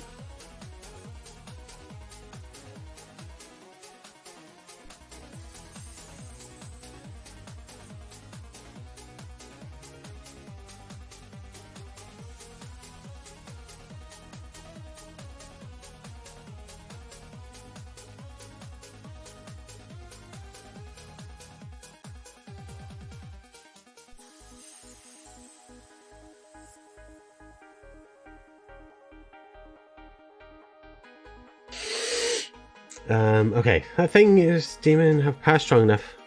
Yeah, I come true, but he has a weak point, and that's that he's. Oh, okay. Wait, what? 111 requires 180 or later of fighter lib. Did I not just put 180? Oh, I downloaded the bloody Forge one again. God damn it! I need to pay more attention.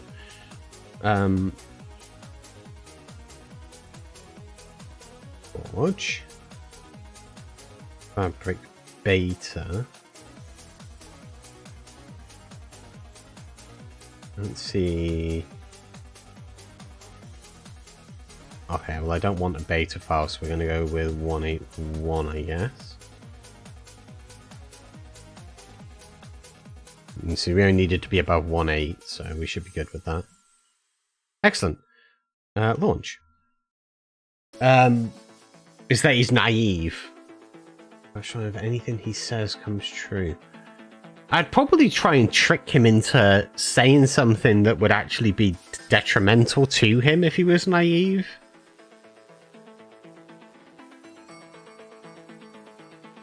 You know, like the classic thing of you know, you come across two doors, one always says the truth, one always lies. How do you know which one goes to the right place?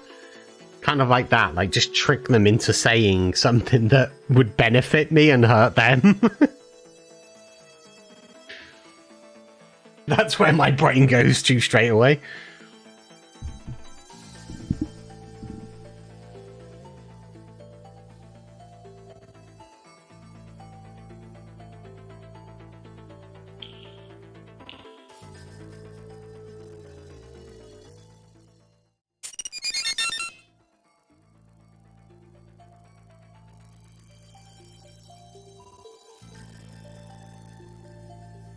Exactly what the player don't do, yeah.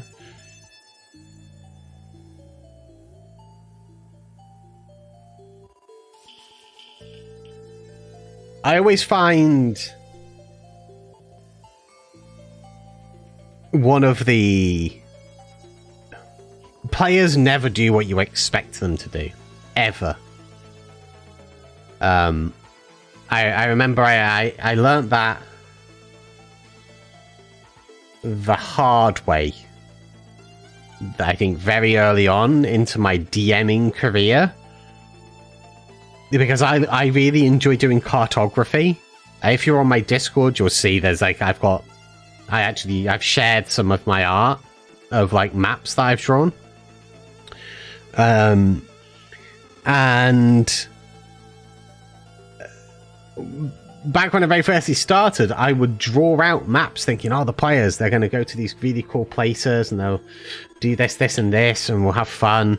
I didn't really understand back then that was kind of essentially like railroading if you do that. And I didn't do anything like railroading, thankfully. But that meant that almost immediately my maps were useless.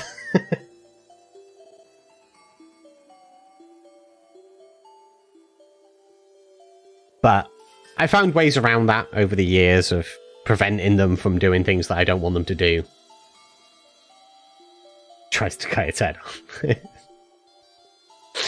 Tries to cut his head off with a sword. The demon just says, "Are you aware your sword is a snake?" And the sword they're trying to behead him with just turns into a really aggressive snake and bites them.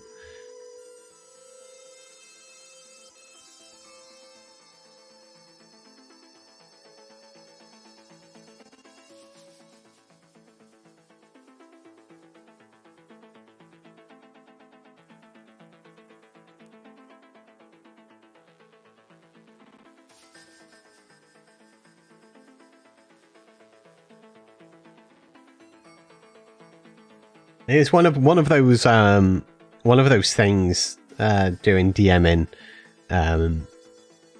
Saying before about subversion, doing the thing that the players don't expect. One of my favorite dungeons that I ever created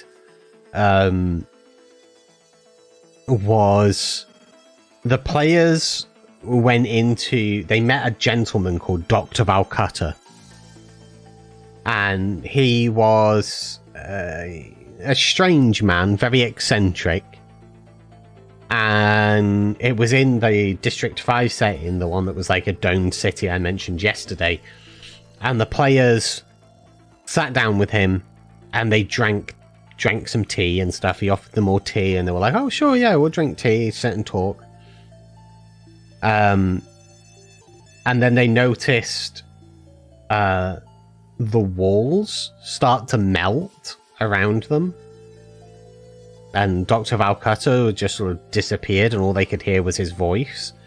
And he'd given them a hallucinogenic tea to trap them all in their own minds in a collective hallucination. And the dungeon that they went through was just a hallucinated experience. So corridors moved and doors moved. Doors would talk to them. It was very, very strange. Very, very surreal.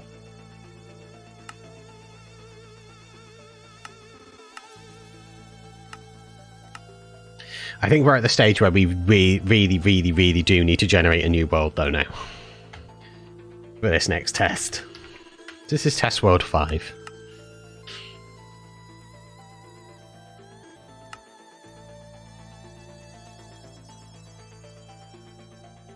Let's get that loading.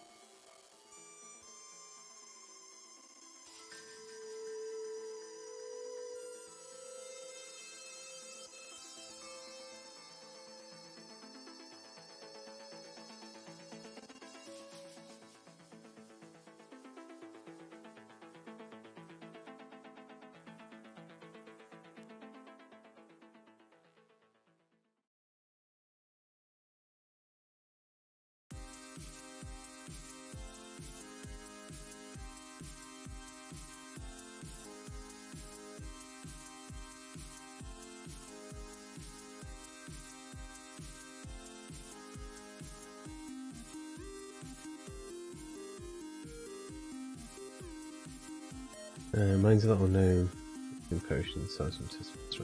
I'm not sure what PNJ is. Sorry, I haven't just saw that message. That might be something that's a different word. That sounds PNJ. PNJ. I'm guessing it's an acronym. Maybe. Yeah, that. Well, my French is limited. My French is limited to merci beaucoup and bonjour and saying oui. I also know garçon, but I only know that because of an old comedy.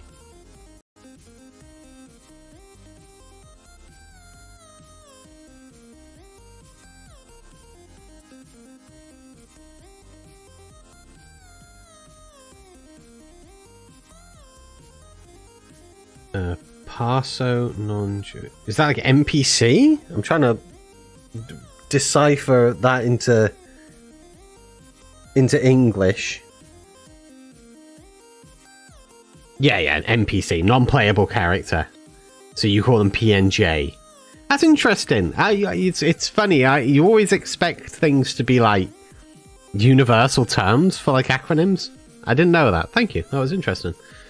Perso non. Yeah, I got it from perso non.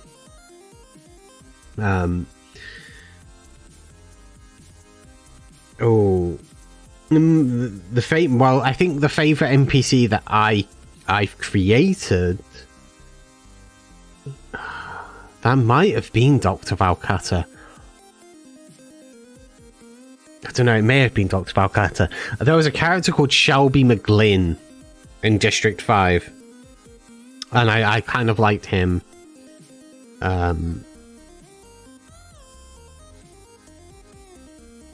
But I think 𝗕𝗢𝗥𝗘𝗔𝗗 was the most rounded NPC I've created.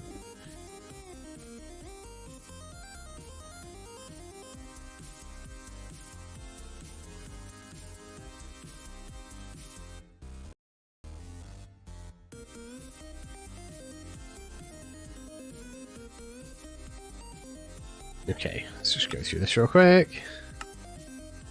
Yeah, I'll do. Somewhere.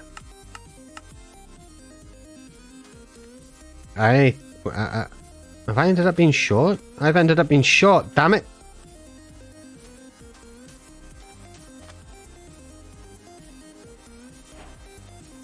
We have sand.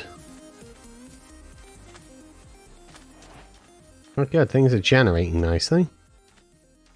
Alright, so some things that I haven't checked is crawl. Controls and keybinds. There should be the word crawl in here somewhere.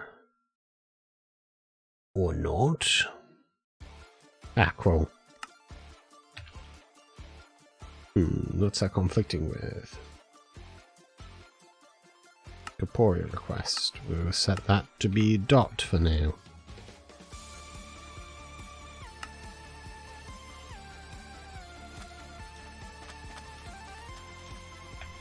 There are 3 things? There's 3 things, okay.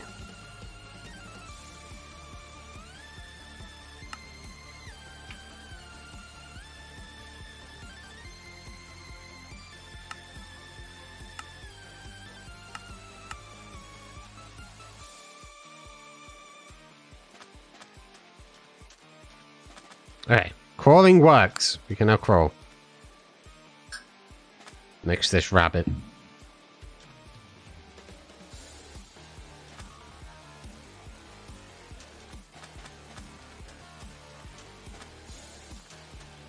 Okay, I can see immersive weathering working well there.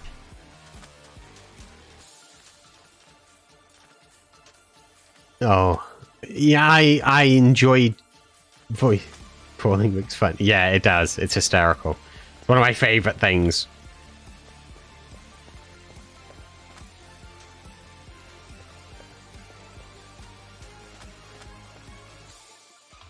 But yeah, I always enjoy. There we go. We're getting all of the starting to look and feel like a world that's alive. We have iguanas and stuff.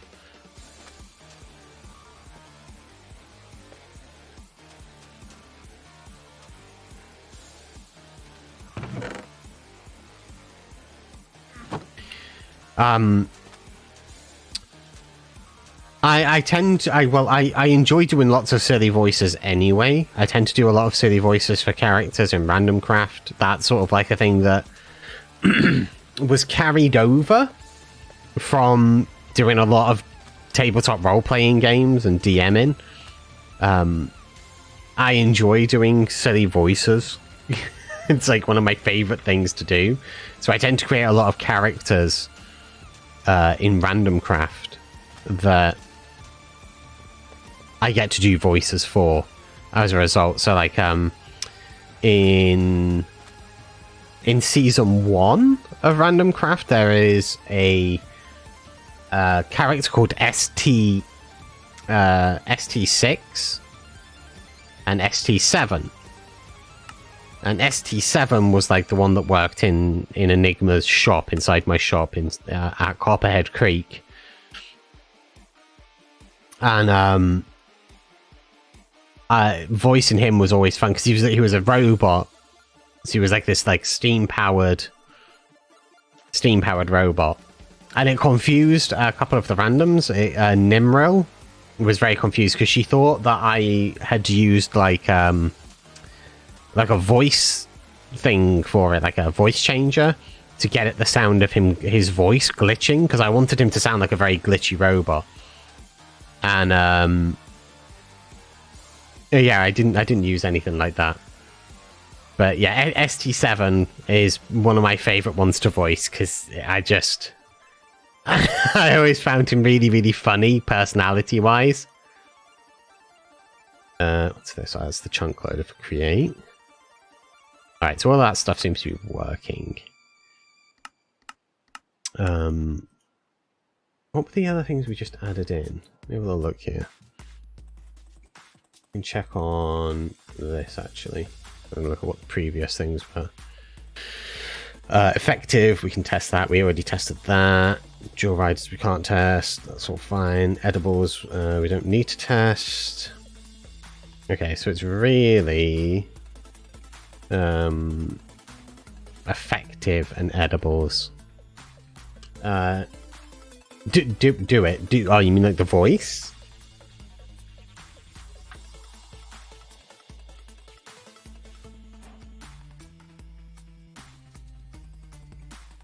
Hey, there we go.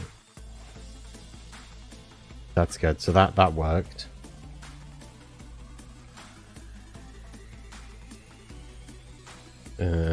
What's the other thing? So that edibles. What's the other one? Immediately forgot. Edibles and effective. Oh, that's easy to test. I just need some blocks. Do the voice. Okay, I thought that's what you were saying. Yay, effective is working. So yeah, ST7. The voice for ST7 was like very malfunctiony. So when the randoms would go into the building, he'd be like, "Hello and welcome to the Steampunk Tinkerer's Workshop." And it was tons of fun. I really enjoyed doing like all of the malfunctioning bits, and like to get that sort of sound, I just wobble my jaw from side to side rapidly, and then obviously for the other bits you just sort of trip your voice up on purpose, like the welcome.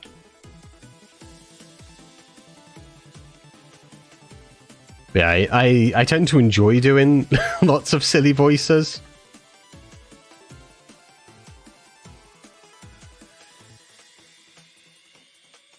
Okay, I think everything we have done seems to be working, which is all we can ever ask for. One thing I do want to check though before we do leave this time is I want to check to make sure Twilight Forest is working.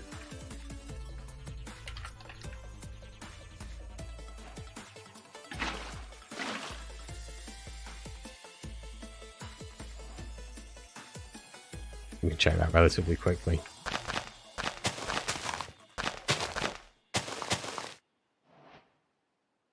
And a diamond.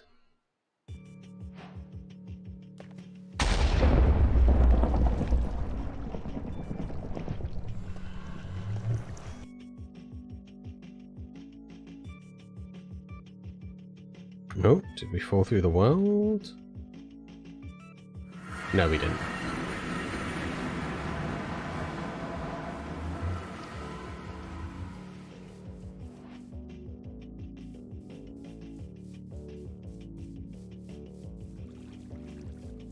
Yeah, voicing characters is always like loud noises. No.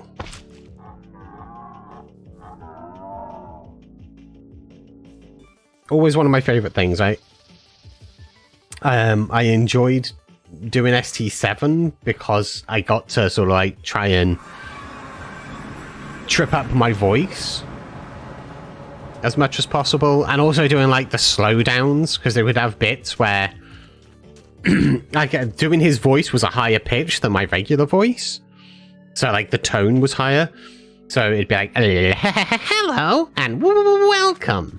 So I was able to have it where it sounded like he was powering down.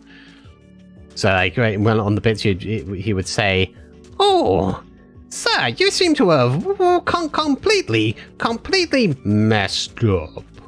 And it just allowed me to have it where it sounded like he was constantly sort of glitching out because he was powered by steam, but also had electrics in him. So he was always like water damaged. Right, everything there is working. Now we want to get... actually, we need to find a planes.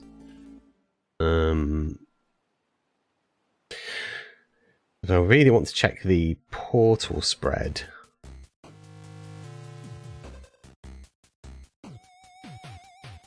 And whether 𝗕𝗢𝗫𝗏 is loading as well. And not broken. Obviously, broken is not going to be doing us any good at all. I think it affects sound.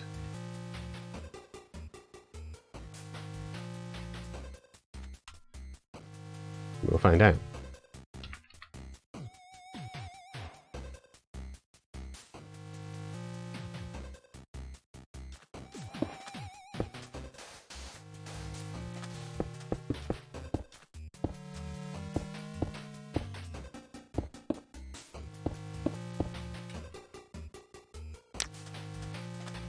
Oh, I haven't put the nether corrupting thing on yet. Oh, I have put better nether on. So we should get a different looking nether. Or pitch black. Or lava. Wow. Oh, wow. That spun me right on the edge of lava. I see. Oh, well. Better nether's working.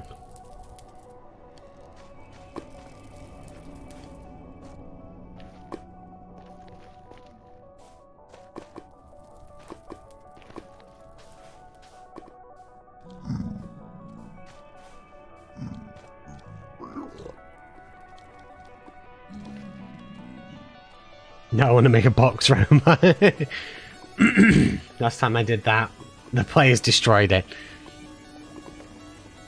Yeah, players have a tendency to destroy everything.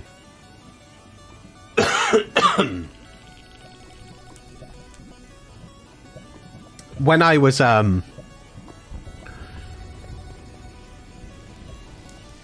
doing District 5,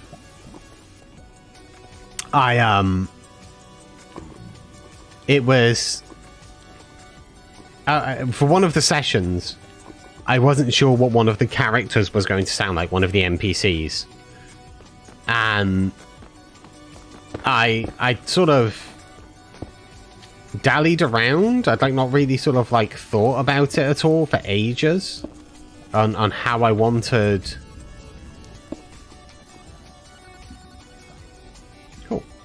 On how I wanted this character to sound. So, 𝗕𝗢𝗫𝗛𝗓, he had a robotic cat.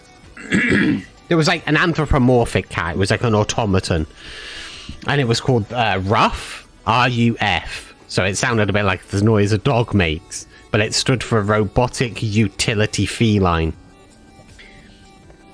So, I was on my way back home, ready for the session, and I remembered that I hadn't come up with a voice yet, and I was like, oh no, I've got to like, I have no idea how he's gonna sound yet.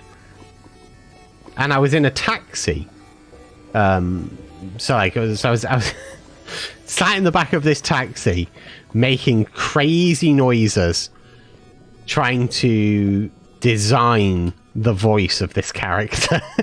And I think the man driving the taxi thought I was insane.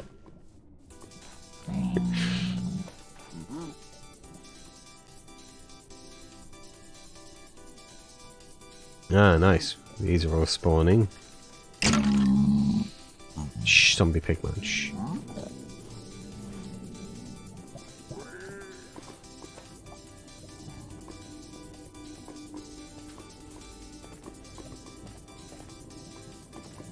Okay.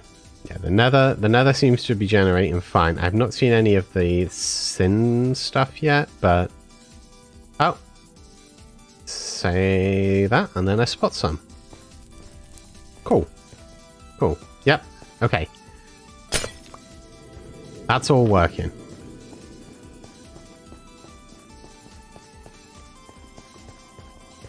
Right, now I actually have to get my character killed.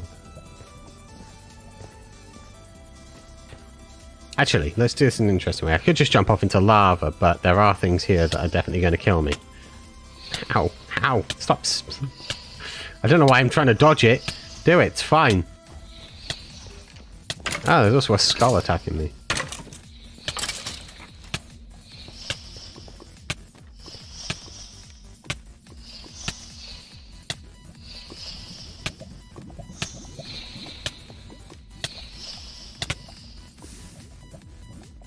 I withered away. Okay. So all of that is working, which is good. Get some sand. What is it that adds that in? Oh, I already had advanced tooltip shown. Immersive weathering. I think that's all the things I needed to test. Cool. Last time I was just battered about the story on my way home. A lot of people see, I'm sure. Yeah, it like sitting in the back of a taxi doing a bunch of random noises. And it probably didn't help that the character was being designed to have like the most irritating voice ever.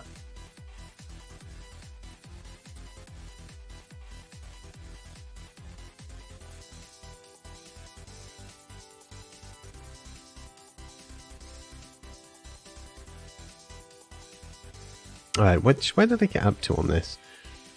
Elytra trinkets.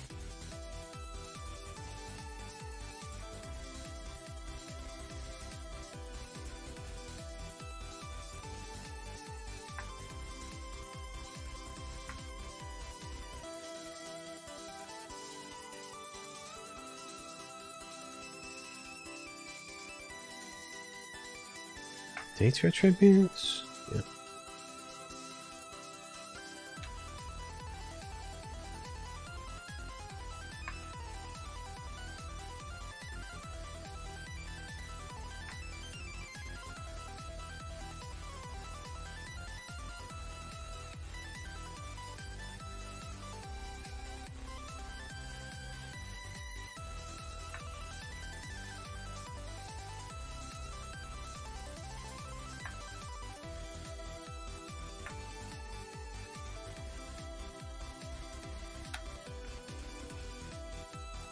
Okay, we've been making some good progress here. We've done 50 mods during this session.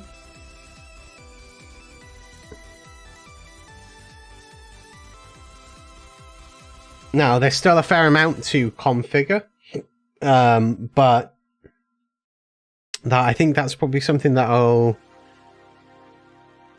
get through during another session, I think. Maybe.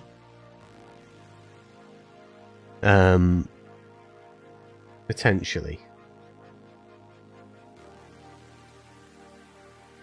But we've got through 50 of the mods. There's not a great deal left. I mean, there's still a lot, but some of them are red, so they're not going to be needed. And we've also put in some interesting new mechanics, interesting new biomes. So we're on target for making Mythic Wilds really awesome. I'm probably going to take probably about a half-an-hour break. I'm not going to be stopping streaming. I'm going to take a half-an-hour break, and then we'll either continue doing this or we will play on a game. But I'm going to take a half-an-hour break now, and then I'll be back. So until then, just enjoy the music. I'll be back as soon as possible.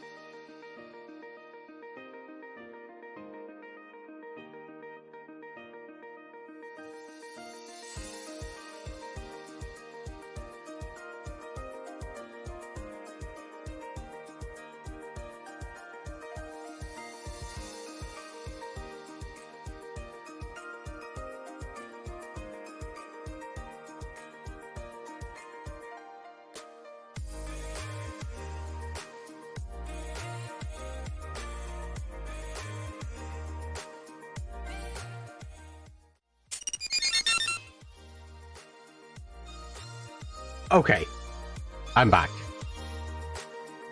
We're moving on. So no more Mythic Wilds stuff for a bit. I'm going to continue doing some texturing in Blockbench and maybe some more modeling even. Maybe we'll do some more modeling. I'm not too sure yet. We're going to start off doing some texturing. There's a fair amount of this texture. All we did was like this one side yesterday. So I should probably get my skates on. Get cracking with it.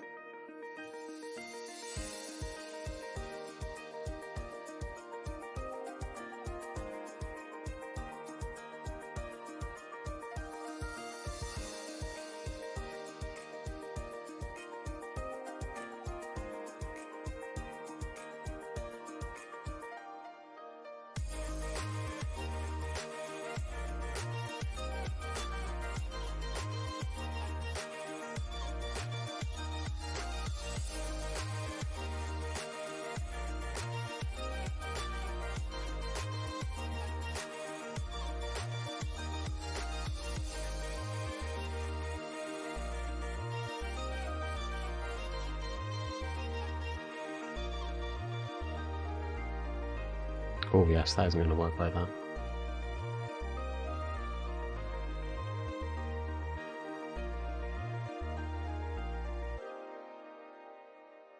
Yeah, a little bit more delicate here.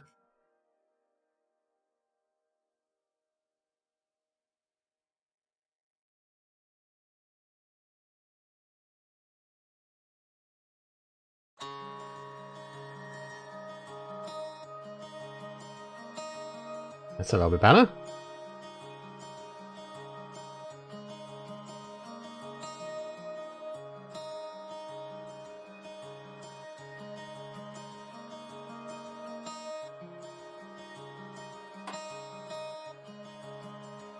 Alright, so we have to go like do the underside. And then the top side, the internal section. A lot of texturing on this.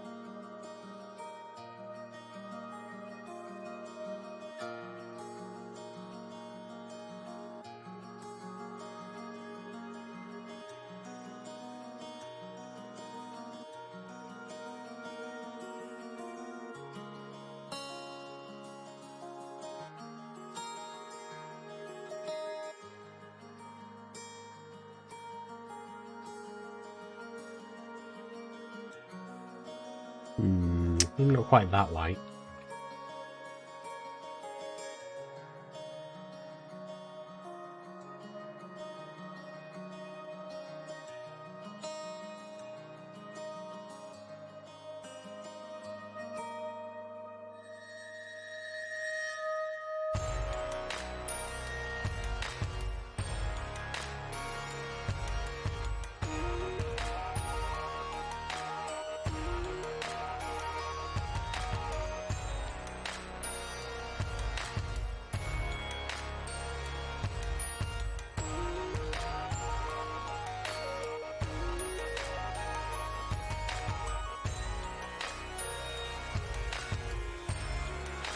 Hey, Creator Dragon, welcome back, man.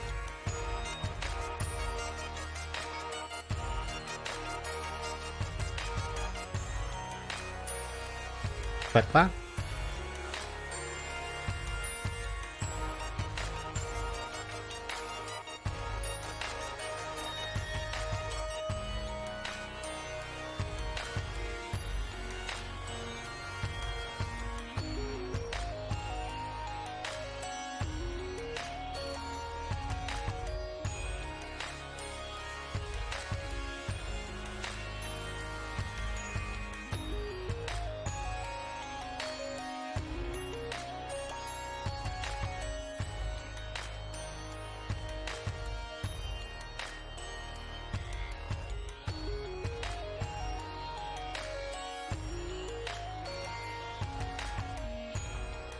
Yeah, there'll be some extra texturing that'll get done, but this is just like the bottom plate. Obviously, it's like the rest of there's like the whole bottom section, pins and the pin bracers. Those are the bits that we did yesterday.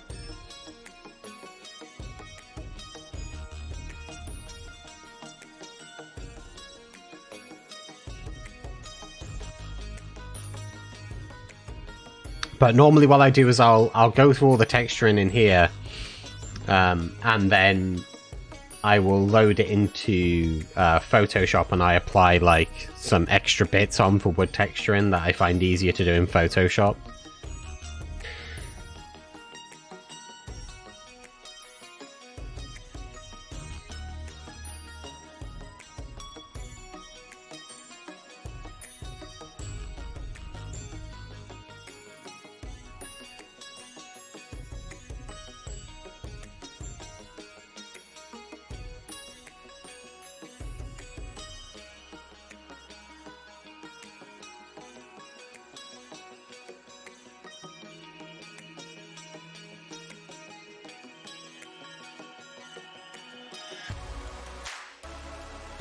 Actually, I should reverse that. Oh, that bit would be dark, because it's in the center, it's under where the arrow is, so I'm just gonna do it this way around, I think.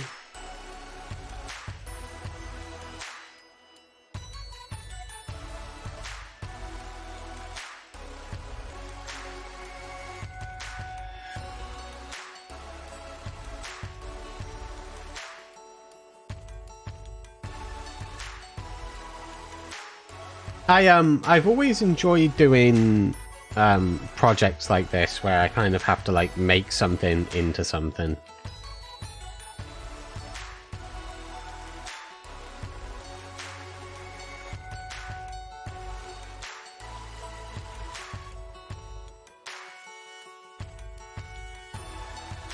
I'm being lazy. I'm copying the UV faces over to the bottom section, so it saves me a little bit of texturing. Not a great deal, but it saves me a very little bit.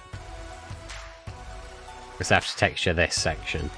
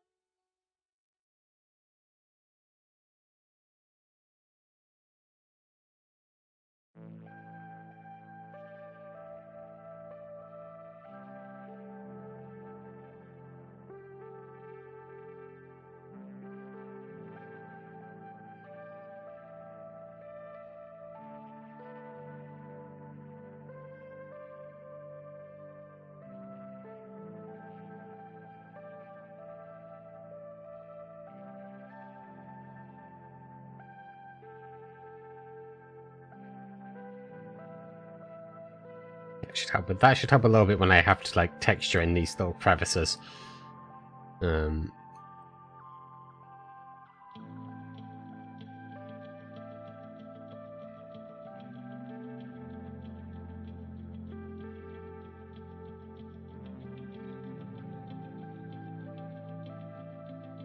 Yeah, eventually, like these sections are going to end up looking much more woody than they do at the moment. I'm just sort of getting a rough texturing in, and then I'll end up texturing it more in Photoshop to sort of get the very final part of the texturing in.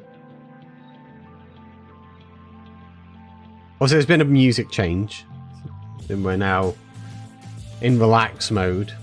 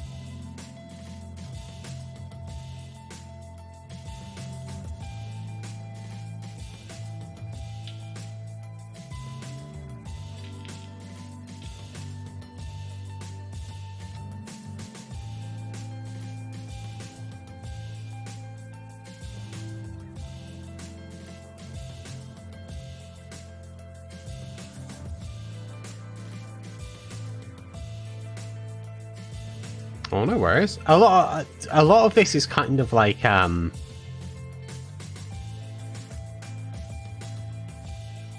of like doing like mini painting, like sculpture, like, you know, like when you get like the battle minis and stuff like that, things like Warhammer and D&D stuff. You know, like having to like rotate things around and really inspect and get a good feel for what the shape's telling you it wants to be. And maybe why I find this sort of thing relaxing, because it's a slightly different vibe to normal 3D modeling and texturing. A little bit more enjoyment out of it.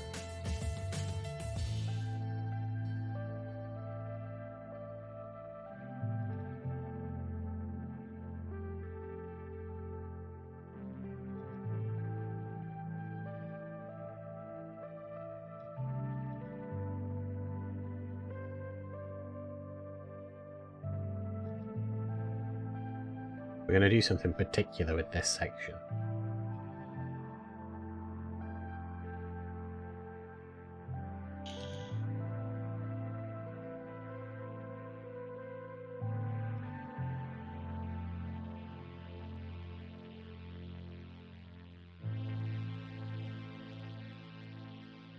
In a moment.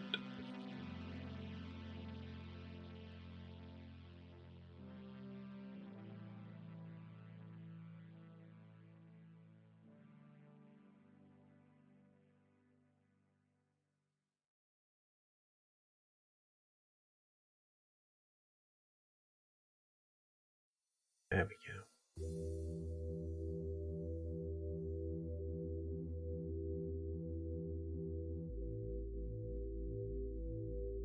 Am I going to custom some artifacts in my mod? Maybe, but that isn't what this is for. This is for a project that the project that I'm working on that's going to be able to be played by both Bedrock and Java users.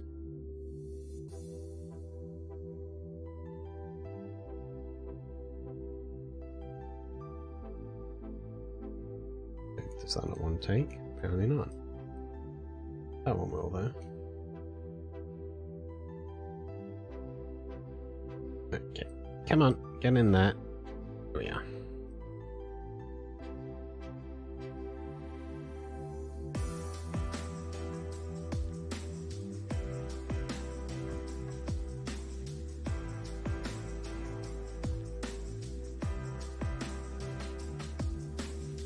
No, go the direction I want you to go. Thank you.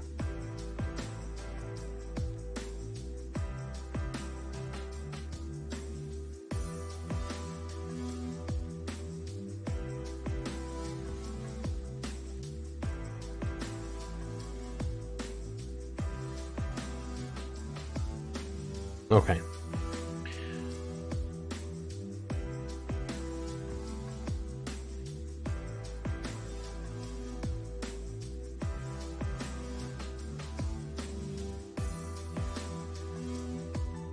See, I feel like there should have had a pin.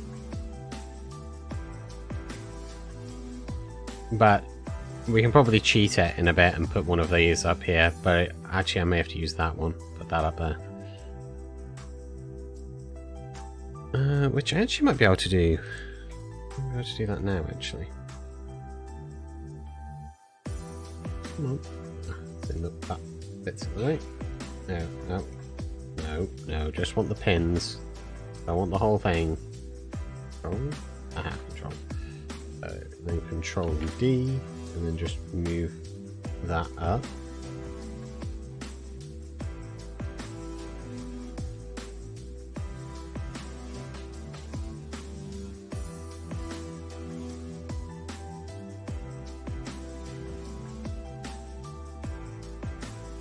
Probably about there. And then to get that sort of separation, I think, between the two bits, I'm going to rotate these on a 45.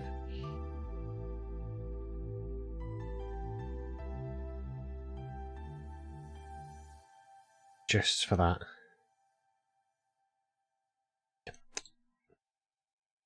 Yeah. Slightly different look to it.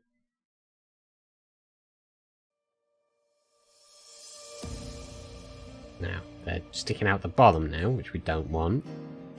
They're not sticking out the top though, so if we grab both of them together and move them up. There we go. That's better. Okay. So we have the arrow, the bowstring, the two arms, and then the rear crank. So I think we'll do the rear crank first.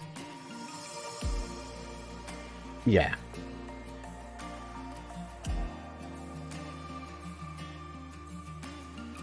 So to get a differentiation in the wood types here, I'm going to take the original darkest one, and I'm going to drop it down to be a little bit darker than even that.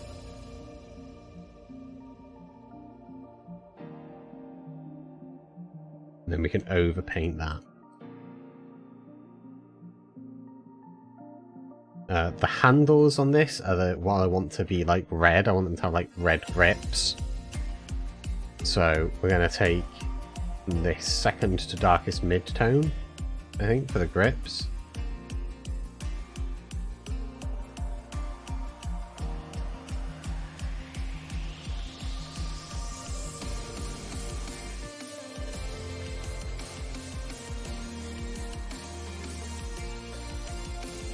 And then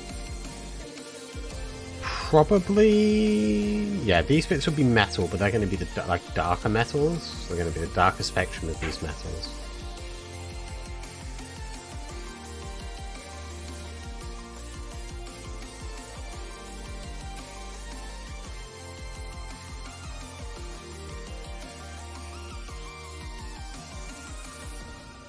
That. And then this central bit will be where rope is, so we're just gonna take this, which is our rope color palette section. I'm gonna put that in there. There. Okay. So that's the start part of what we're doing. So now what we want to do is, using our low opacity, we want to like run this along. So I want this bit here to stay relatively dark, because we're kind of wanting to make it look like it's like a faux dropping in, and then we want to darken up edges like on the corner bits to make it like it's rounded. 2 on that one.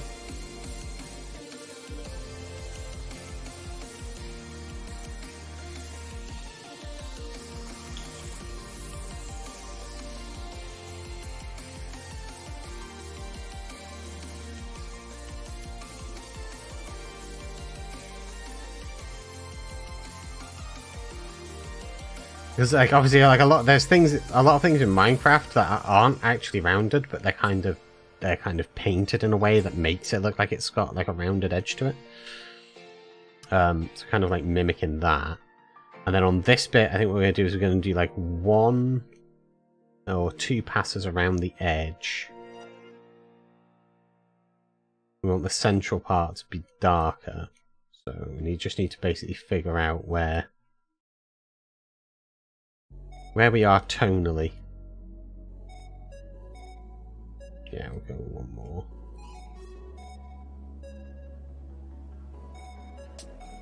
And then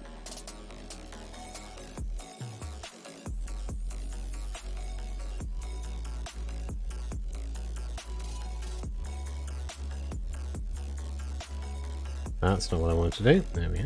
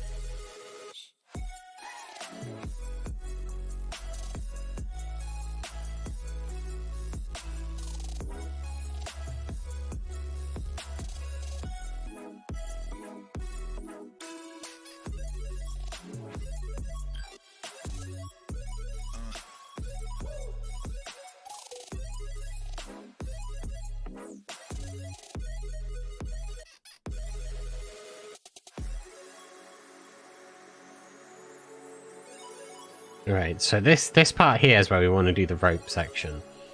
So we want to basically take this, kind of make like the rope is going around here. Oh, let's put that past here. We want it to make it look so the rope's going around this and filling in the center to kind of make the rope look like it's a little bit more three-dimensional.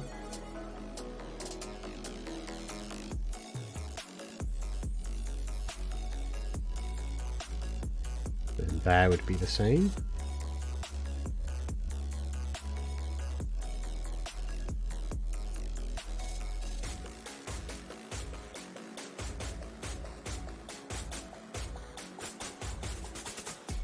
I might need to hide the ballista shaft for a moment.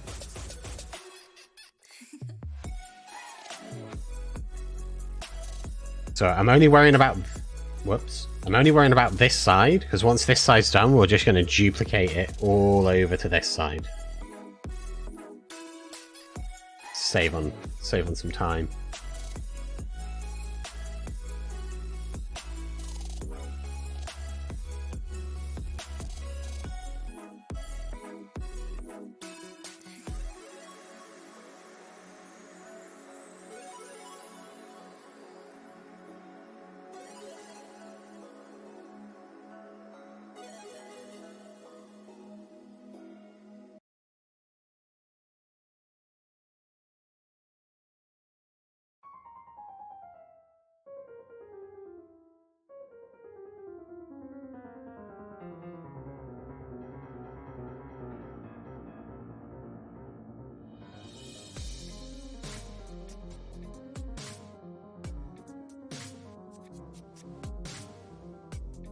Oh, yeah, the handles will get textures as well, yeah.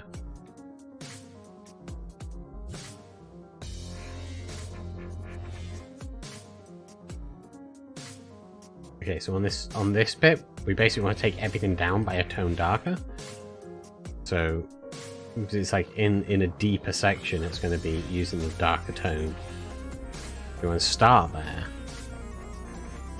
then add this one.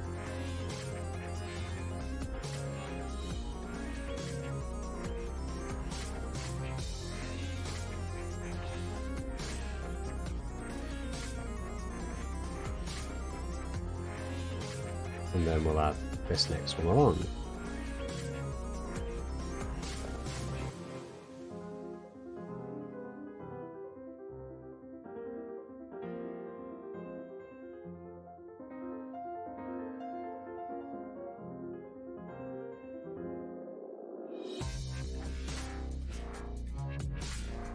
Okay.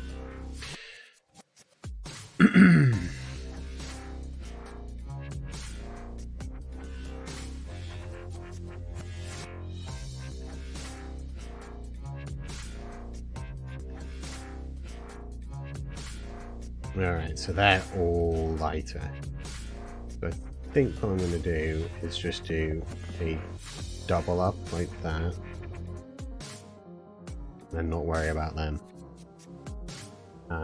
Right, so we chose that one, so what we want to do is we just want to basically create these, kind of make them like, kind of like this, so it kind of looks like they're wraps.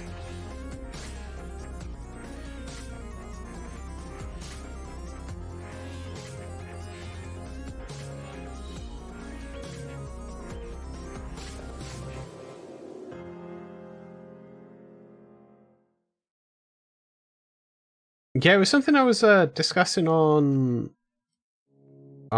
my Discord, the potential of maybe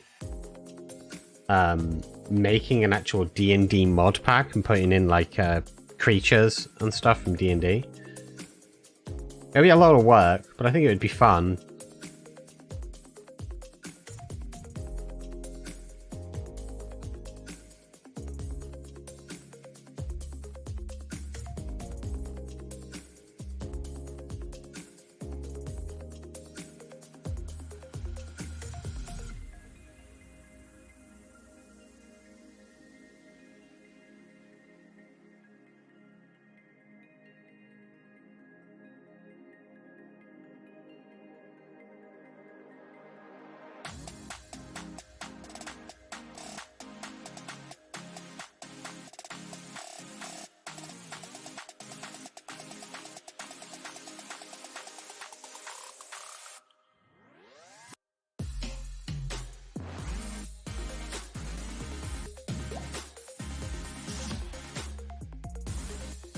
A server would be great, but it'd be a lot of work. Yeah, it's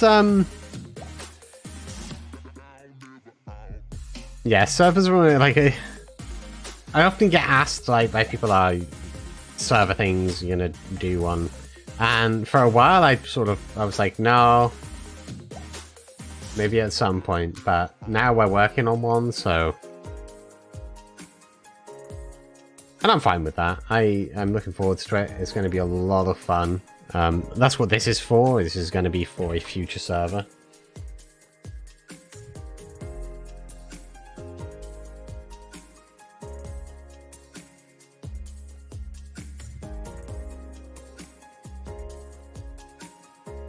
So now that we have that half done, we just basically want to duplicate all of the textures over.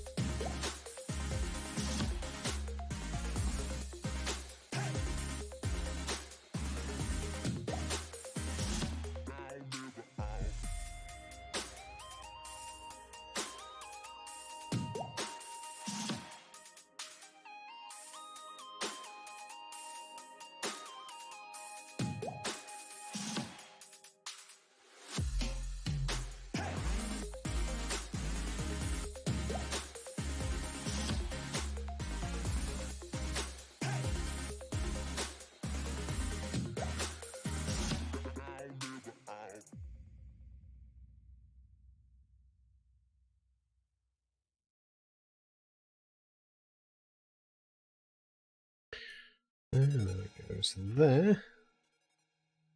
And then... oh.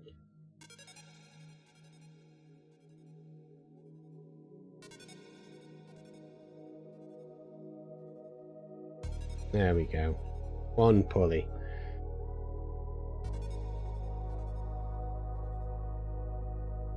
Once once the server's ready for testing, I'll make like a Discord post about it. It's for supporters of like my channel and things, for other people as well.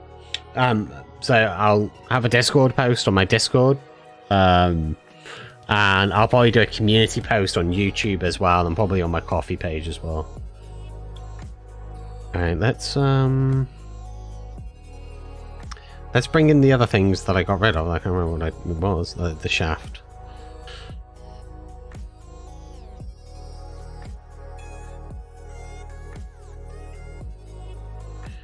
Let's bring in all the other elements that are still to be done.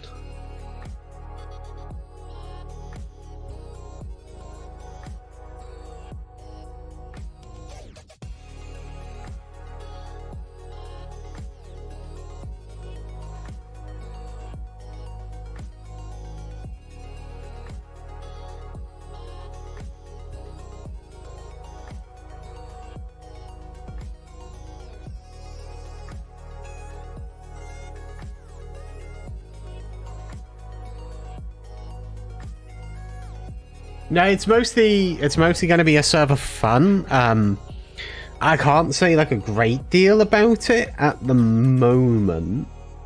What I can say is the things that were mentioned on the Discord and on the Coffee page, which is that it's going to be a multiverse based thing. So there's going to be a survival thing on there, so people can play survival. There's going to be creative, so people will be able to get creative plots and be able to use like world edit and things like that on there. There's also going to be mini games and some other things.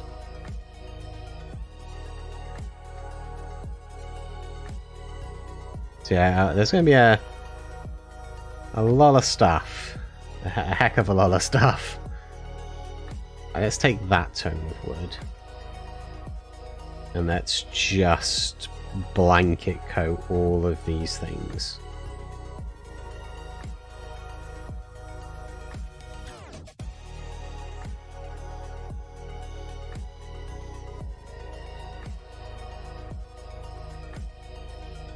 Yeah, I'm pretty excited for it. It's going to be a lot of fun. And I know people are going to really enjoy it because it's not something that's really... Some of the things that we're doing haven't been done before. And that's always kind of what you want with something on Minecraft, I think. Is like an experience that the players can really get behind that they can't get on another server.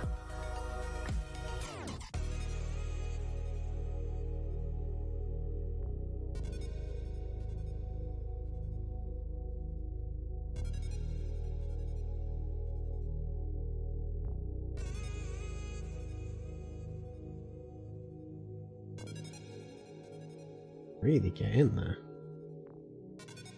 Let's go on it. Oh. Dead.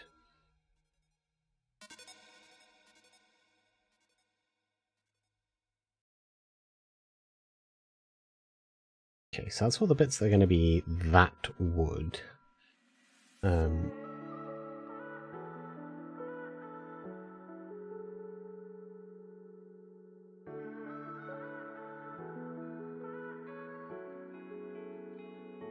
Those bits in. Underneath.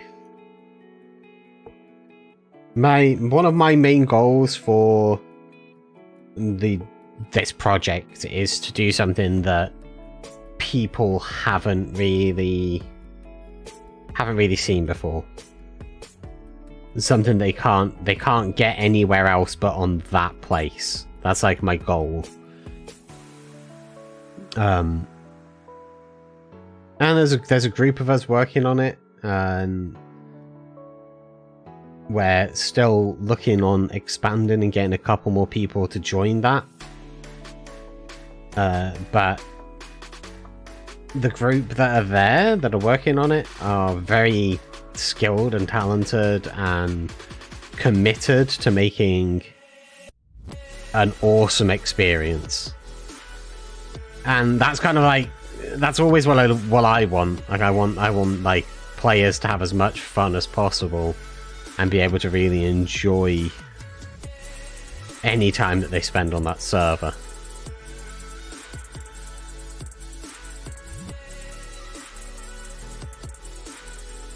Oh, that's all I wanted to do. Control Z. There we go.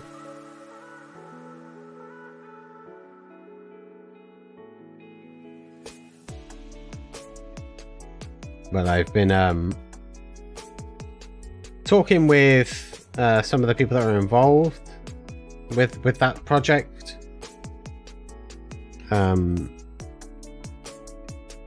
Everyone's really focused on doing the bits that they need to do to make that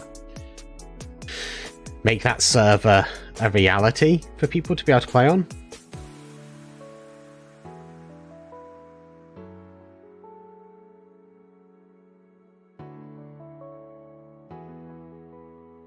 Well, in other servers, you have to pay for a chunk to build on it or mine it.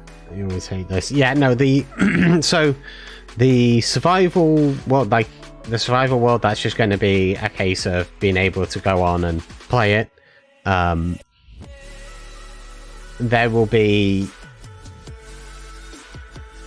probably claim chunks is probably what we'll end up using, where you can protect your base. So like if you want to make a nice looking building, you don't want some idiot to come along and ruin that. So to protect it, you'll be able to use claim chunk, which will be, you know, completely free, and you just basically use a golden shovel, and you can like select between like one corner and then the opposing corner, and then that's yours. No one else can damage or destroy or open your chests or anything like that, because that's important. You don't want people breaking people's stuff. It's not fun.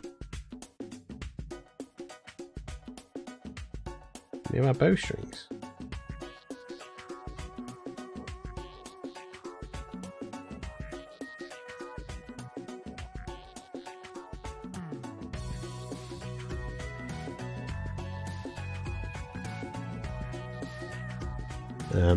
The creative world is going to be run slightly differently.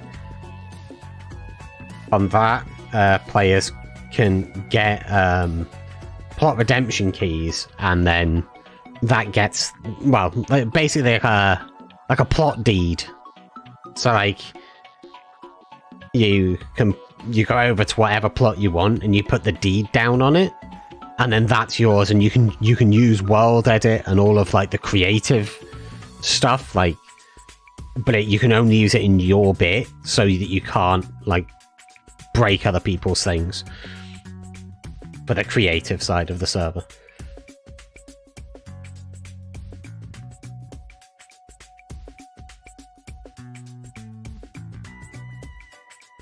Alright, I think what I need to do is like that.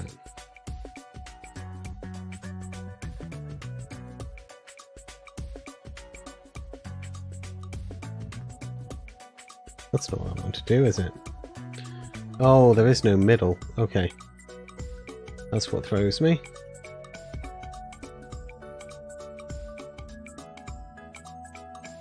That's a 4. I really want that to be a 5 in an ideal world. So, to combat that,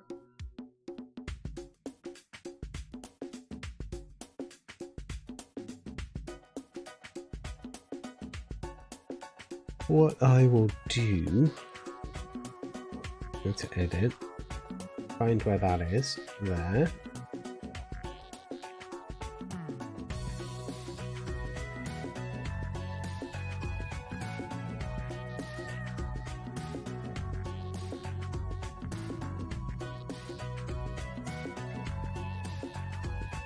think that should be more correct. Let's have a little look. 1, 2. 1, 2, 3, 4, and 5. Good. Good, good, good.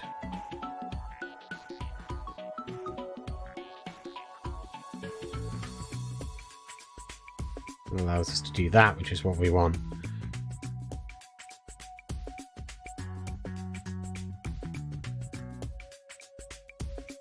Preferred it like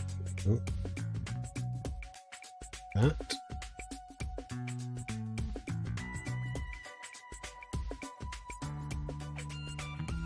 Okay.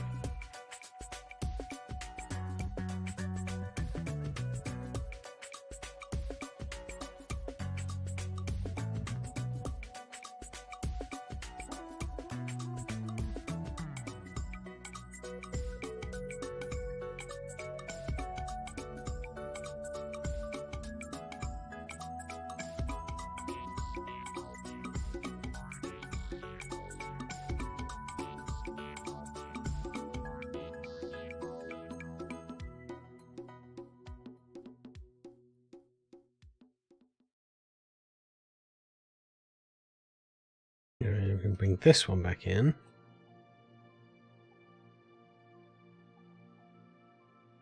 And we'll flip it that way. And this one here. Face that.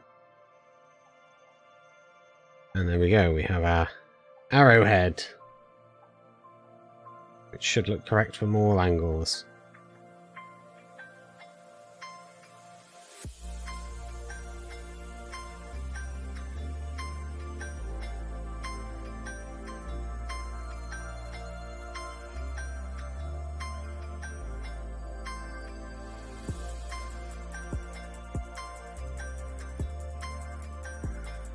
So the ballista's coming along decently. I'm going to save up all of that. I think what I'm going to do is I'm going to start a new thing. I'm not sure what we're going to make yet. I've not thought about this at all. But I fancy modeling more than I do texturing today, so we're going to do that. I'm not sure what that is, but we're going to do that.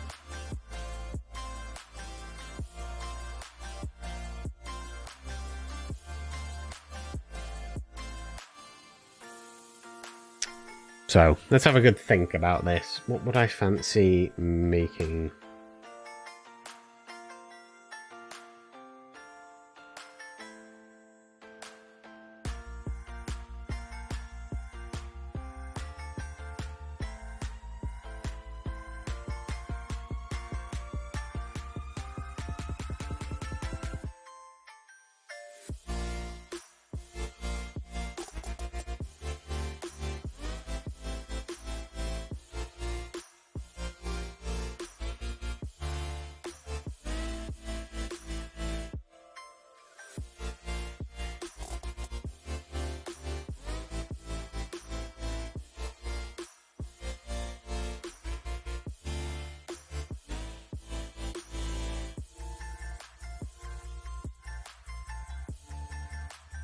Sword of a catapult.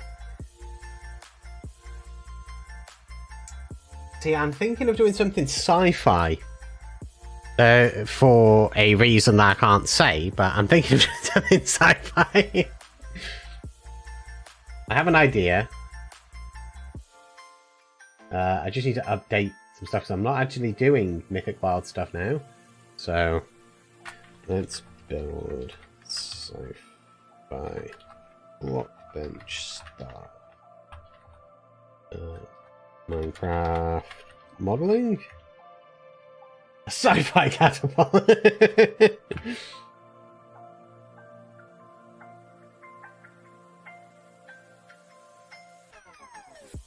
Not a bad idea. I don't know what a sci-fi catapult would look like, but I like the idea.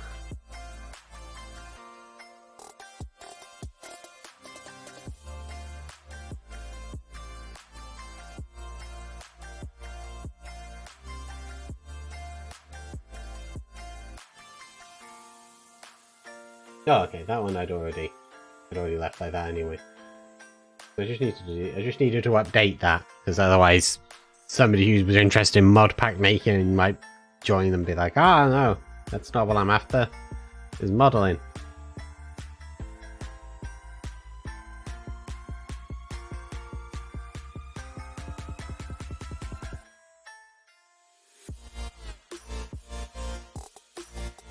So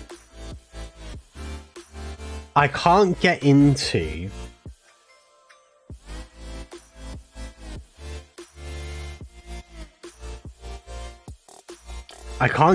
why I'm going to be making the thing I'm going to be making, but what I can do is make it. So let's do that. Let's make a thing. This should be fun. This will be fun, because it's not something I've made in Blockbench before or anything like this, so this is going to be a real test of my ability. Right. So we need to generate shape, because we want an octagon along the Y value, I think. Yes, it is along the Y value. Okay.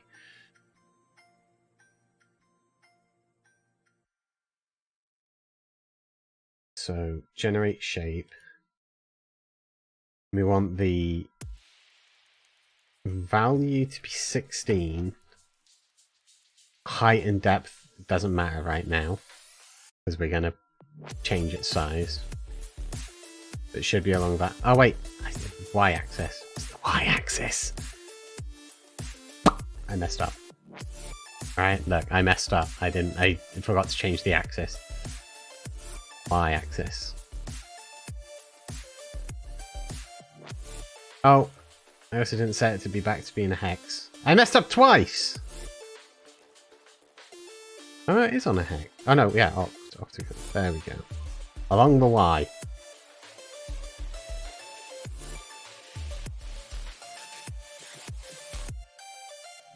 There we go. Look at all those lovely glitchy textures. Ooh, it's fine, because we're going to be nulling all of them.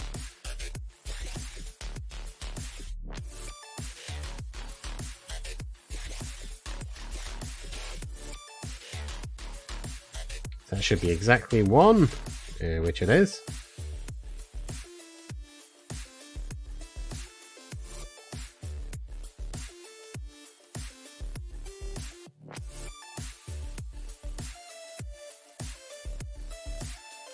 In terms of height, I want it to be 3 high. I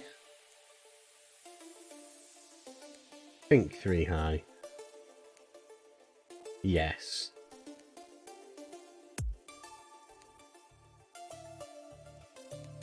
So what we're making is like a research tank. That's what we're making. I can't explain why we're making it, but I can say that that's what it is that's been made.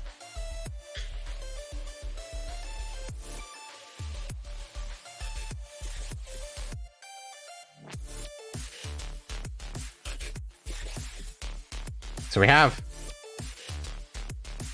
an octagon. My 𝗕𝗢𝗫𝗛𝗚 idea is better. And then probably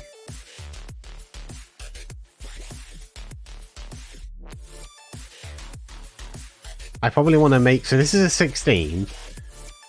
So I think what I want to do is make one underneath. So another, basically another one of what I've made underneath it. That's larger. So needs to be, let me see, so maybe 3. So if it's 3 all around, then it's 6 bigger, I think, in total. Is that right? Oh, this is where maths haunts me. That's 16. So 19 would be 3 more than that. So yeah, 6, so it's 22. And it wants to be along the Y value. And then click confirm.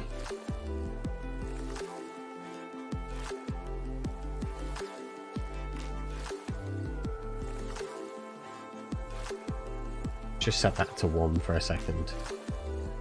It should stick out a couple either side, I think.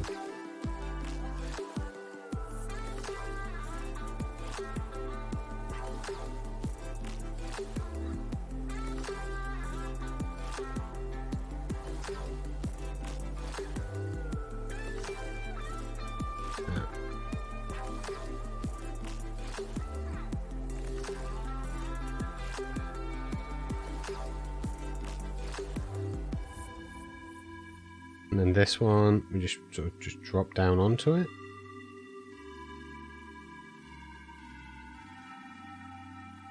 It's basically like that bottom plate, you know, like before we hit tankage, then you know that will be going up here. Do you watch? Have I watched that? No, I actually haven't. I don't tend to watch that much TV and stuff, sadly.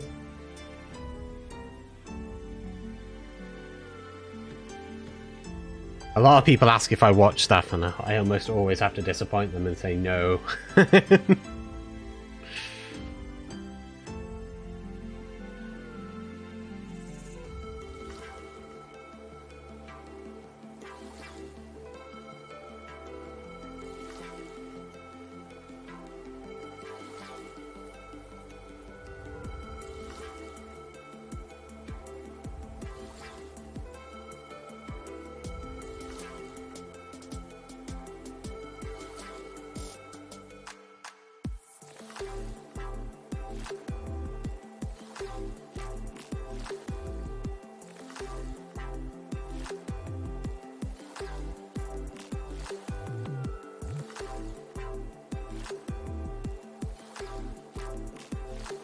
I think what we're going to do is half that, duplicate that, move that out,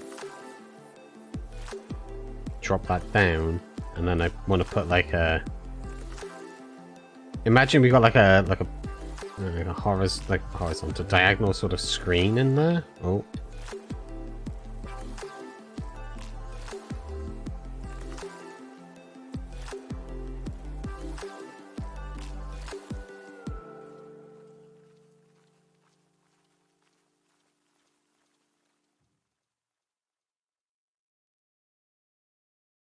Make sure that's centered.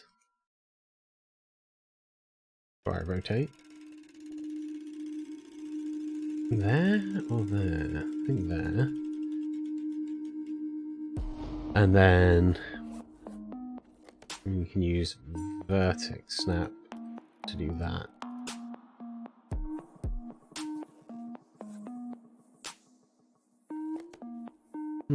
Maybe a 45 would have been better. Try 45. I wasn't happy with that on a 22. 45 might be a little bit nicer.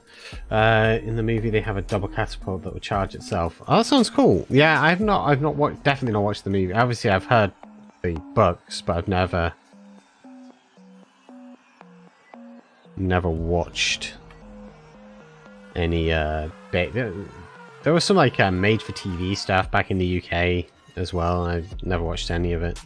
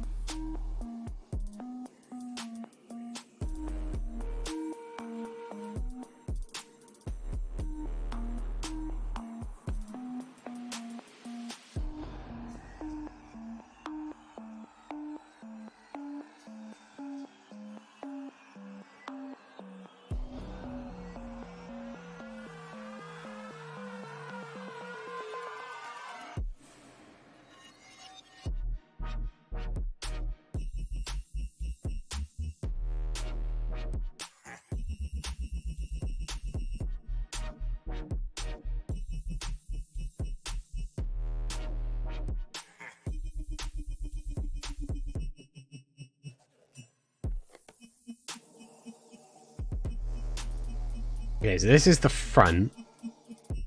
This is like the where the computer panel essentially is. Is this section here. So then the tank would be there, and then there should be tubes coming out and stuff, probably. I imagine. Great if the camera into the arm.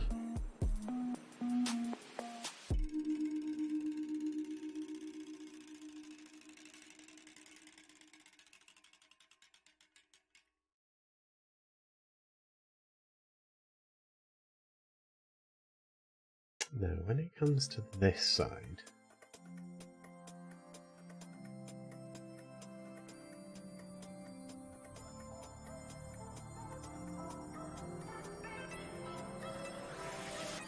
I'm now trying to decide what way I want to...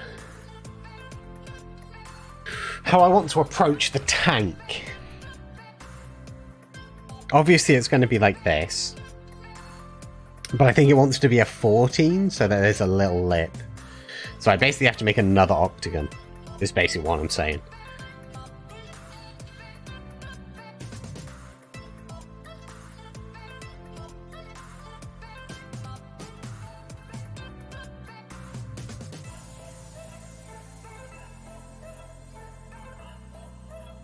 Or do I? I actually don't think I do. I think it wants to be another one of these, because it has to be buttered up against this edge.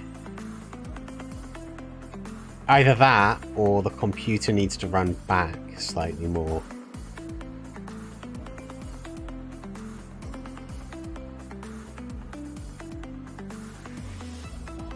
No, I think I'm going to keep it... No, I'm going to keep it the same size. It's going to be much easier to do it that way, and it will end up looking better in the end.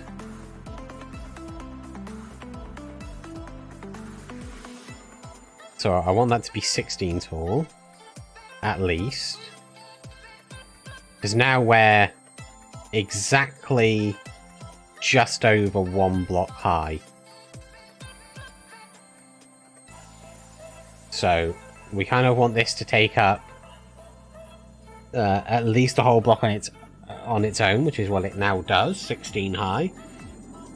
But then this here is 3, and this one here is 2, so that's 5. So what we want to do is increase it by another 11. Right? Yes, another 11. So it's currently at 16, so we want to take it to 27. There we go. Now it's just shy of 2 blocks tall. Looks like a hat. It's a very tall, fancy hat. All of the inside of that is going to get nulled. Just this section will have like a tank in it. And then on the very top, we'll basically have a... Let me see. It wants to be that, but in between, so... It wants to be an 18 by 2 octagon is what we need to generate now. Right? Yes. So an octagon with a value of 18 and a height of 2. And not along that axis. I caught it that time. 18.2 along the Y and be an octagon. There we go.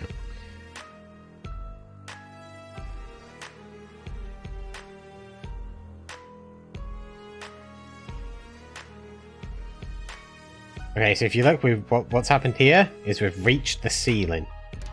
We can't go any higher than that. So what we have to do now is take everything that's there and drop it.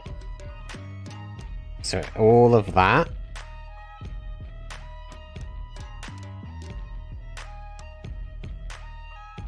We need to drop down.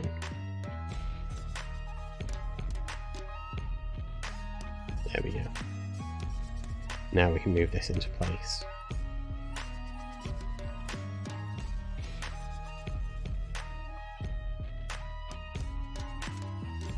Should be like 1 all the way around, which it is. That's the top of our tank. Are you going to make something bob on the inside? Yes. Yes, I am.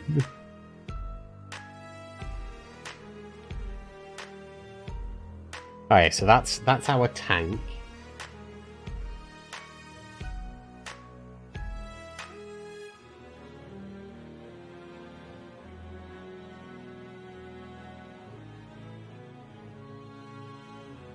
And I think here, on the right side, or maybe the right and the left. I think I'm going to do it on the right and the left. Yes, I am. So on the right and the left, I'm going to add in a bit.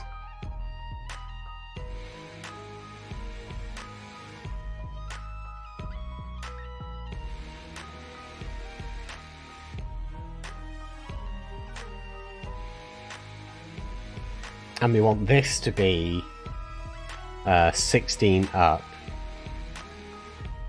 So that's at 0.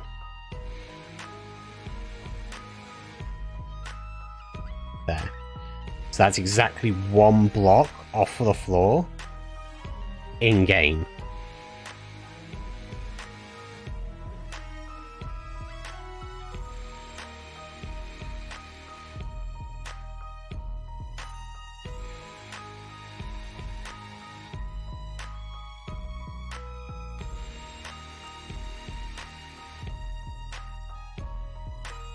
I'm going to duplicate that. We're going to put one this side as well.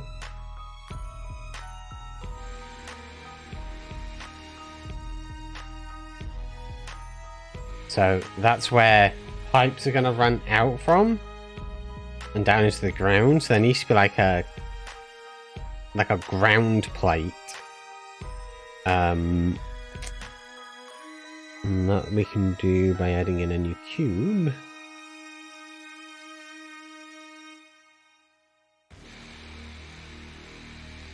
And for now we'll put it like that so I can visually see what's happening.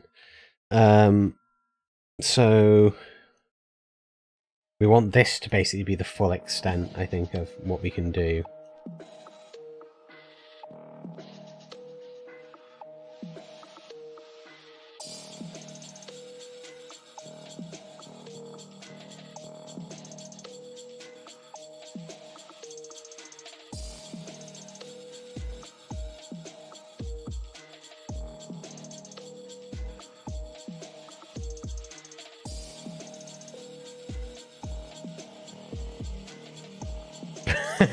But honestly, it still looks like a hat.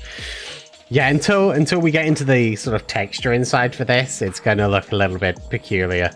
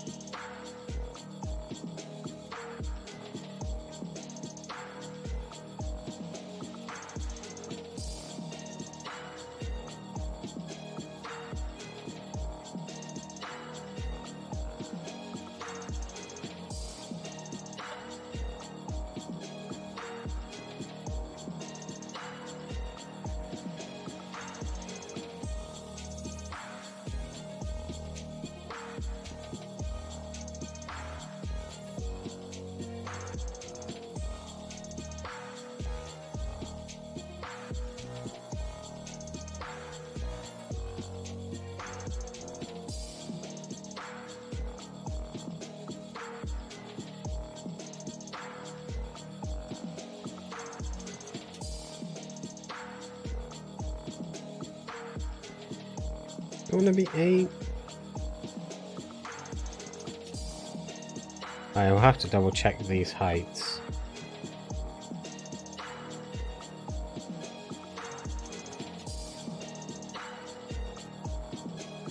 Oh, it'll be green. I tend to always go green or blue, but I think inside this tank it will be green. But I made you different coloured ones, just to add a little bit more variety in.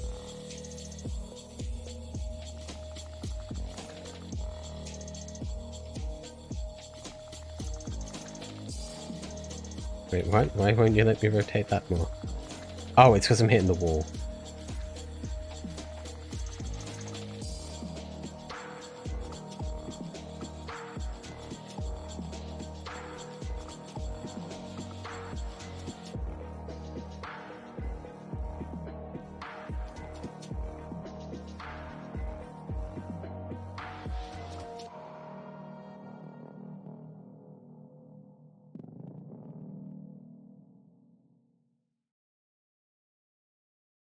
Still gonna hit the wall?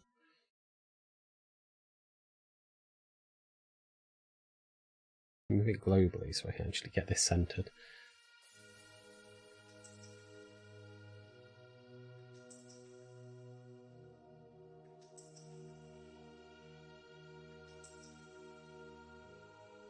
Eek. Oh, hang on. Top pivot point. Still no? Okay.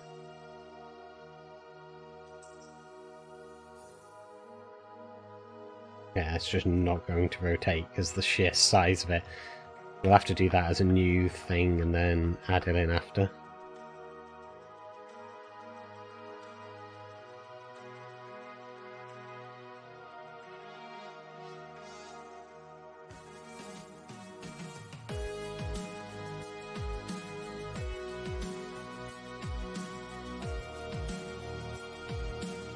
Do it that way.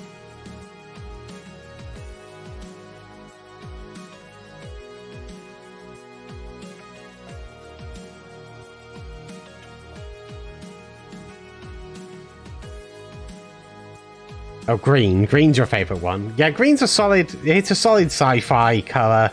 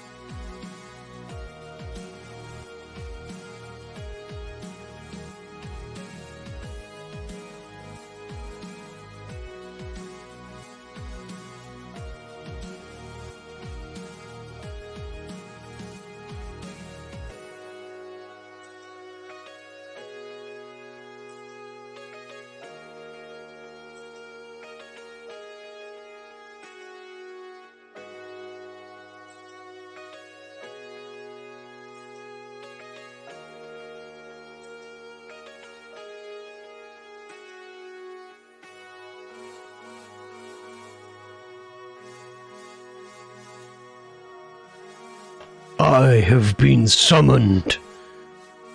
Eve Smash! Hey Eve, how's it going? Hope you're having a lovely morning, afternoon. Actually, it's evening. Evening for you.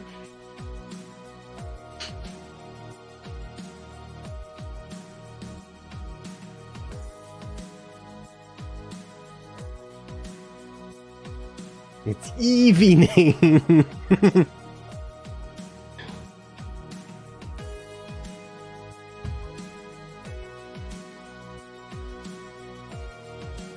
Yeah, that's where we'll have pipes running in and out.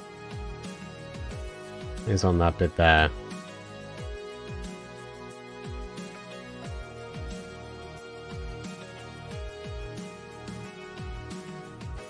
Not bad. Not bad, Eve. We're having a nice relaxing... I'm having a nice relaxing day. I'm making a sci-fi tank. Yeah, like the sort of thing I normally make out of blocks. I'm making one of those, but not out of blocks. Out of Blockbench. I can't say what it's for. But I can say it revolves around research, and I know you have access to the task aid where we organize stuff because you're in the group thing, and you'll be able to see there's a thing on there, like a project on the Cascade, and it's to do with industrial. And if you went onto there, it will tell you what it actually is. That I'm making at the moment. It's a thing for research. It's for the thing. You know, the thing.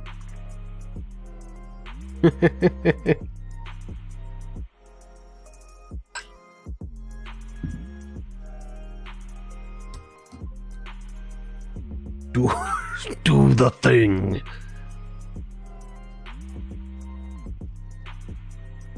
I was trying to think if there's anything else that I need to actually have as a model. I don't think there is.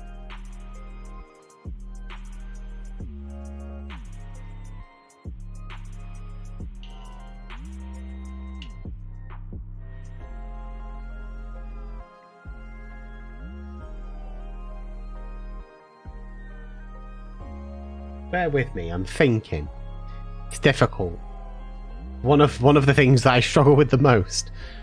I think I want to move it all down, so I want that to be a little bit taller. I want it to be like 1 higher. I think I want it to be like a 3.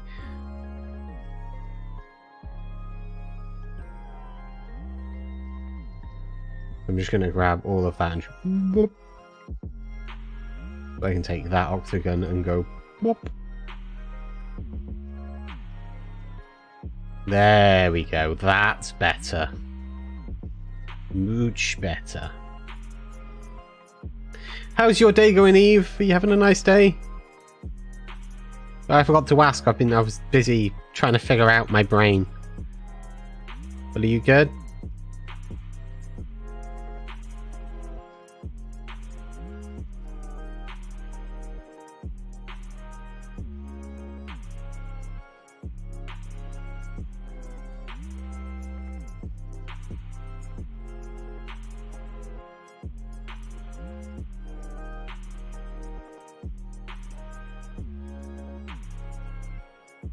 𝗕𝗢𝗫𝗛𝗚. Some Cyrillic words I don't understand. Welcome to the stream. I can't even begin to try and pronounce that. Day is good. Practicing a ton of art recently. It's always good to practice art.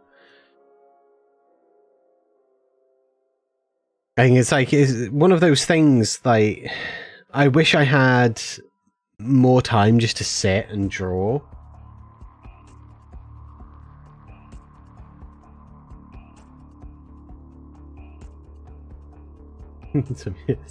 Right there, do the thing that's right there in that place. Do it now.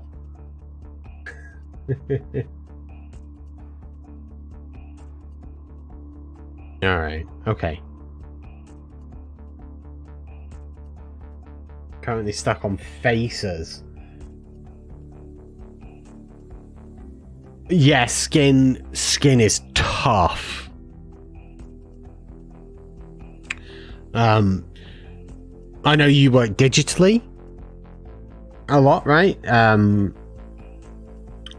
With traditional mediums like paper and whatever, I love working with charcoal for doing like organic people type of things. Oh, get yourself some charcoal, not compressed charcoal, but willow charcoal. Oh my, it's so much easier. I love working with willow charcoal. I actually did a portrait of somebody in I got some right in my hand. I did a portrait of somebody in charcoal. I'll have to send it you. I think I may have showed you it already actually in the past.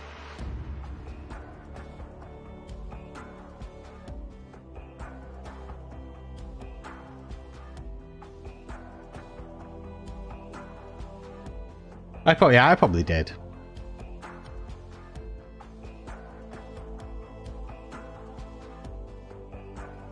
I'm gonna imagine I did. Seems like the sort of thing I would do. Right, I'm gonna pull in the same palette as I did before. So I don't know if Eve, I don't know if you do it this way, Eve. I doubt I'm about to teach you anything, but I love doing this, so, you know. Right.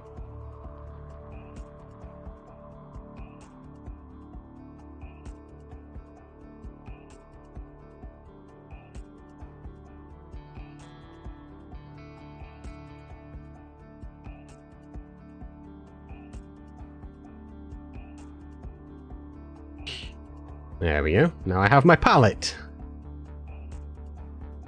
Although not the greens, but I can make that up. I can make up the greens. Yeah, it's handy because I can color pick from there. And it stays locked and it's always behind the image. So I started making like color palettes that I could load in to Blockbench and just have the full array of what I want. I learned. Well, I'm glad I managed to teach you something for a change. It's normally the other way around. Well, with this sort of thing, for definite. Oh yeah, I haven't actually made any textures yet. Helps if I do that.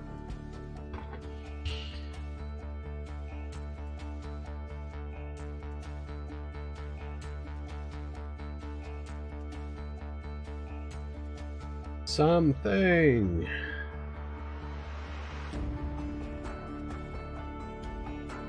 Right, let's just grab all of the things.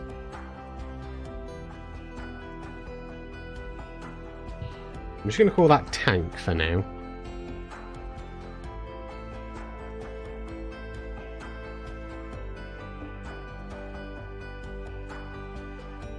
Big, beautiful tank. Big old beautiful tank there. Alright.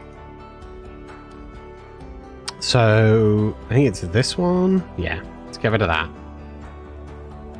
I want to work on this top bit first, real quick.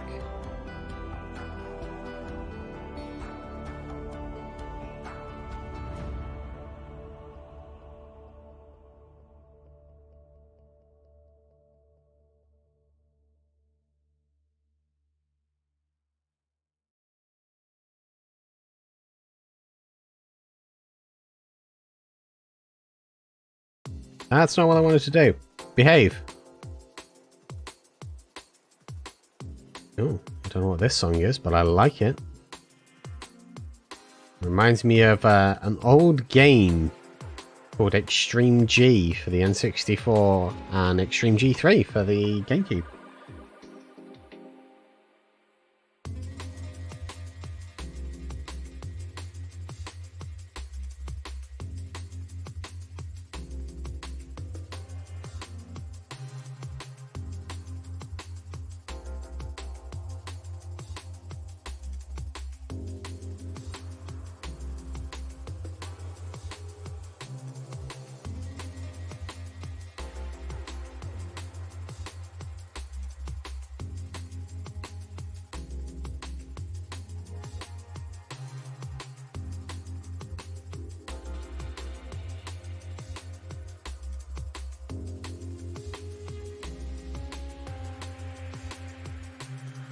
The 𝗕𝗢𝗫𝗛𝗡. Hey Sci-Fi, welcome back, man. I am making a sci-fi tank. Like that you would put something in, not like a drivey nope type of tank. I don't think actual tanks go nope. The worst description of a tank made for war ever. Oh, Mr. 𝗕𝗢𝗫𝗛𝗡, now you drive one of those nerf tanks, do you? How fascinating. Completely emasculating.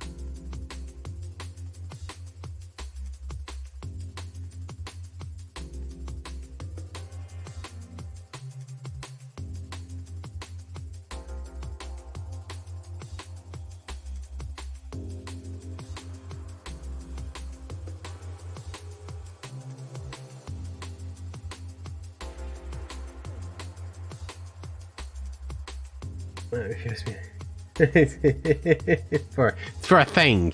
Yeah, it's for a thing. It's always for a thing.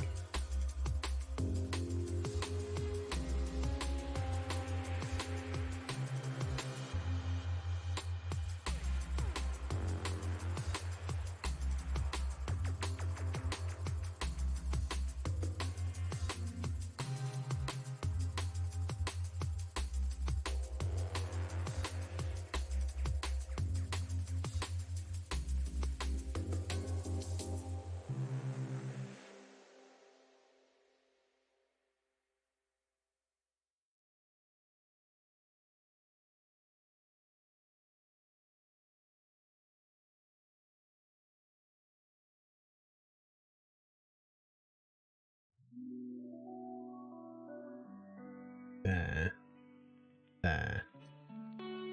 On each one of the straights, I want to do that.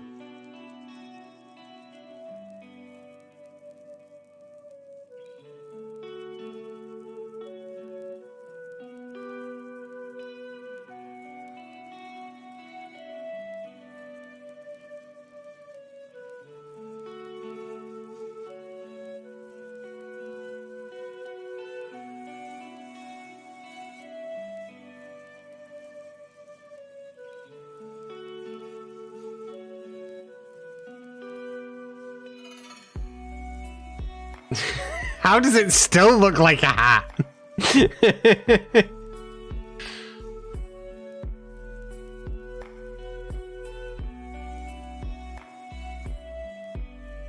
Before I get it. Before it did look like a hat.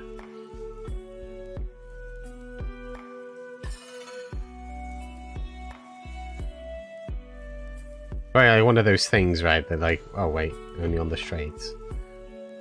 Once you've sort of like got that thing of association, it's really hard to break it at that point.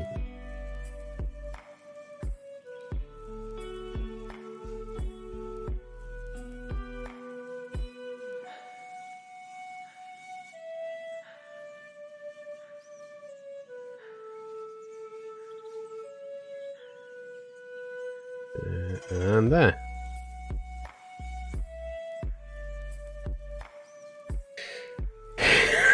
I don't know, and that confuses me.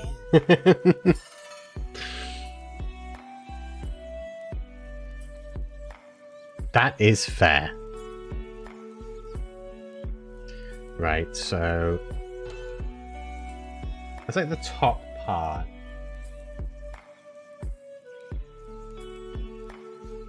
That's that color, right? So I want to put in like these going across all the way across that one.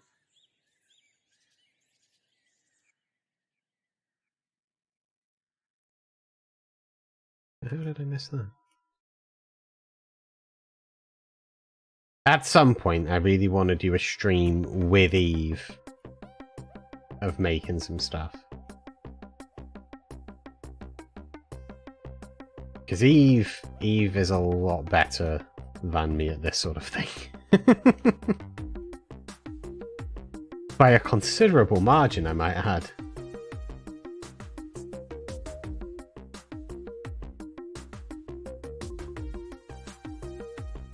I think it would be fun to sort of like do... That is darker. It's just not dark enough.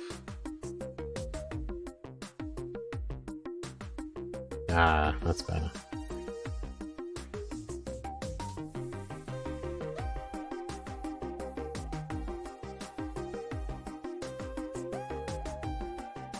You are a lot faster, yeah. But then a lot of people are faster than me at things, to be honest. Like, I tend to take my time with everything. I call it the T effect. Yeah, I think doing some, like, N-Tech space, like, aircraft type of things would be, like, really fun.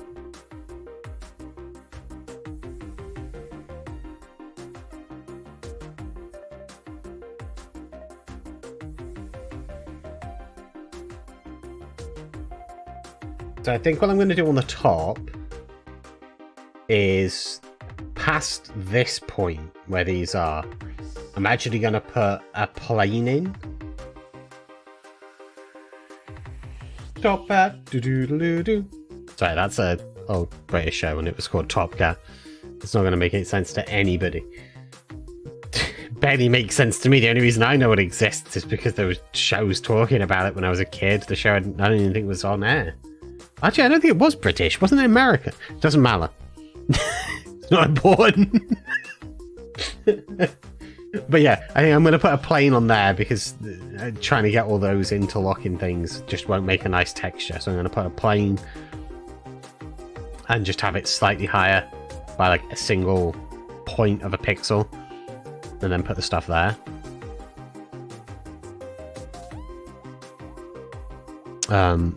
So that means I've got to go back to my edity thing.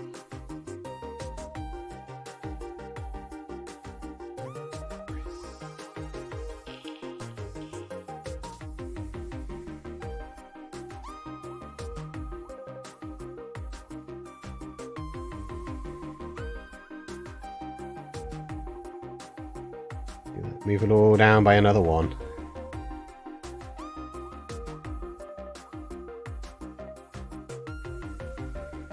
Add in the cube of doom.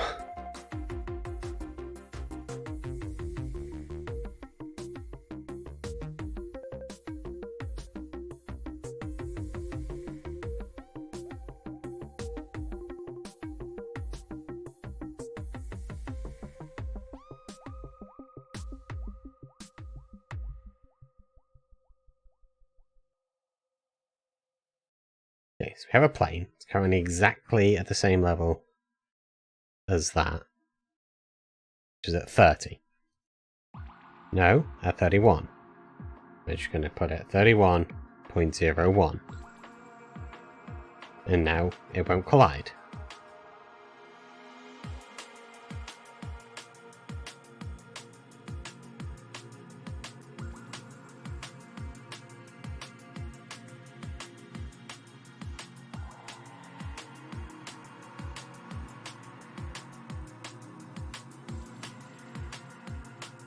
There's plenty of space. Space? Ah, yes, there is plenty of space on this tank.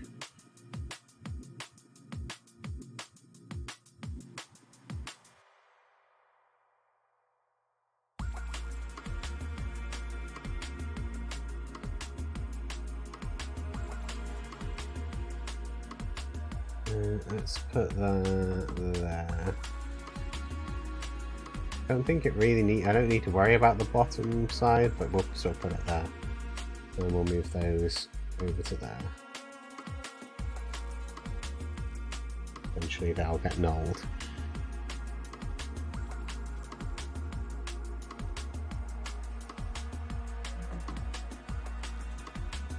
Is that one? That one.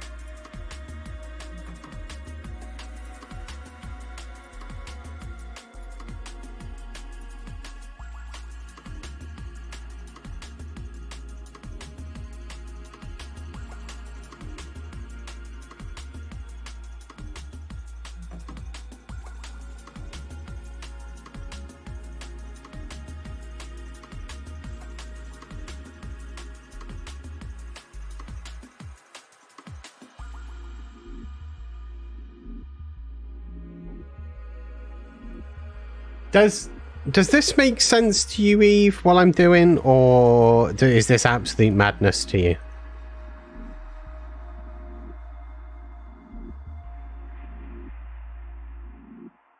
Let me see. The HUD bleeps. Don't make it a race. I will just be there and watch thing like hat for no reason. Top hat. That makes sense.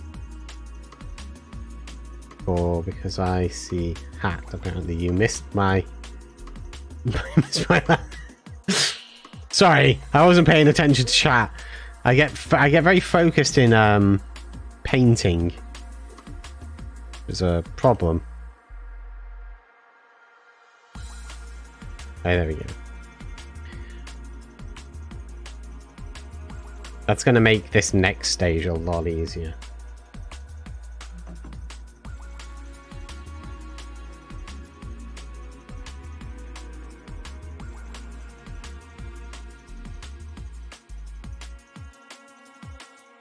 Oh, that's not what I want to do. Behave.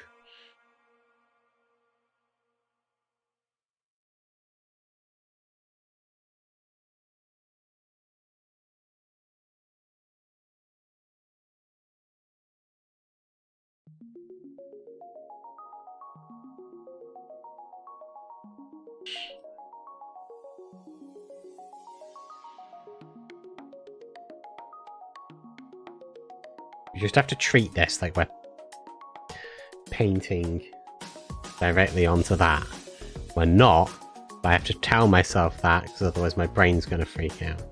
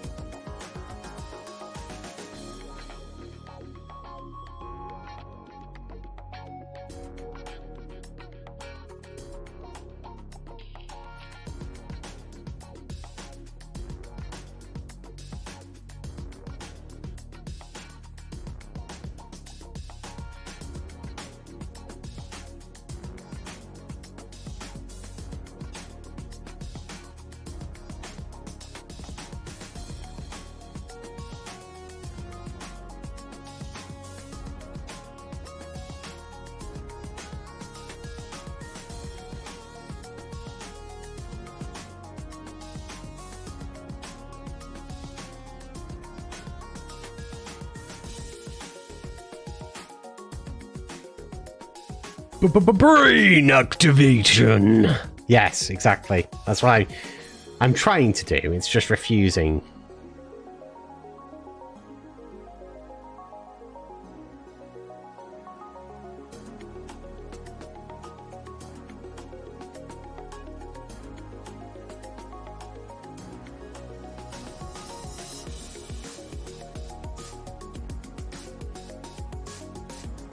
They're kind of just getting like shapes in. Get like that sort of melody. You know, the melody. Ah, words. They're hard, chat. They're hard.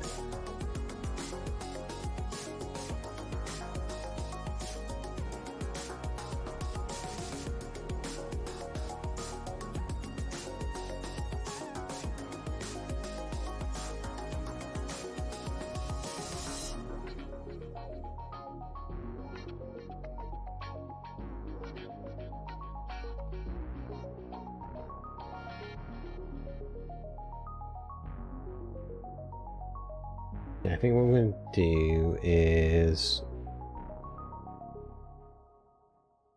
a super dark. Go down that level of depth.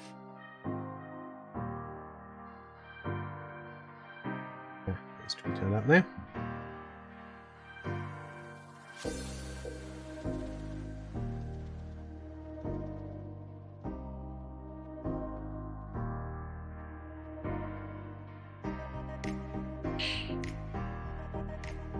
Damn it. Damn it. Sorry, chat. I'm trying to read what you say, what you're saying, and it's making me mess up. There we go. A gorilla in the center would be great. Yeah, I'm kind of hoping to sort of. I think I might go up to there. I actually might go up to there.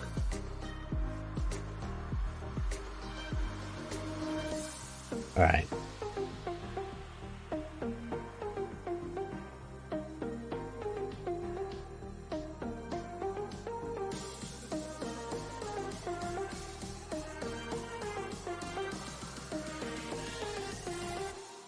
We now want to select that, but then dip the thing down, the opacity.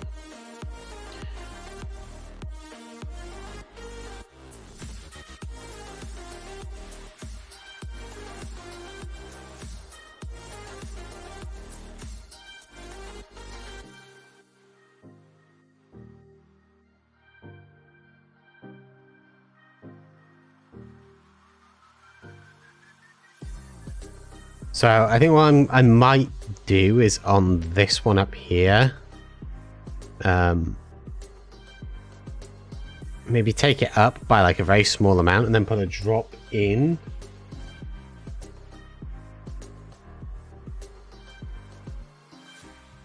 And put like a animated sort of fan spin in or something. Well, it don't really matters because no players are going to see it, but at some point a player's would get up high enough that they're going to see down into the thing, you know, and then they're kind of going to be like, oh, extra fancy.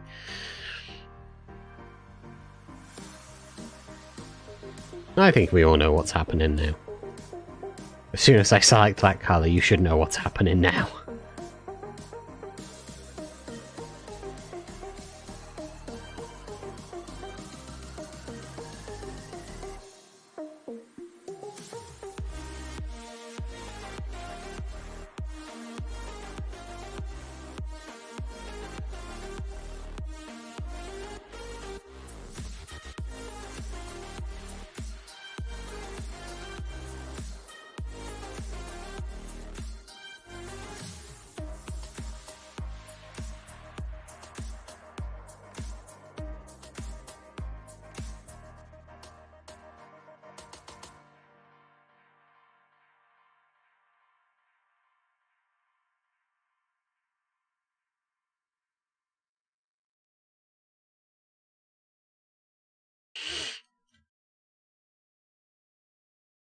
We could do something. The player well, so these, I mean, the players kind of have to touch these in a way, but I understand what you mean. It would be fun to kind of have it where they did take a little bit of damage if they touch the top of it.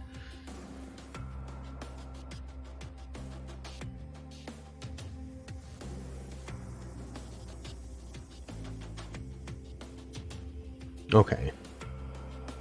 So what I'm going to do is select this lighter palette, drop that down. I wanted to start doing like some like highlighty bits, I think, on here.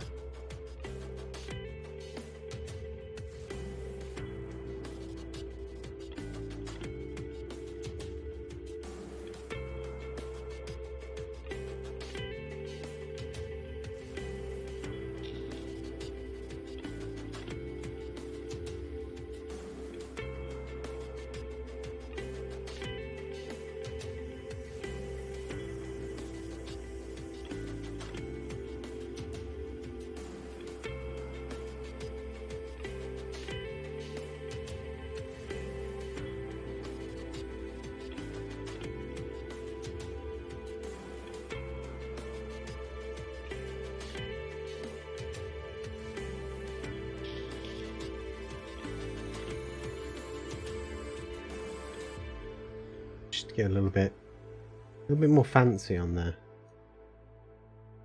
Okay, but where is it? Well, that'd be great. Do some hit, please. Hi, Kriya. You have a wonderful day, man. Thanks for stopping by. Enjoy your Dungeons and Dragons game later on.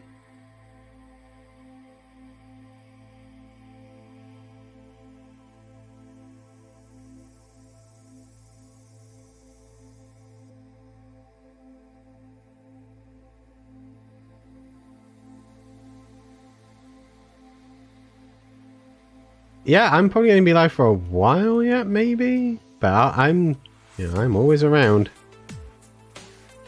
Have fun, man. All right.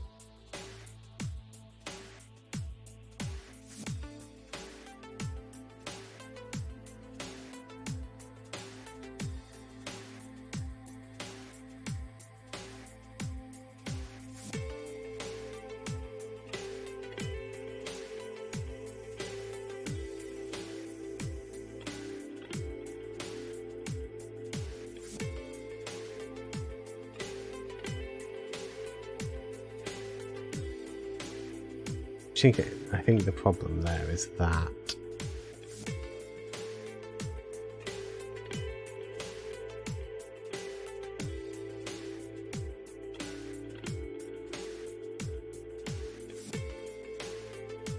if I do that and then set that to be black. 3, 4. 1, 2, 3, 4. 1, 2, 3, 4.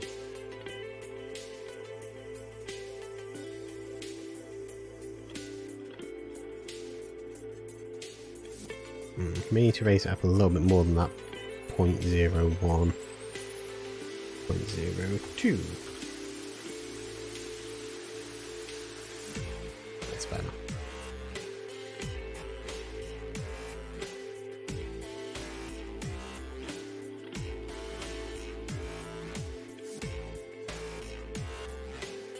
That's like the top and the sides done. This under bit under here should be the same as this, but slightly darker.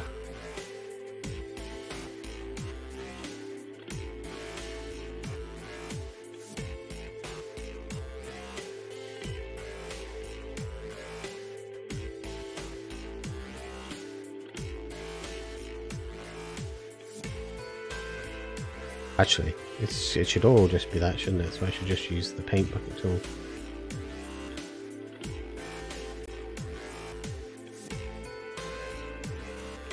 Okay.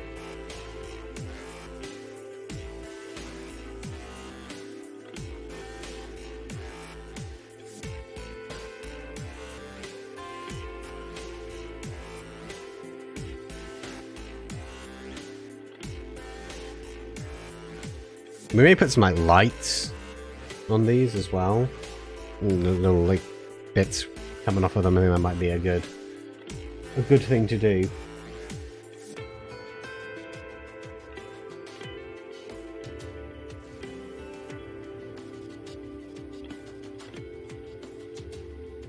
Yeah, I think we'll do that at some point as well. Some lighting in. I'm going to make an animated fan for up there.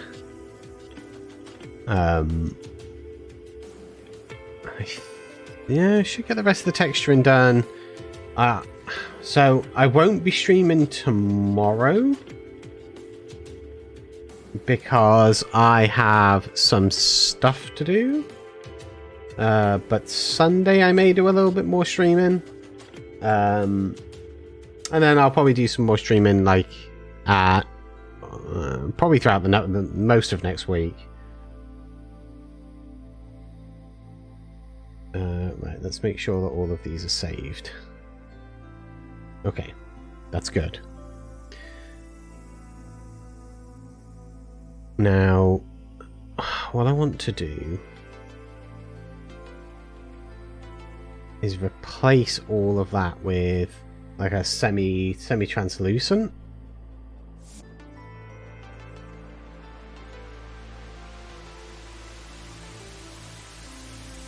Question is, can I do that straight onto? No, I have to do it in here.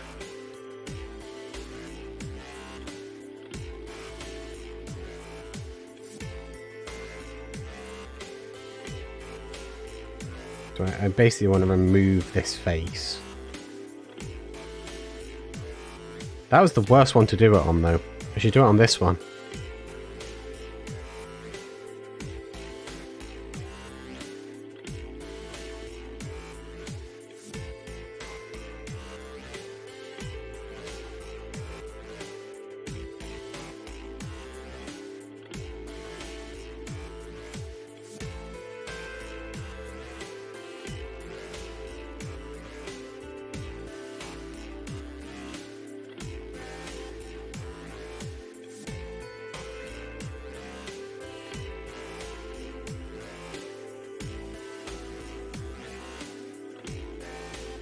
Oh, what's it?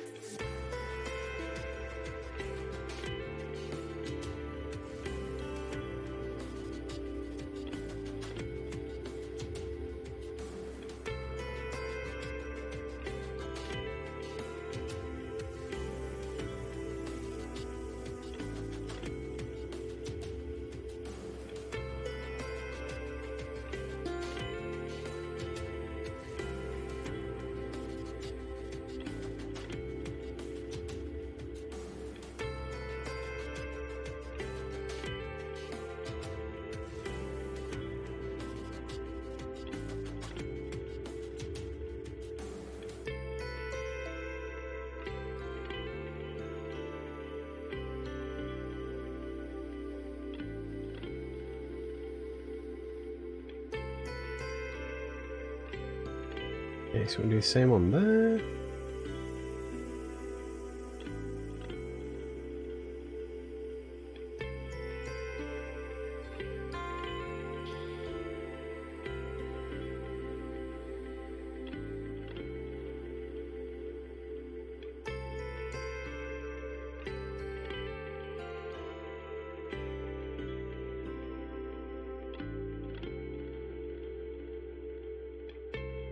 And then the same on this one.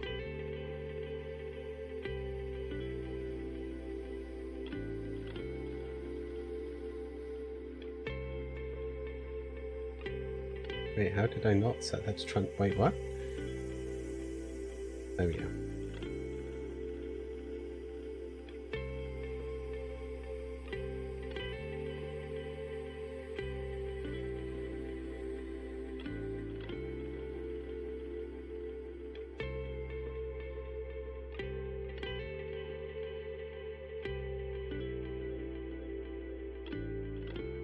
So I need to put like another one in and like inside there,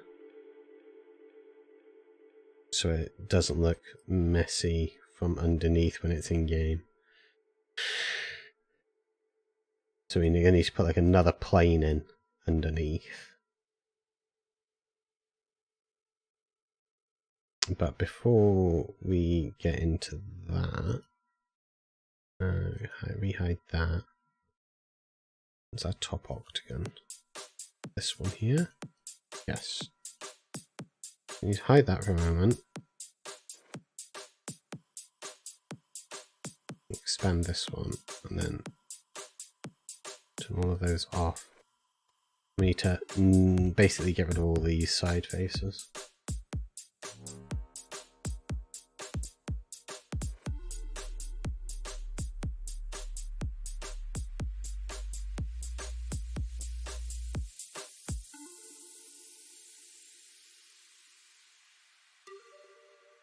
That's not what I wanted to do.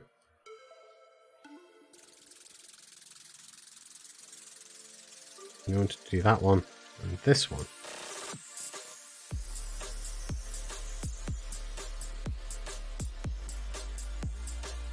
Okay.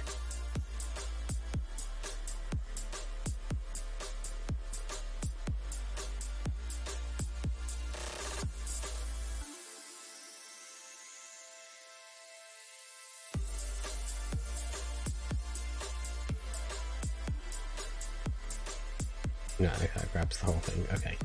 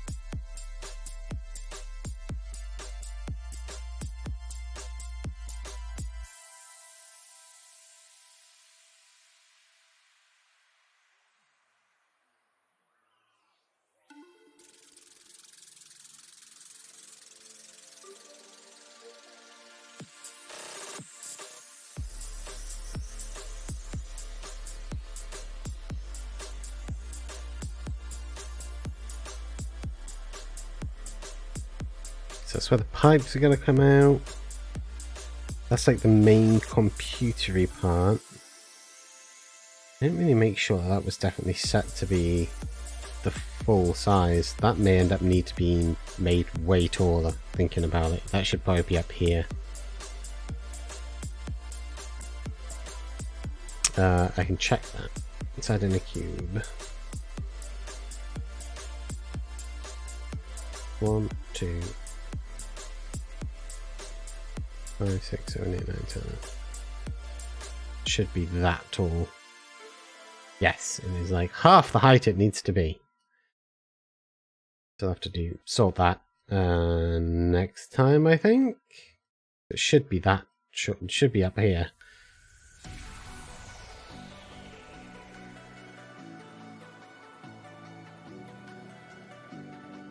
And it is not.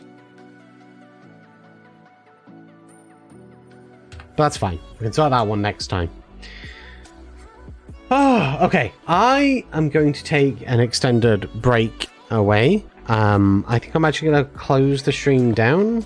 We have been streaming for 6 hours in total, so it's been a long one.